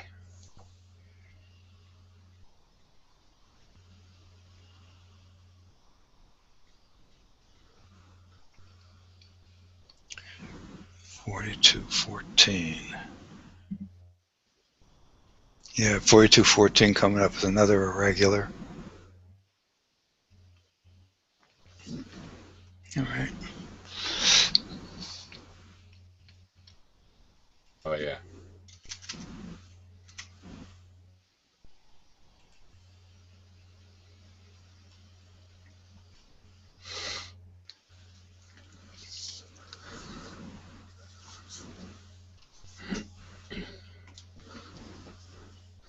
Be right back. I have to put my phone on charge.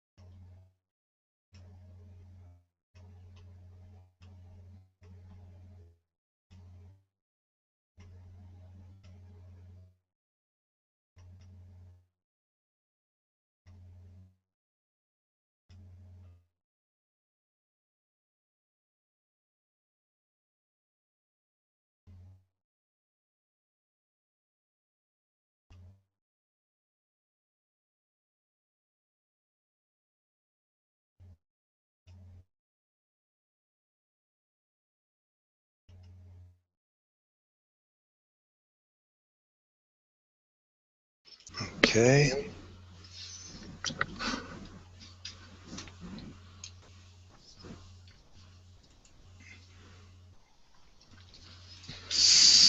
Saving this one.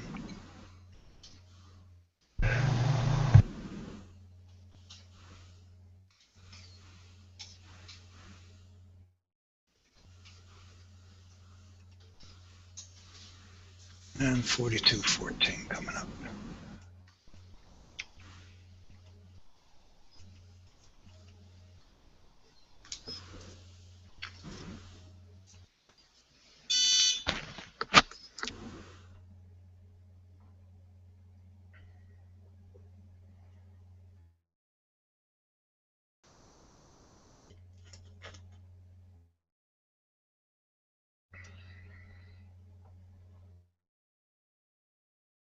Yeah, good night, Tom.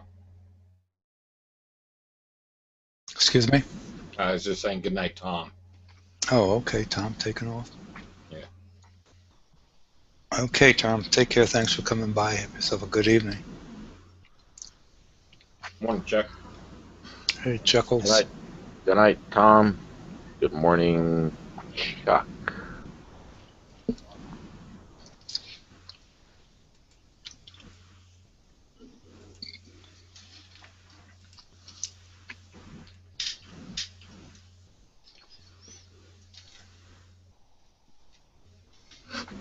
Is this Chuckles, Chuck?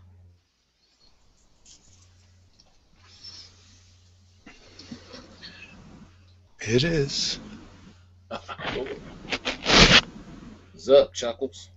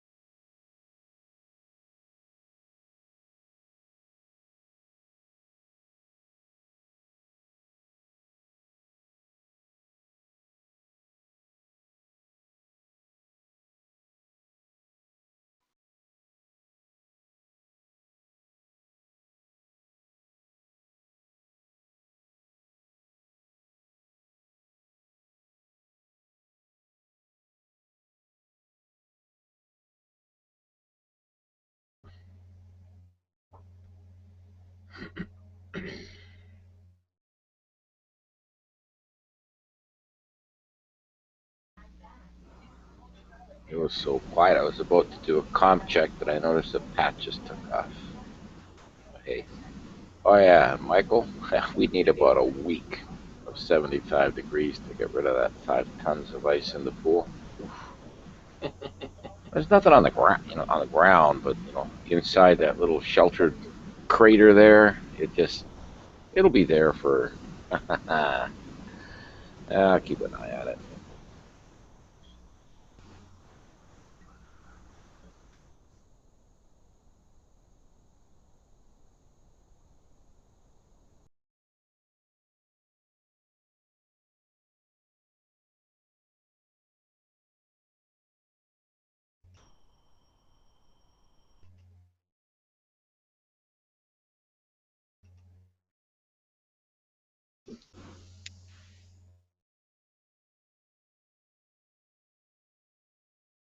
We're slowly dwindling down here.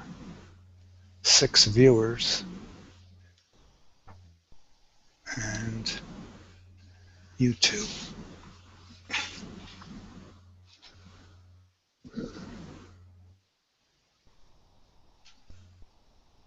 I count 7. I'm just reading what they say on the up here in Google's Hangout. They say 6. I got me, Michael, Jim, Yorgi, Gary, Curtis, and Chuck, and then of course you. Okay, but we don't know about YouTube though, right? YouTube is. There's Curtis. Curtis back. Okay. No, he just popped on his video.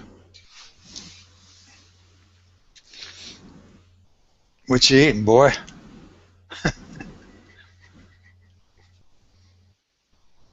I guess he's not talking to us. He's watching TV. More interesting than the broadcast. Well, this isn't very much of an object. Let's see here. Is this at 4214? It's 4214, yep.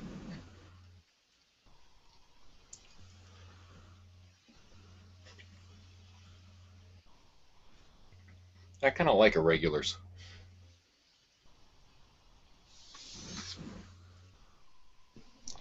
I can capture this better on the 825 camera. They did a bang-up job on this. I picked up a few of those outreach systems. Hmm. That I'm going to try to use for outreach. I guess one of them's the Revolution Imager. Mike Fowler's little program there, and then I picked up the one that Rock is selling. Mm-hmm. Well, actually, both of them the Rock is selling. Let's see how well they do.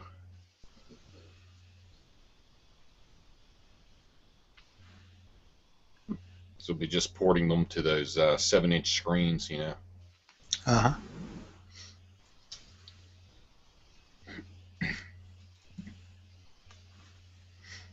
But I do quite a bit of outreach with elderly, and they have a tough time with eyepieces as well, So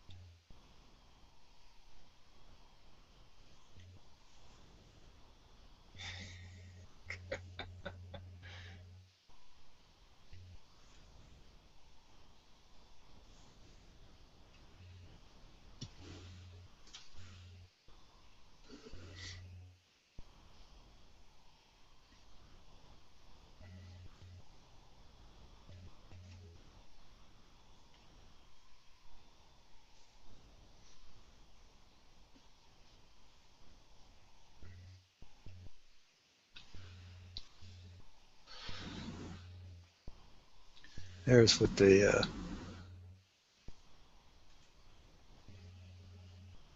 40, the A25 did on the Cocoon Galaxies.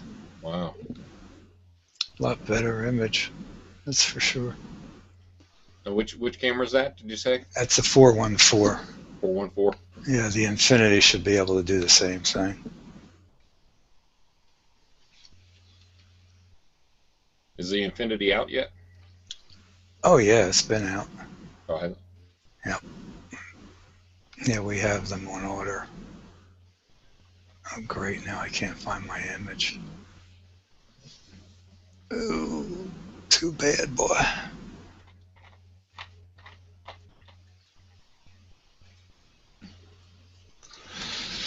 Now we gotta get back to my image. And we lost somebody here. Who did we lose? Come on. There we go.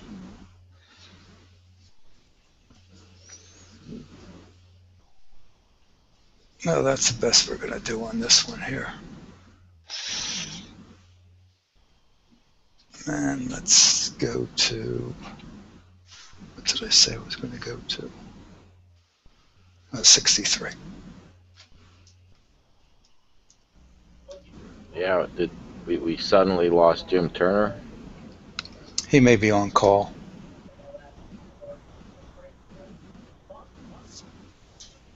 Yeah, I was wondering who dropped out. Well, sometimes you take an internet hit. It's not like you can you get a lot of warning. It's just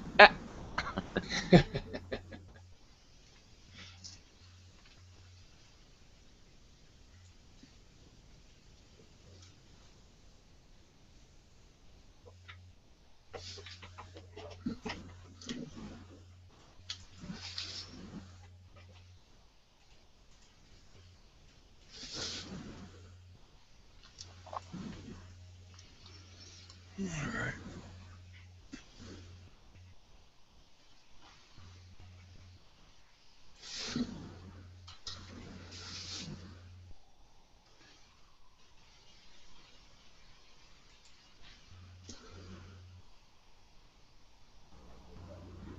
man, you talk about the bit rates and gigabit speeds these days, but 30 years ago, I remember following somebody around. We were behind the counter, actually, behind a teller, the old teletype banking terminals when they were on those high-speed 7-bit per second. There were 7, 12, maybe 15 bit per second. And I remember the message coming up. It was typing it out. CIBC, warning, the network will be going stopped at the D.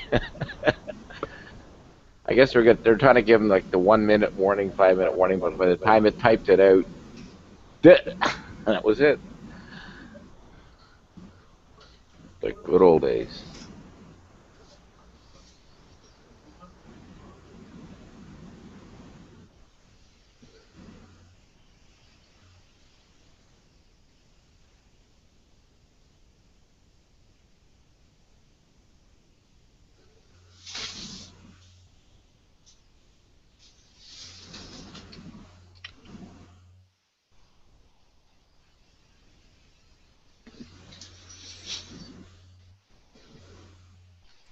M63. Okay, so you're moving. But this guy, best I could figure from what there's Wolf Rayet stars in there. There's some allegedly fine filaments in that core that looks like double stars. 10 million light years away. What a cool object. Oh, here we go.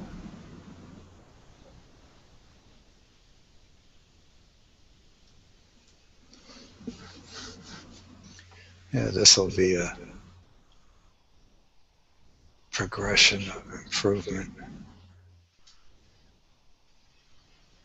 The outer portion is very difficult to get smoothed out and filled in. All you see is red and blue splotches. You doing 1 minute iterations here? Yep. Yeah, I've been 1 minute all night.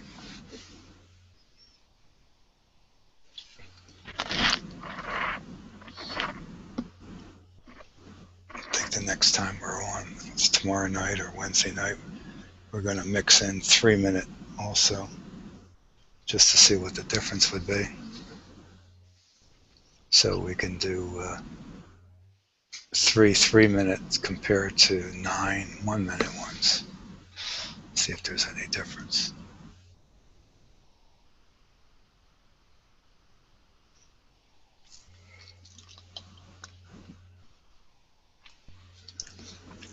What we may have happen is that the fill well may be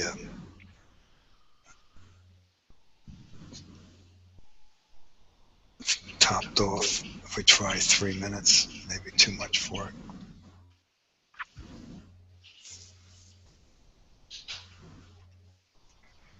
See you, Tom, or Bob, whoever signed up.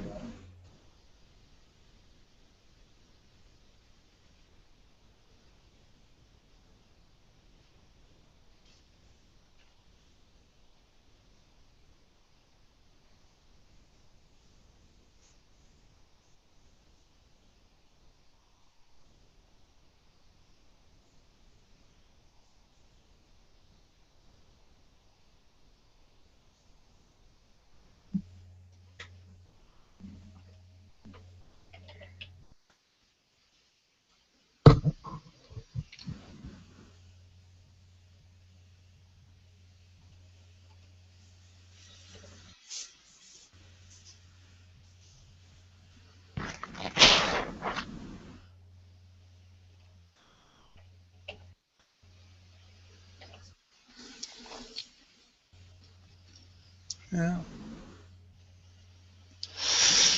There she goes.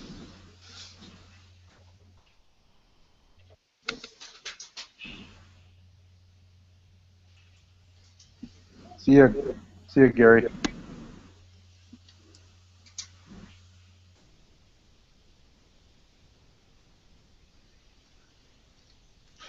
Good night, Gary. You took off too, huh?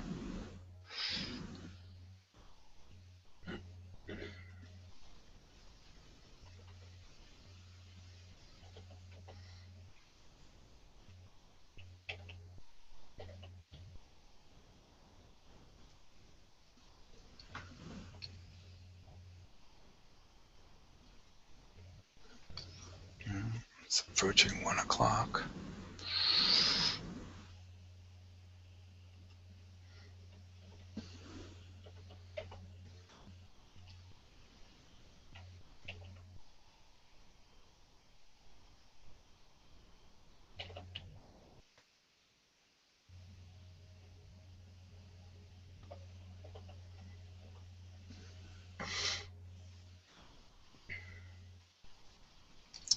There must be something going on up there. I'm watching the viewfinder and background is varying.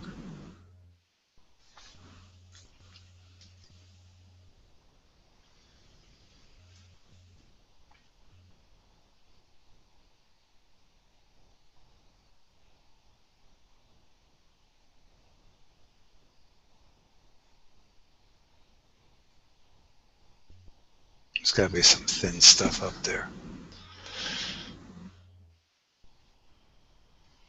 Image stays steady for a while and then it starts getting brighter and darker.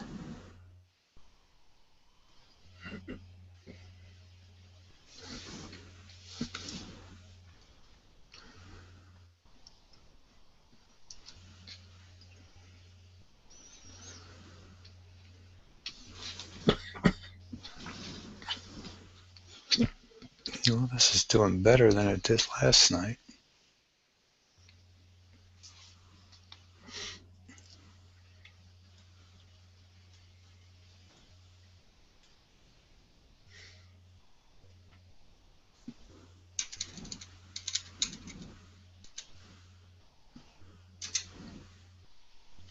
It's looking good, Don.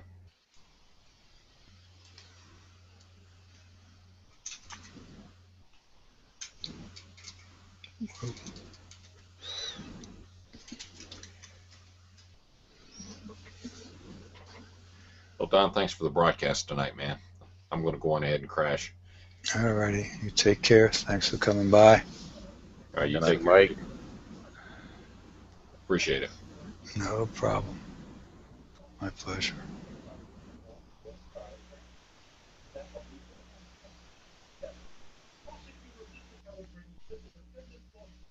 Let's see. USA 4, Canada 1 here.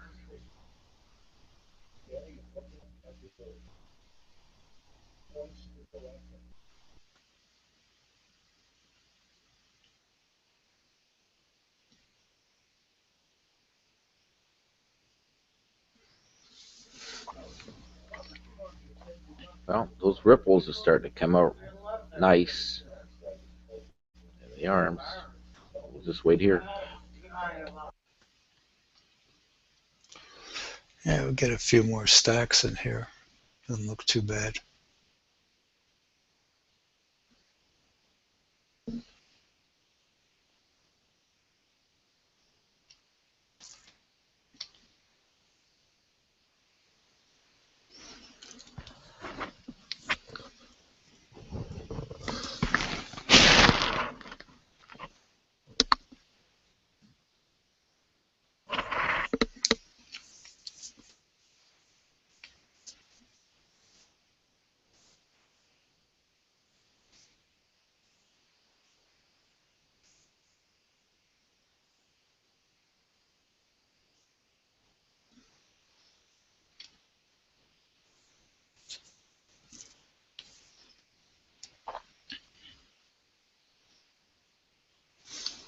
Wonder what tomorrow's going to be like.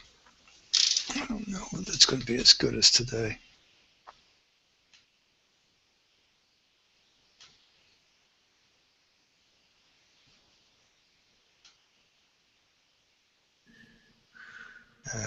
Tuesday is not going to be as good. Wednesday would be better, maybe.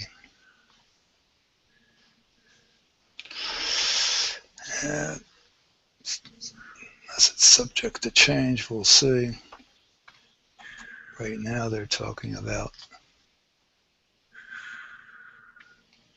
average, below average transparency tomorrow and average seeing.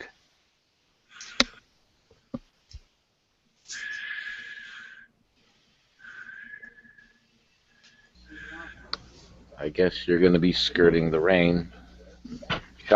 Chuck's probably the closest to what we're going to get this week, especially in those hills.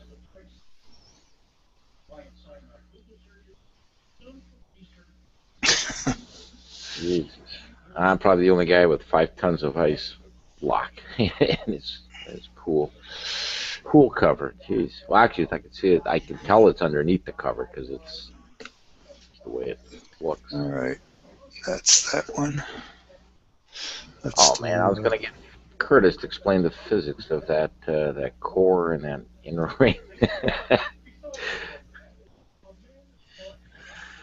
Ah, jeez. Yeah, I didn't know above ground pools were legal up in Canada.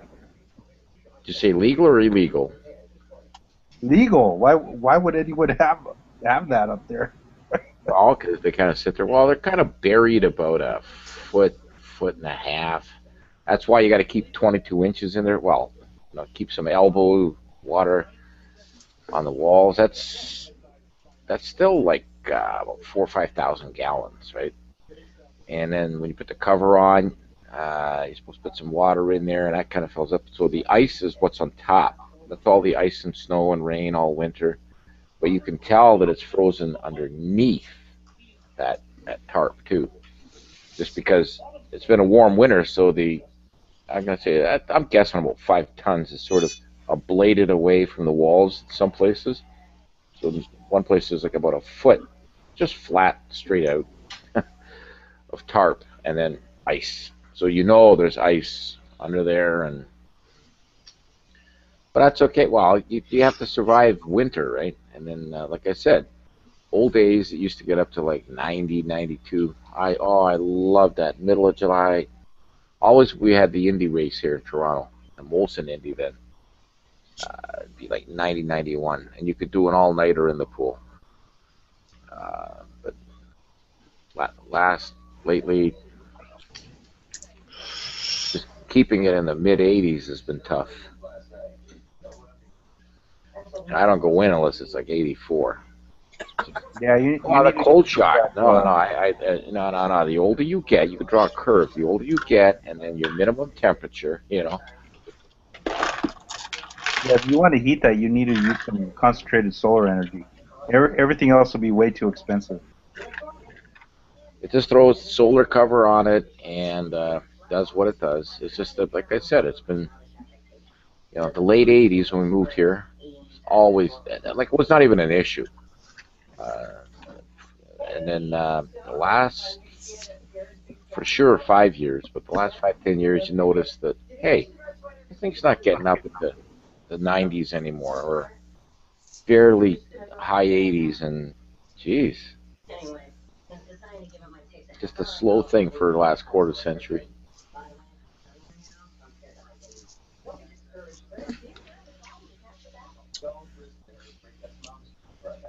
I mean, it's been through a few El Nino cycles and La Nina cycles. Oh, those I like.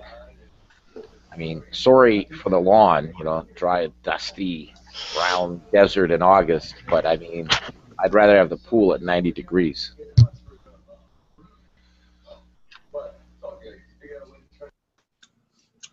Floating on a raft with a beer in one hand and cigar in the other. Oh, absolutely. And in fact, because it's a 1-horse pump, it just kind of, it's 16 by 32, even though it's rectangular. Yeah.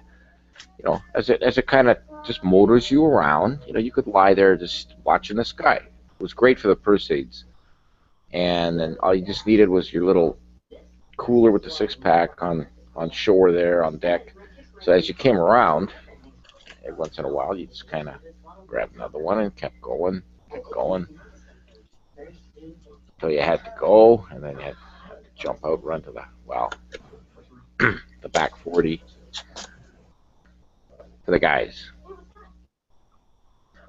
Women have to sit down for everything, so they into the house.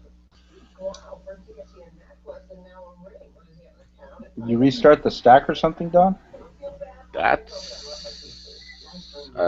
64. The black eye. Oh, okay, new object. Yeah. So we were on a sunflower. I blinked. That's a good thing about YouTube. You can rewind it.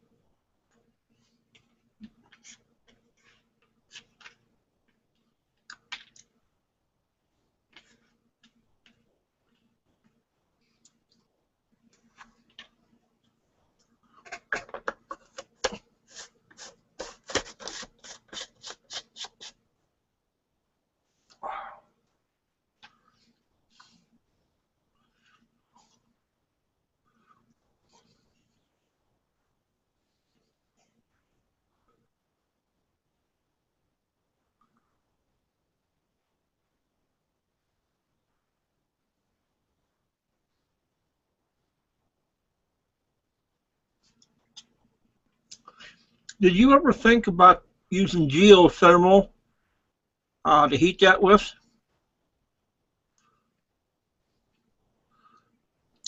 Just to keep everything above freezing? Oh, geez. Like, you mean run a pipeline from Wyoming?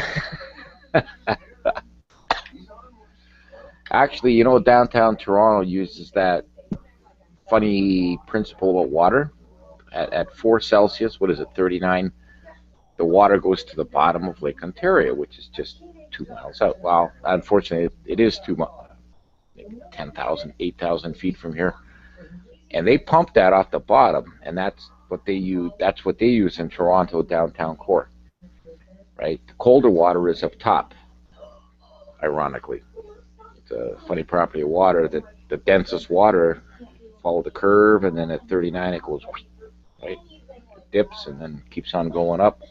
Ice cubes float at 32 degrees, but 39-degree water sinks to the bottom. Very consistent.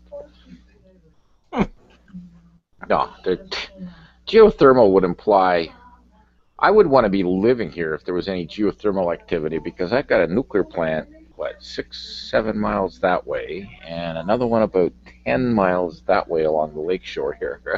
No. Oh, but they did build them on a fault line. It sounds like a government operation. And in 28 years here, I felt my one and only ever earthquake. It wasn't far from here. That was interesting.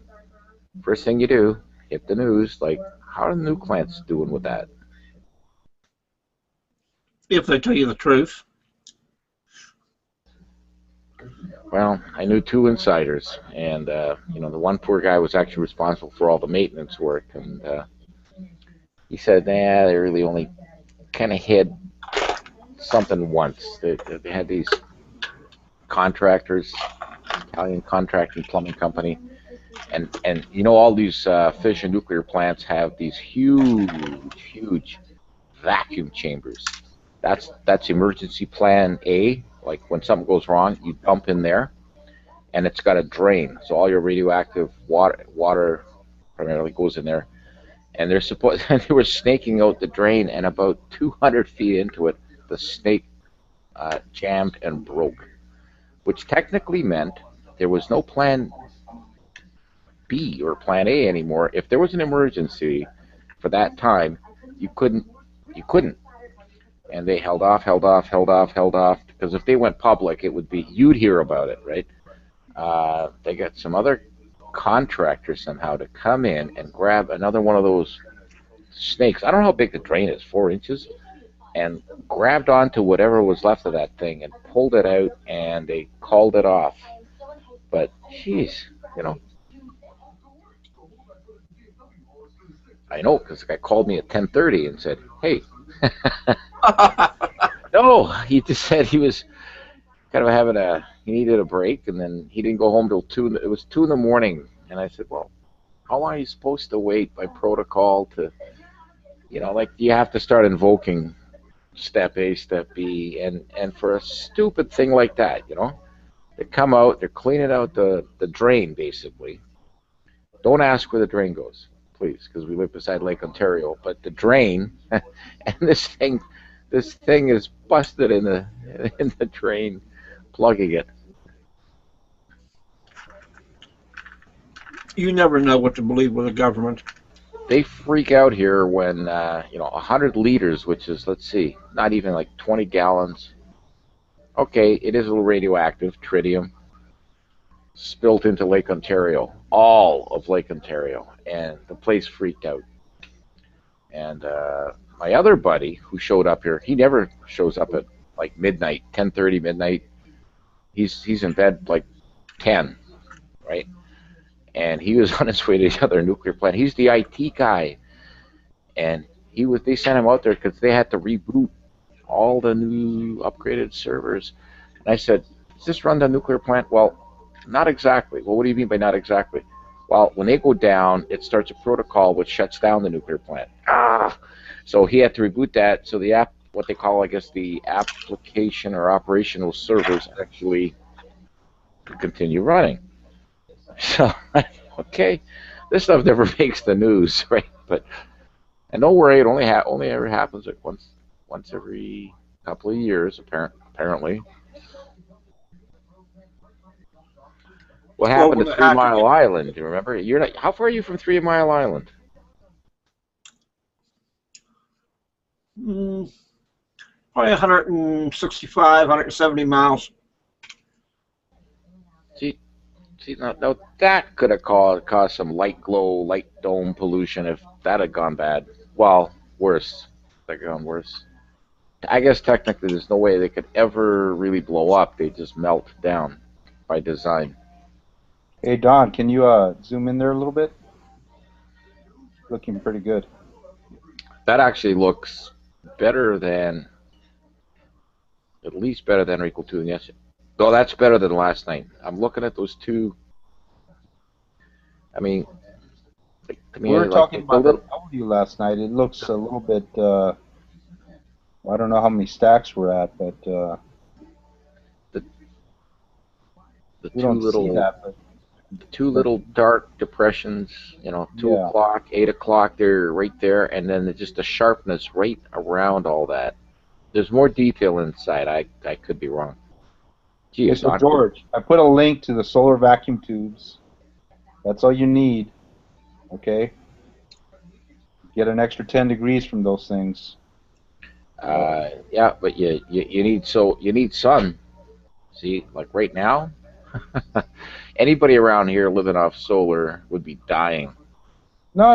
We're talking about your pool, right? So Yeah, that's what I'm talking about. yeah, so when it's 80 out there and it's not 90, you put those in there. The pool will heat up the As extra. long as it's sunny. See, we need sun. You need sun. Yeah, that's right. And don't forget, it's 100,000 BTUs per degree.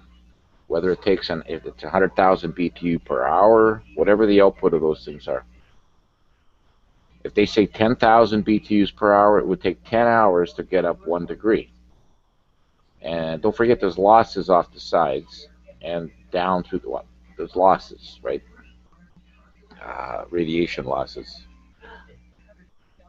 No, not at all. Those are vacuum tubes. Yeah, those are the things to use if you want to heat up water. the question is how many of them. The size like depends on the size of your pool. It's I told you 10,000 gallons, Canadian gallons, so 12,000 US. So 100,000 BTUs per degree. And if you want to go 100, you want 1 degree per hour to warm it up. So it takes like half a day, 5 hours to warm up 5 degrees. That's 500,000 BTUs. That's what you got to work out. Like if the thing, like my own house furnace can barely do that. Like I said, if I dedicated my house furnace to heating the pool, it would do about 1 degree per hour. Falls out. You can do the math. I know you can. Yeah, that's what I was doing for my PhDs, radiant solar energy. I'm telling you, those are the tubes you want. It's just a matter of how many tubes you need to buy, right? So you can figure that out. It's not that hard. They use this a lot in Germany, actually. Yeah, a lot of it depends, again, where, when, how, and how you're positioned. I do have those southern pines. And so finding an aesthetic wall other than my south-facing roof, something, it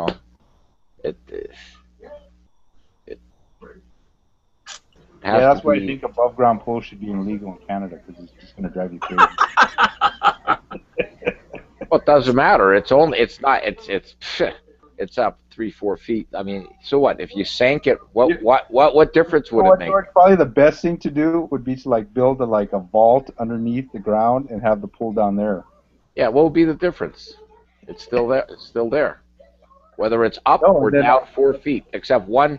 Yeah, Lorraine wouldn't have to climb the stairs. And up there, you can put those tubes there, and that'll heat up the water. You can have it totally insulated. Anyway, that's a great view, Don. That's looking really, I think, a lot better than the other night.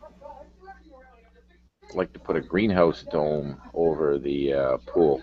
Yeah, and then heat it, and then Hey there, Simon. run all night. Simon. He's in Google. He's in the plus side. Good morning. What is that now? It's got to be 9 o'clock, after 9 o'clock there, Simon.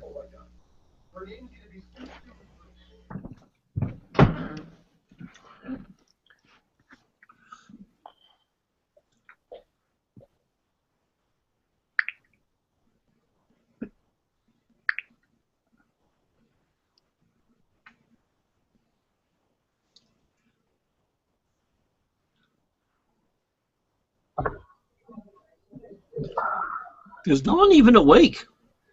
I hope he's not talking.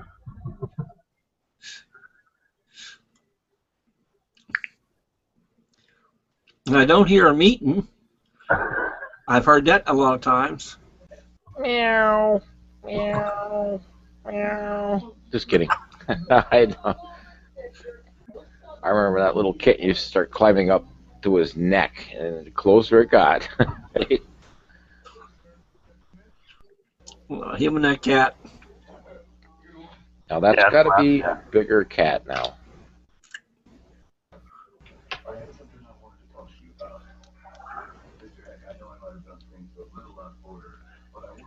No, that's if I can remember, that's a slightly better image than last night. Hey, Curtis, like down. It's kind of tough to tell outside, but inside the depression core, just a tad more detail. Yeah, I'd agree. That And I looks. can't tell how many stacks. Wait, I gotta kill the 12 of 12. Okay, I have to, kill the thing. I think that the other night it was in the 20s or 30s or something near the end there, because it was quite a while. Oh,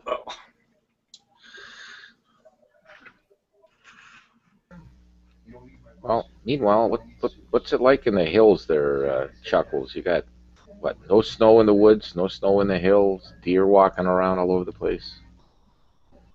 walking right up to the house. They're getting brave. Oh, feed them. Feed them once, feed them forever. Apples.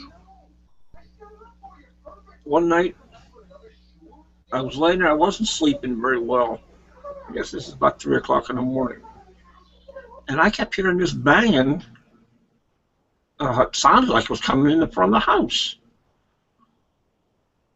So I got up and went over to the bedroom window, and I'm looking out there. There's got to be 5, maybe 6 deer, all fighting over a shrub I got out there, eating it. Okay, and this one has got a rack on him.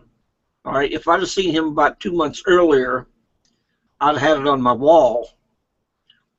And he's banging that on the side of the house. Well, that's the rules. Biggest rack wins, right? Oh, I haven't seen one with a rack that big in about 15 years.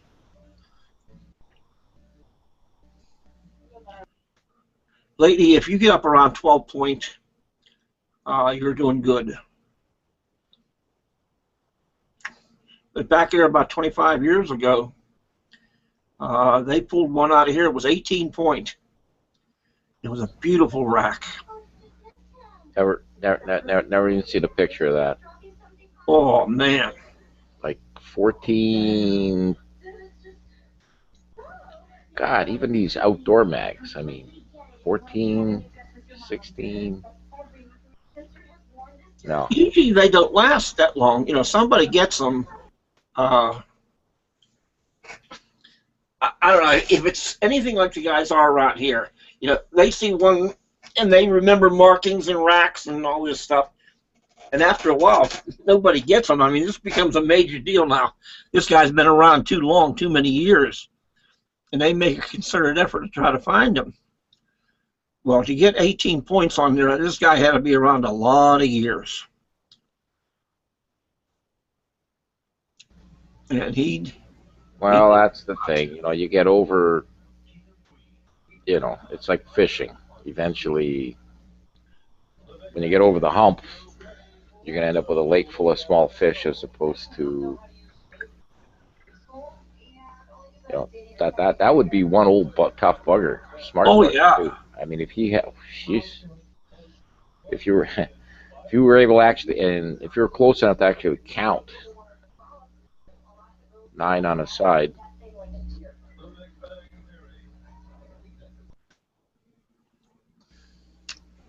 Hang on, somebody needs a beer here. Oh, wait, that's me. Be right back. Okay. You building a computer, George? Is that why you need the beer?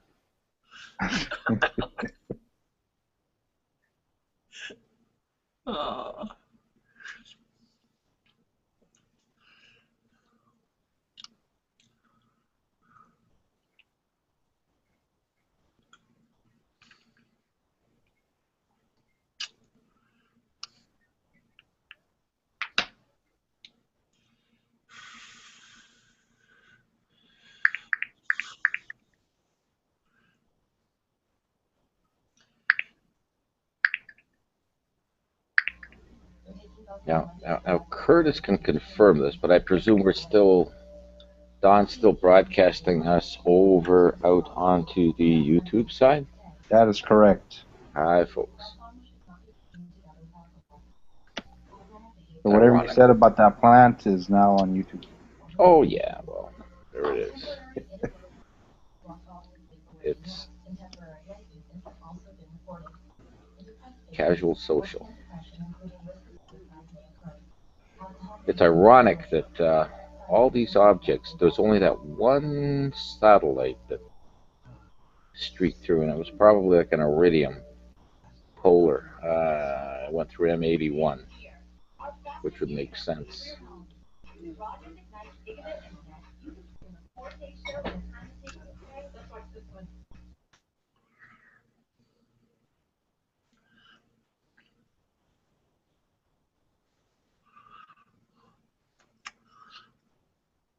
I don't know if I'll get to actually get on this week. I'm hoping I can. At least one night. You have all this beautiful weather, but nothing but rain off and on Thursday, Friday for sure, and a very good chance of it on Wednesday too. Today, let me see. No, we didn't get any rain at all here. I thought maybe. You are a little bit east of me, right? South and east? Yeah. Yeah, because I think we got it Wednesday, Thursday, and well, that's like the cloud factor here, right? So the vortex spins mostly counterclockwise, and as the arms go down, you all get them. You know, it's been like, for me, it's been like one thing or another. It's not the weather. It's like I'm either sick or too busy at work. It just never comes together that often.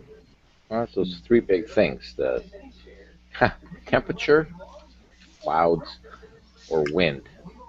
And if those three cooperate, then it's just a matter of motivation. Wow, nice M51. Oh, nice, Don. That's his first. Is that his first of? Yep. It's just covered. I wish I could move that little thing at the bottom where all of us sort of are and move it to the left. It would show the stack, but you can't move that. Right? No, you can uncheck show participants. Well, you can uncheck it, but you can't move it. No, you can't move it. Not in this viewer.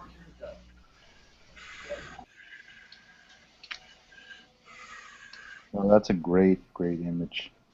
Great view. That's one of my favorites. The big G clef.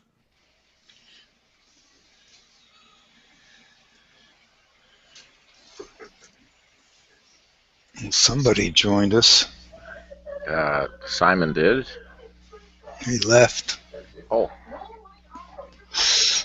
Went to realized that he came in and he left.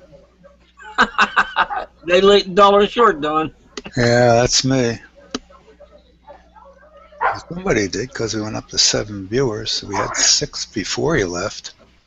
So 2 people must have come in, but where? I don't see them on YouTube. This is Someone gonna just chimed stack up in real nice. that he's there. 4, 5, I 7, guess he got out of the Google Plus and got into the YouTube.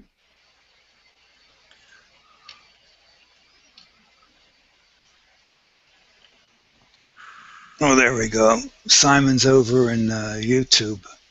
Hey, Simon.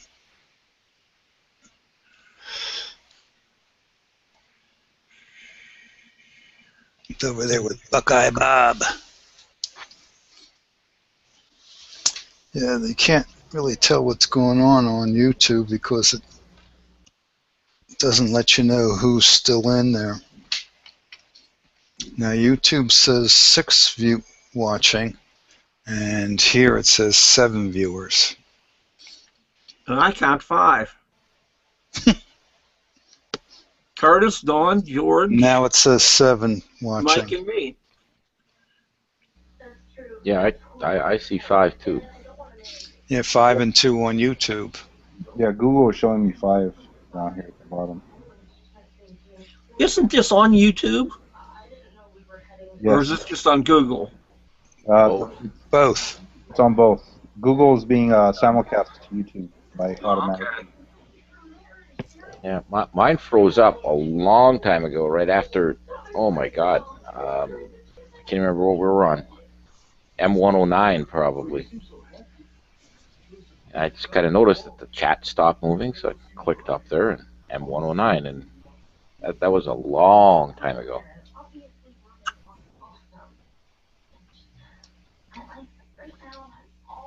Welcome to the broadcast, George.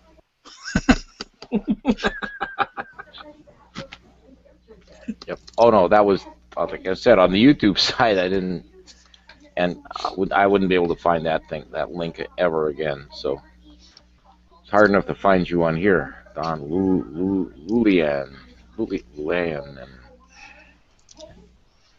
actually that is how I found you out there. Yeah. Well, if you subscribe, would everything be set up for you?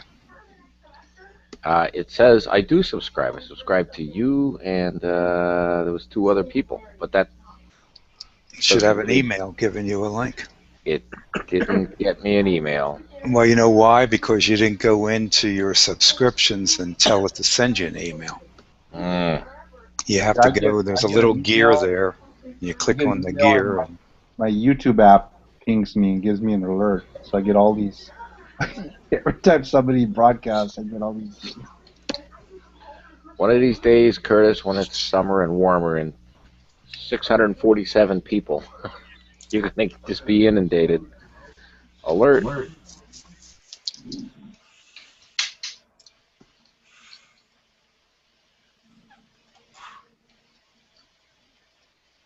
Oh, well.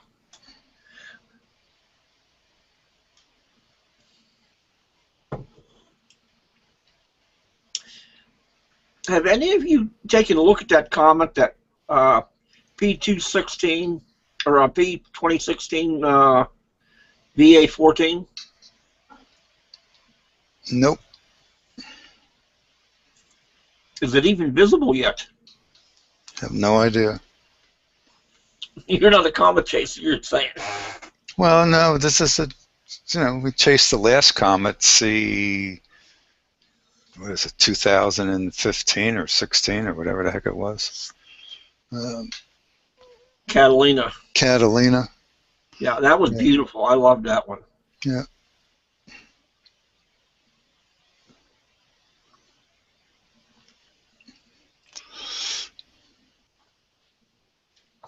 In fact, that was one of my last shows. I caught it in December. And I wanted to catch it in January, but no such luck.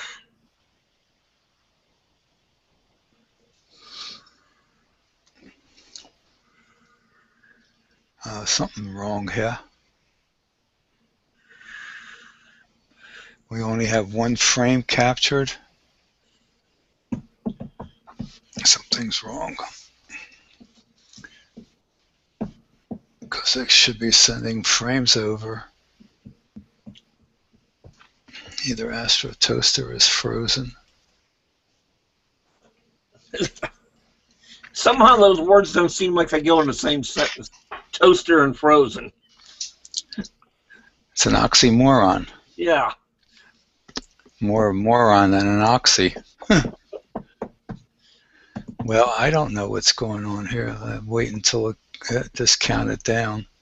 Oh, it's having fits. It's got to be fire capture. All right. Let me stop fire capture. Look at it. Shifted to the right. What dumb. There we go. Holy moly. Look at that. Didn't look half they bad. They all came in. All the subs came in. They'll start filling in now. There's 8 of them. It was hung up in fire capture for some reason.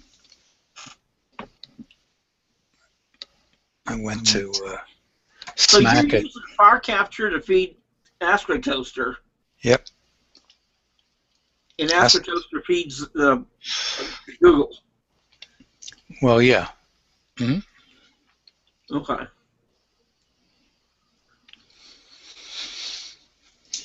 It's a screen capture of Astro Toaster. It's not an actual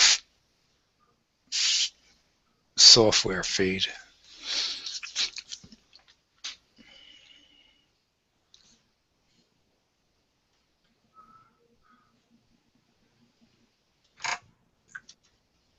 Ooh. That's starting to look pretty good.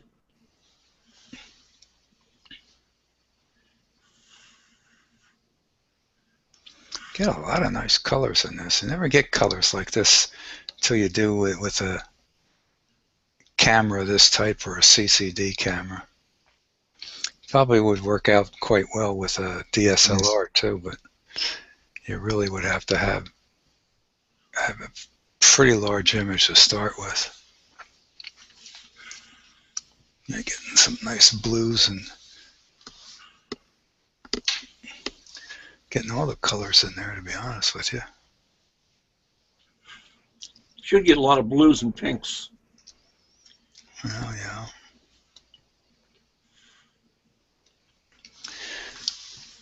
Well, only a couple more frames to go, and that'll be it for me tonight. I have an early morning, couple meetings.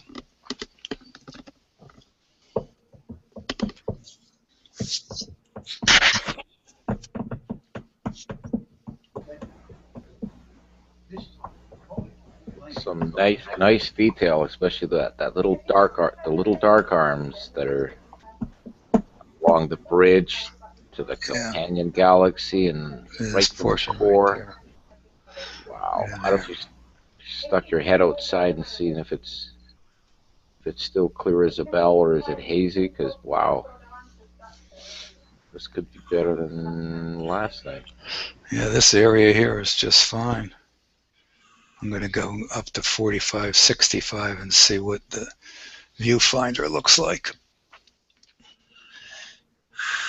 And this thing is done, but it didn't send over the images again.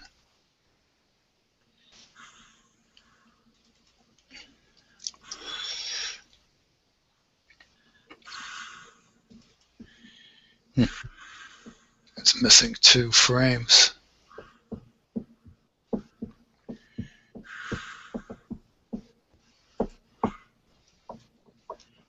Well, send out 2 more frames. Oh.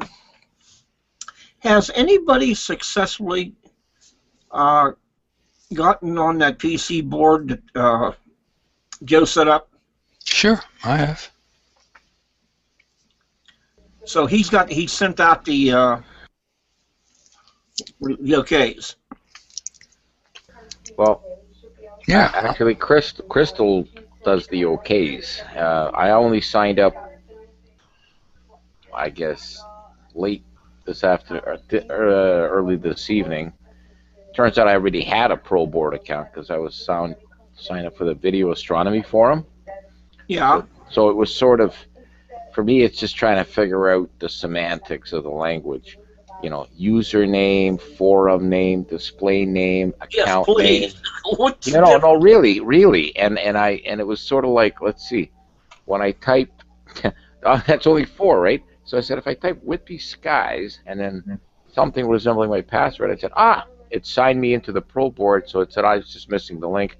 Joe, we're talking to Joe earlier. He just said, "Oh, that's because you just sort of signed up. So you need Crystal to approve it, and hopefully, well, I haven't checked back yet, but now or tomorrow morning it should be there and should be okay. And then I just have to remember what to sign in with. There's actually 5 things. Right? There's your email, account name, forum name, display name, username." Well, that's it. When I signed up, it's asked me all these names. I'm thinking, good Lord, man. You know, what do I do? I went through that with that Australian Video Astronomy Forum, Davey and Ken's, and somehow once I got in there, it worked. And I said, for God's sakes, yes, please remember my password and my name, so because I don't ever have to go through this again. But now I have to, and I started to realize that, okay, there's a fundamental login to this high level called, well, Curtis could explain, I guess, Google, they're not accounts, ProBoard accounts. And then you branch off into, or you can link off to all these little other forums, like Video Astronomy Forum, Joe's Night Skies Network ProBoard Forum, and possibly others. And but you need kind of an approval for each one, and that's my understanding. Ooh, that looks nice there. Alrighty, guys, this is it for me. I'll say good night to you. Thanks for the company.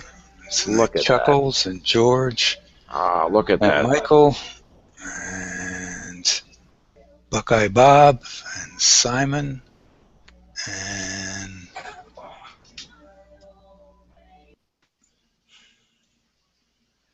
Ballarat Dragon and Ken.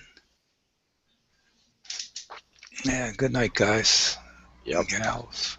You post that picture, Don. That's nice. Alrighty. Thank you. Take care. Thank you. Have a good night. Okay, good night to you, Don. Thanks much for the show. Sure, Yes, no problem. And I guess later, Alton.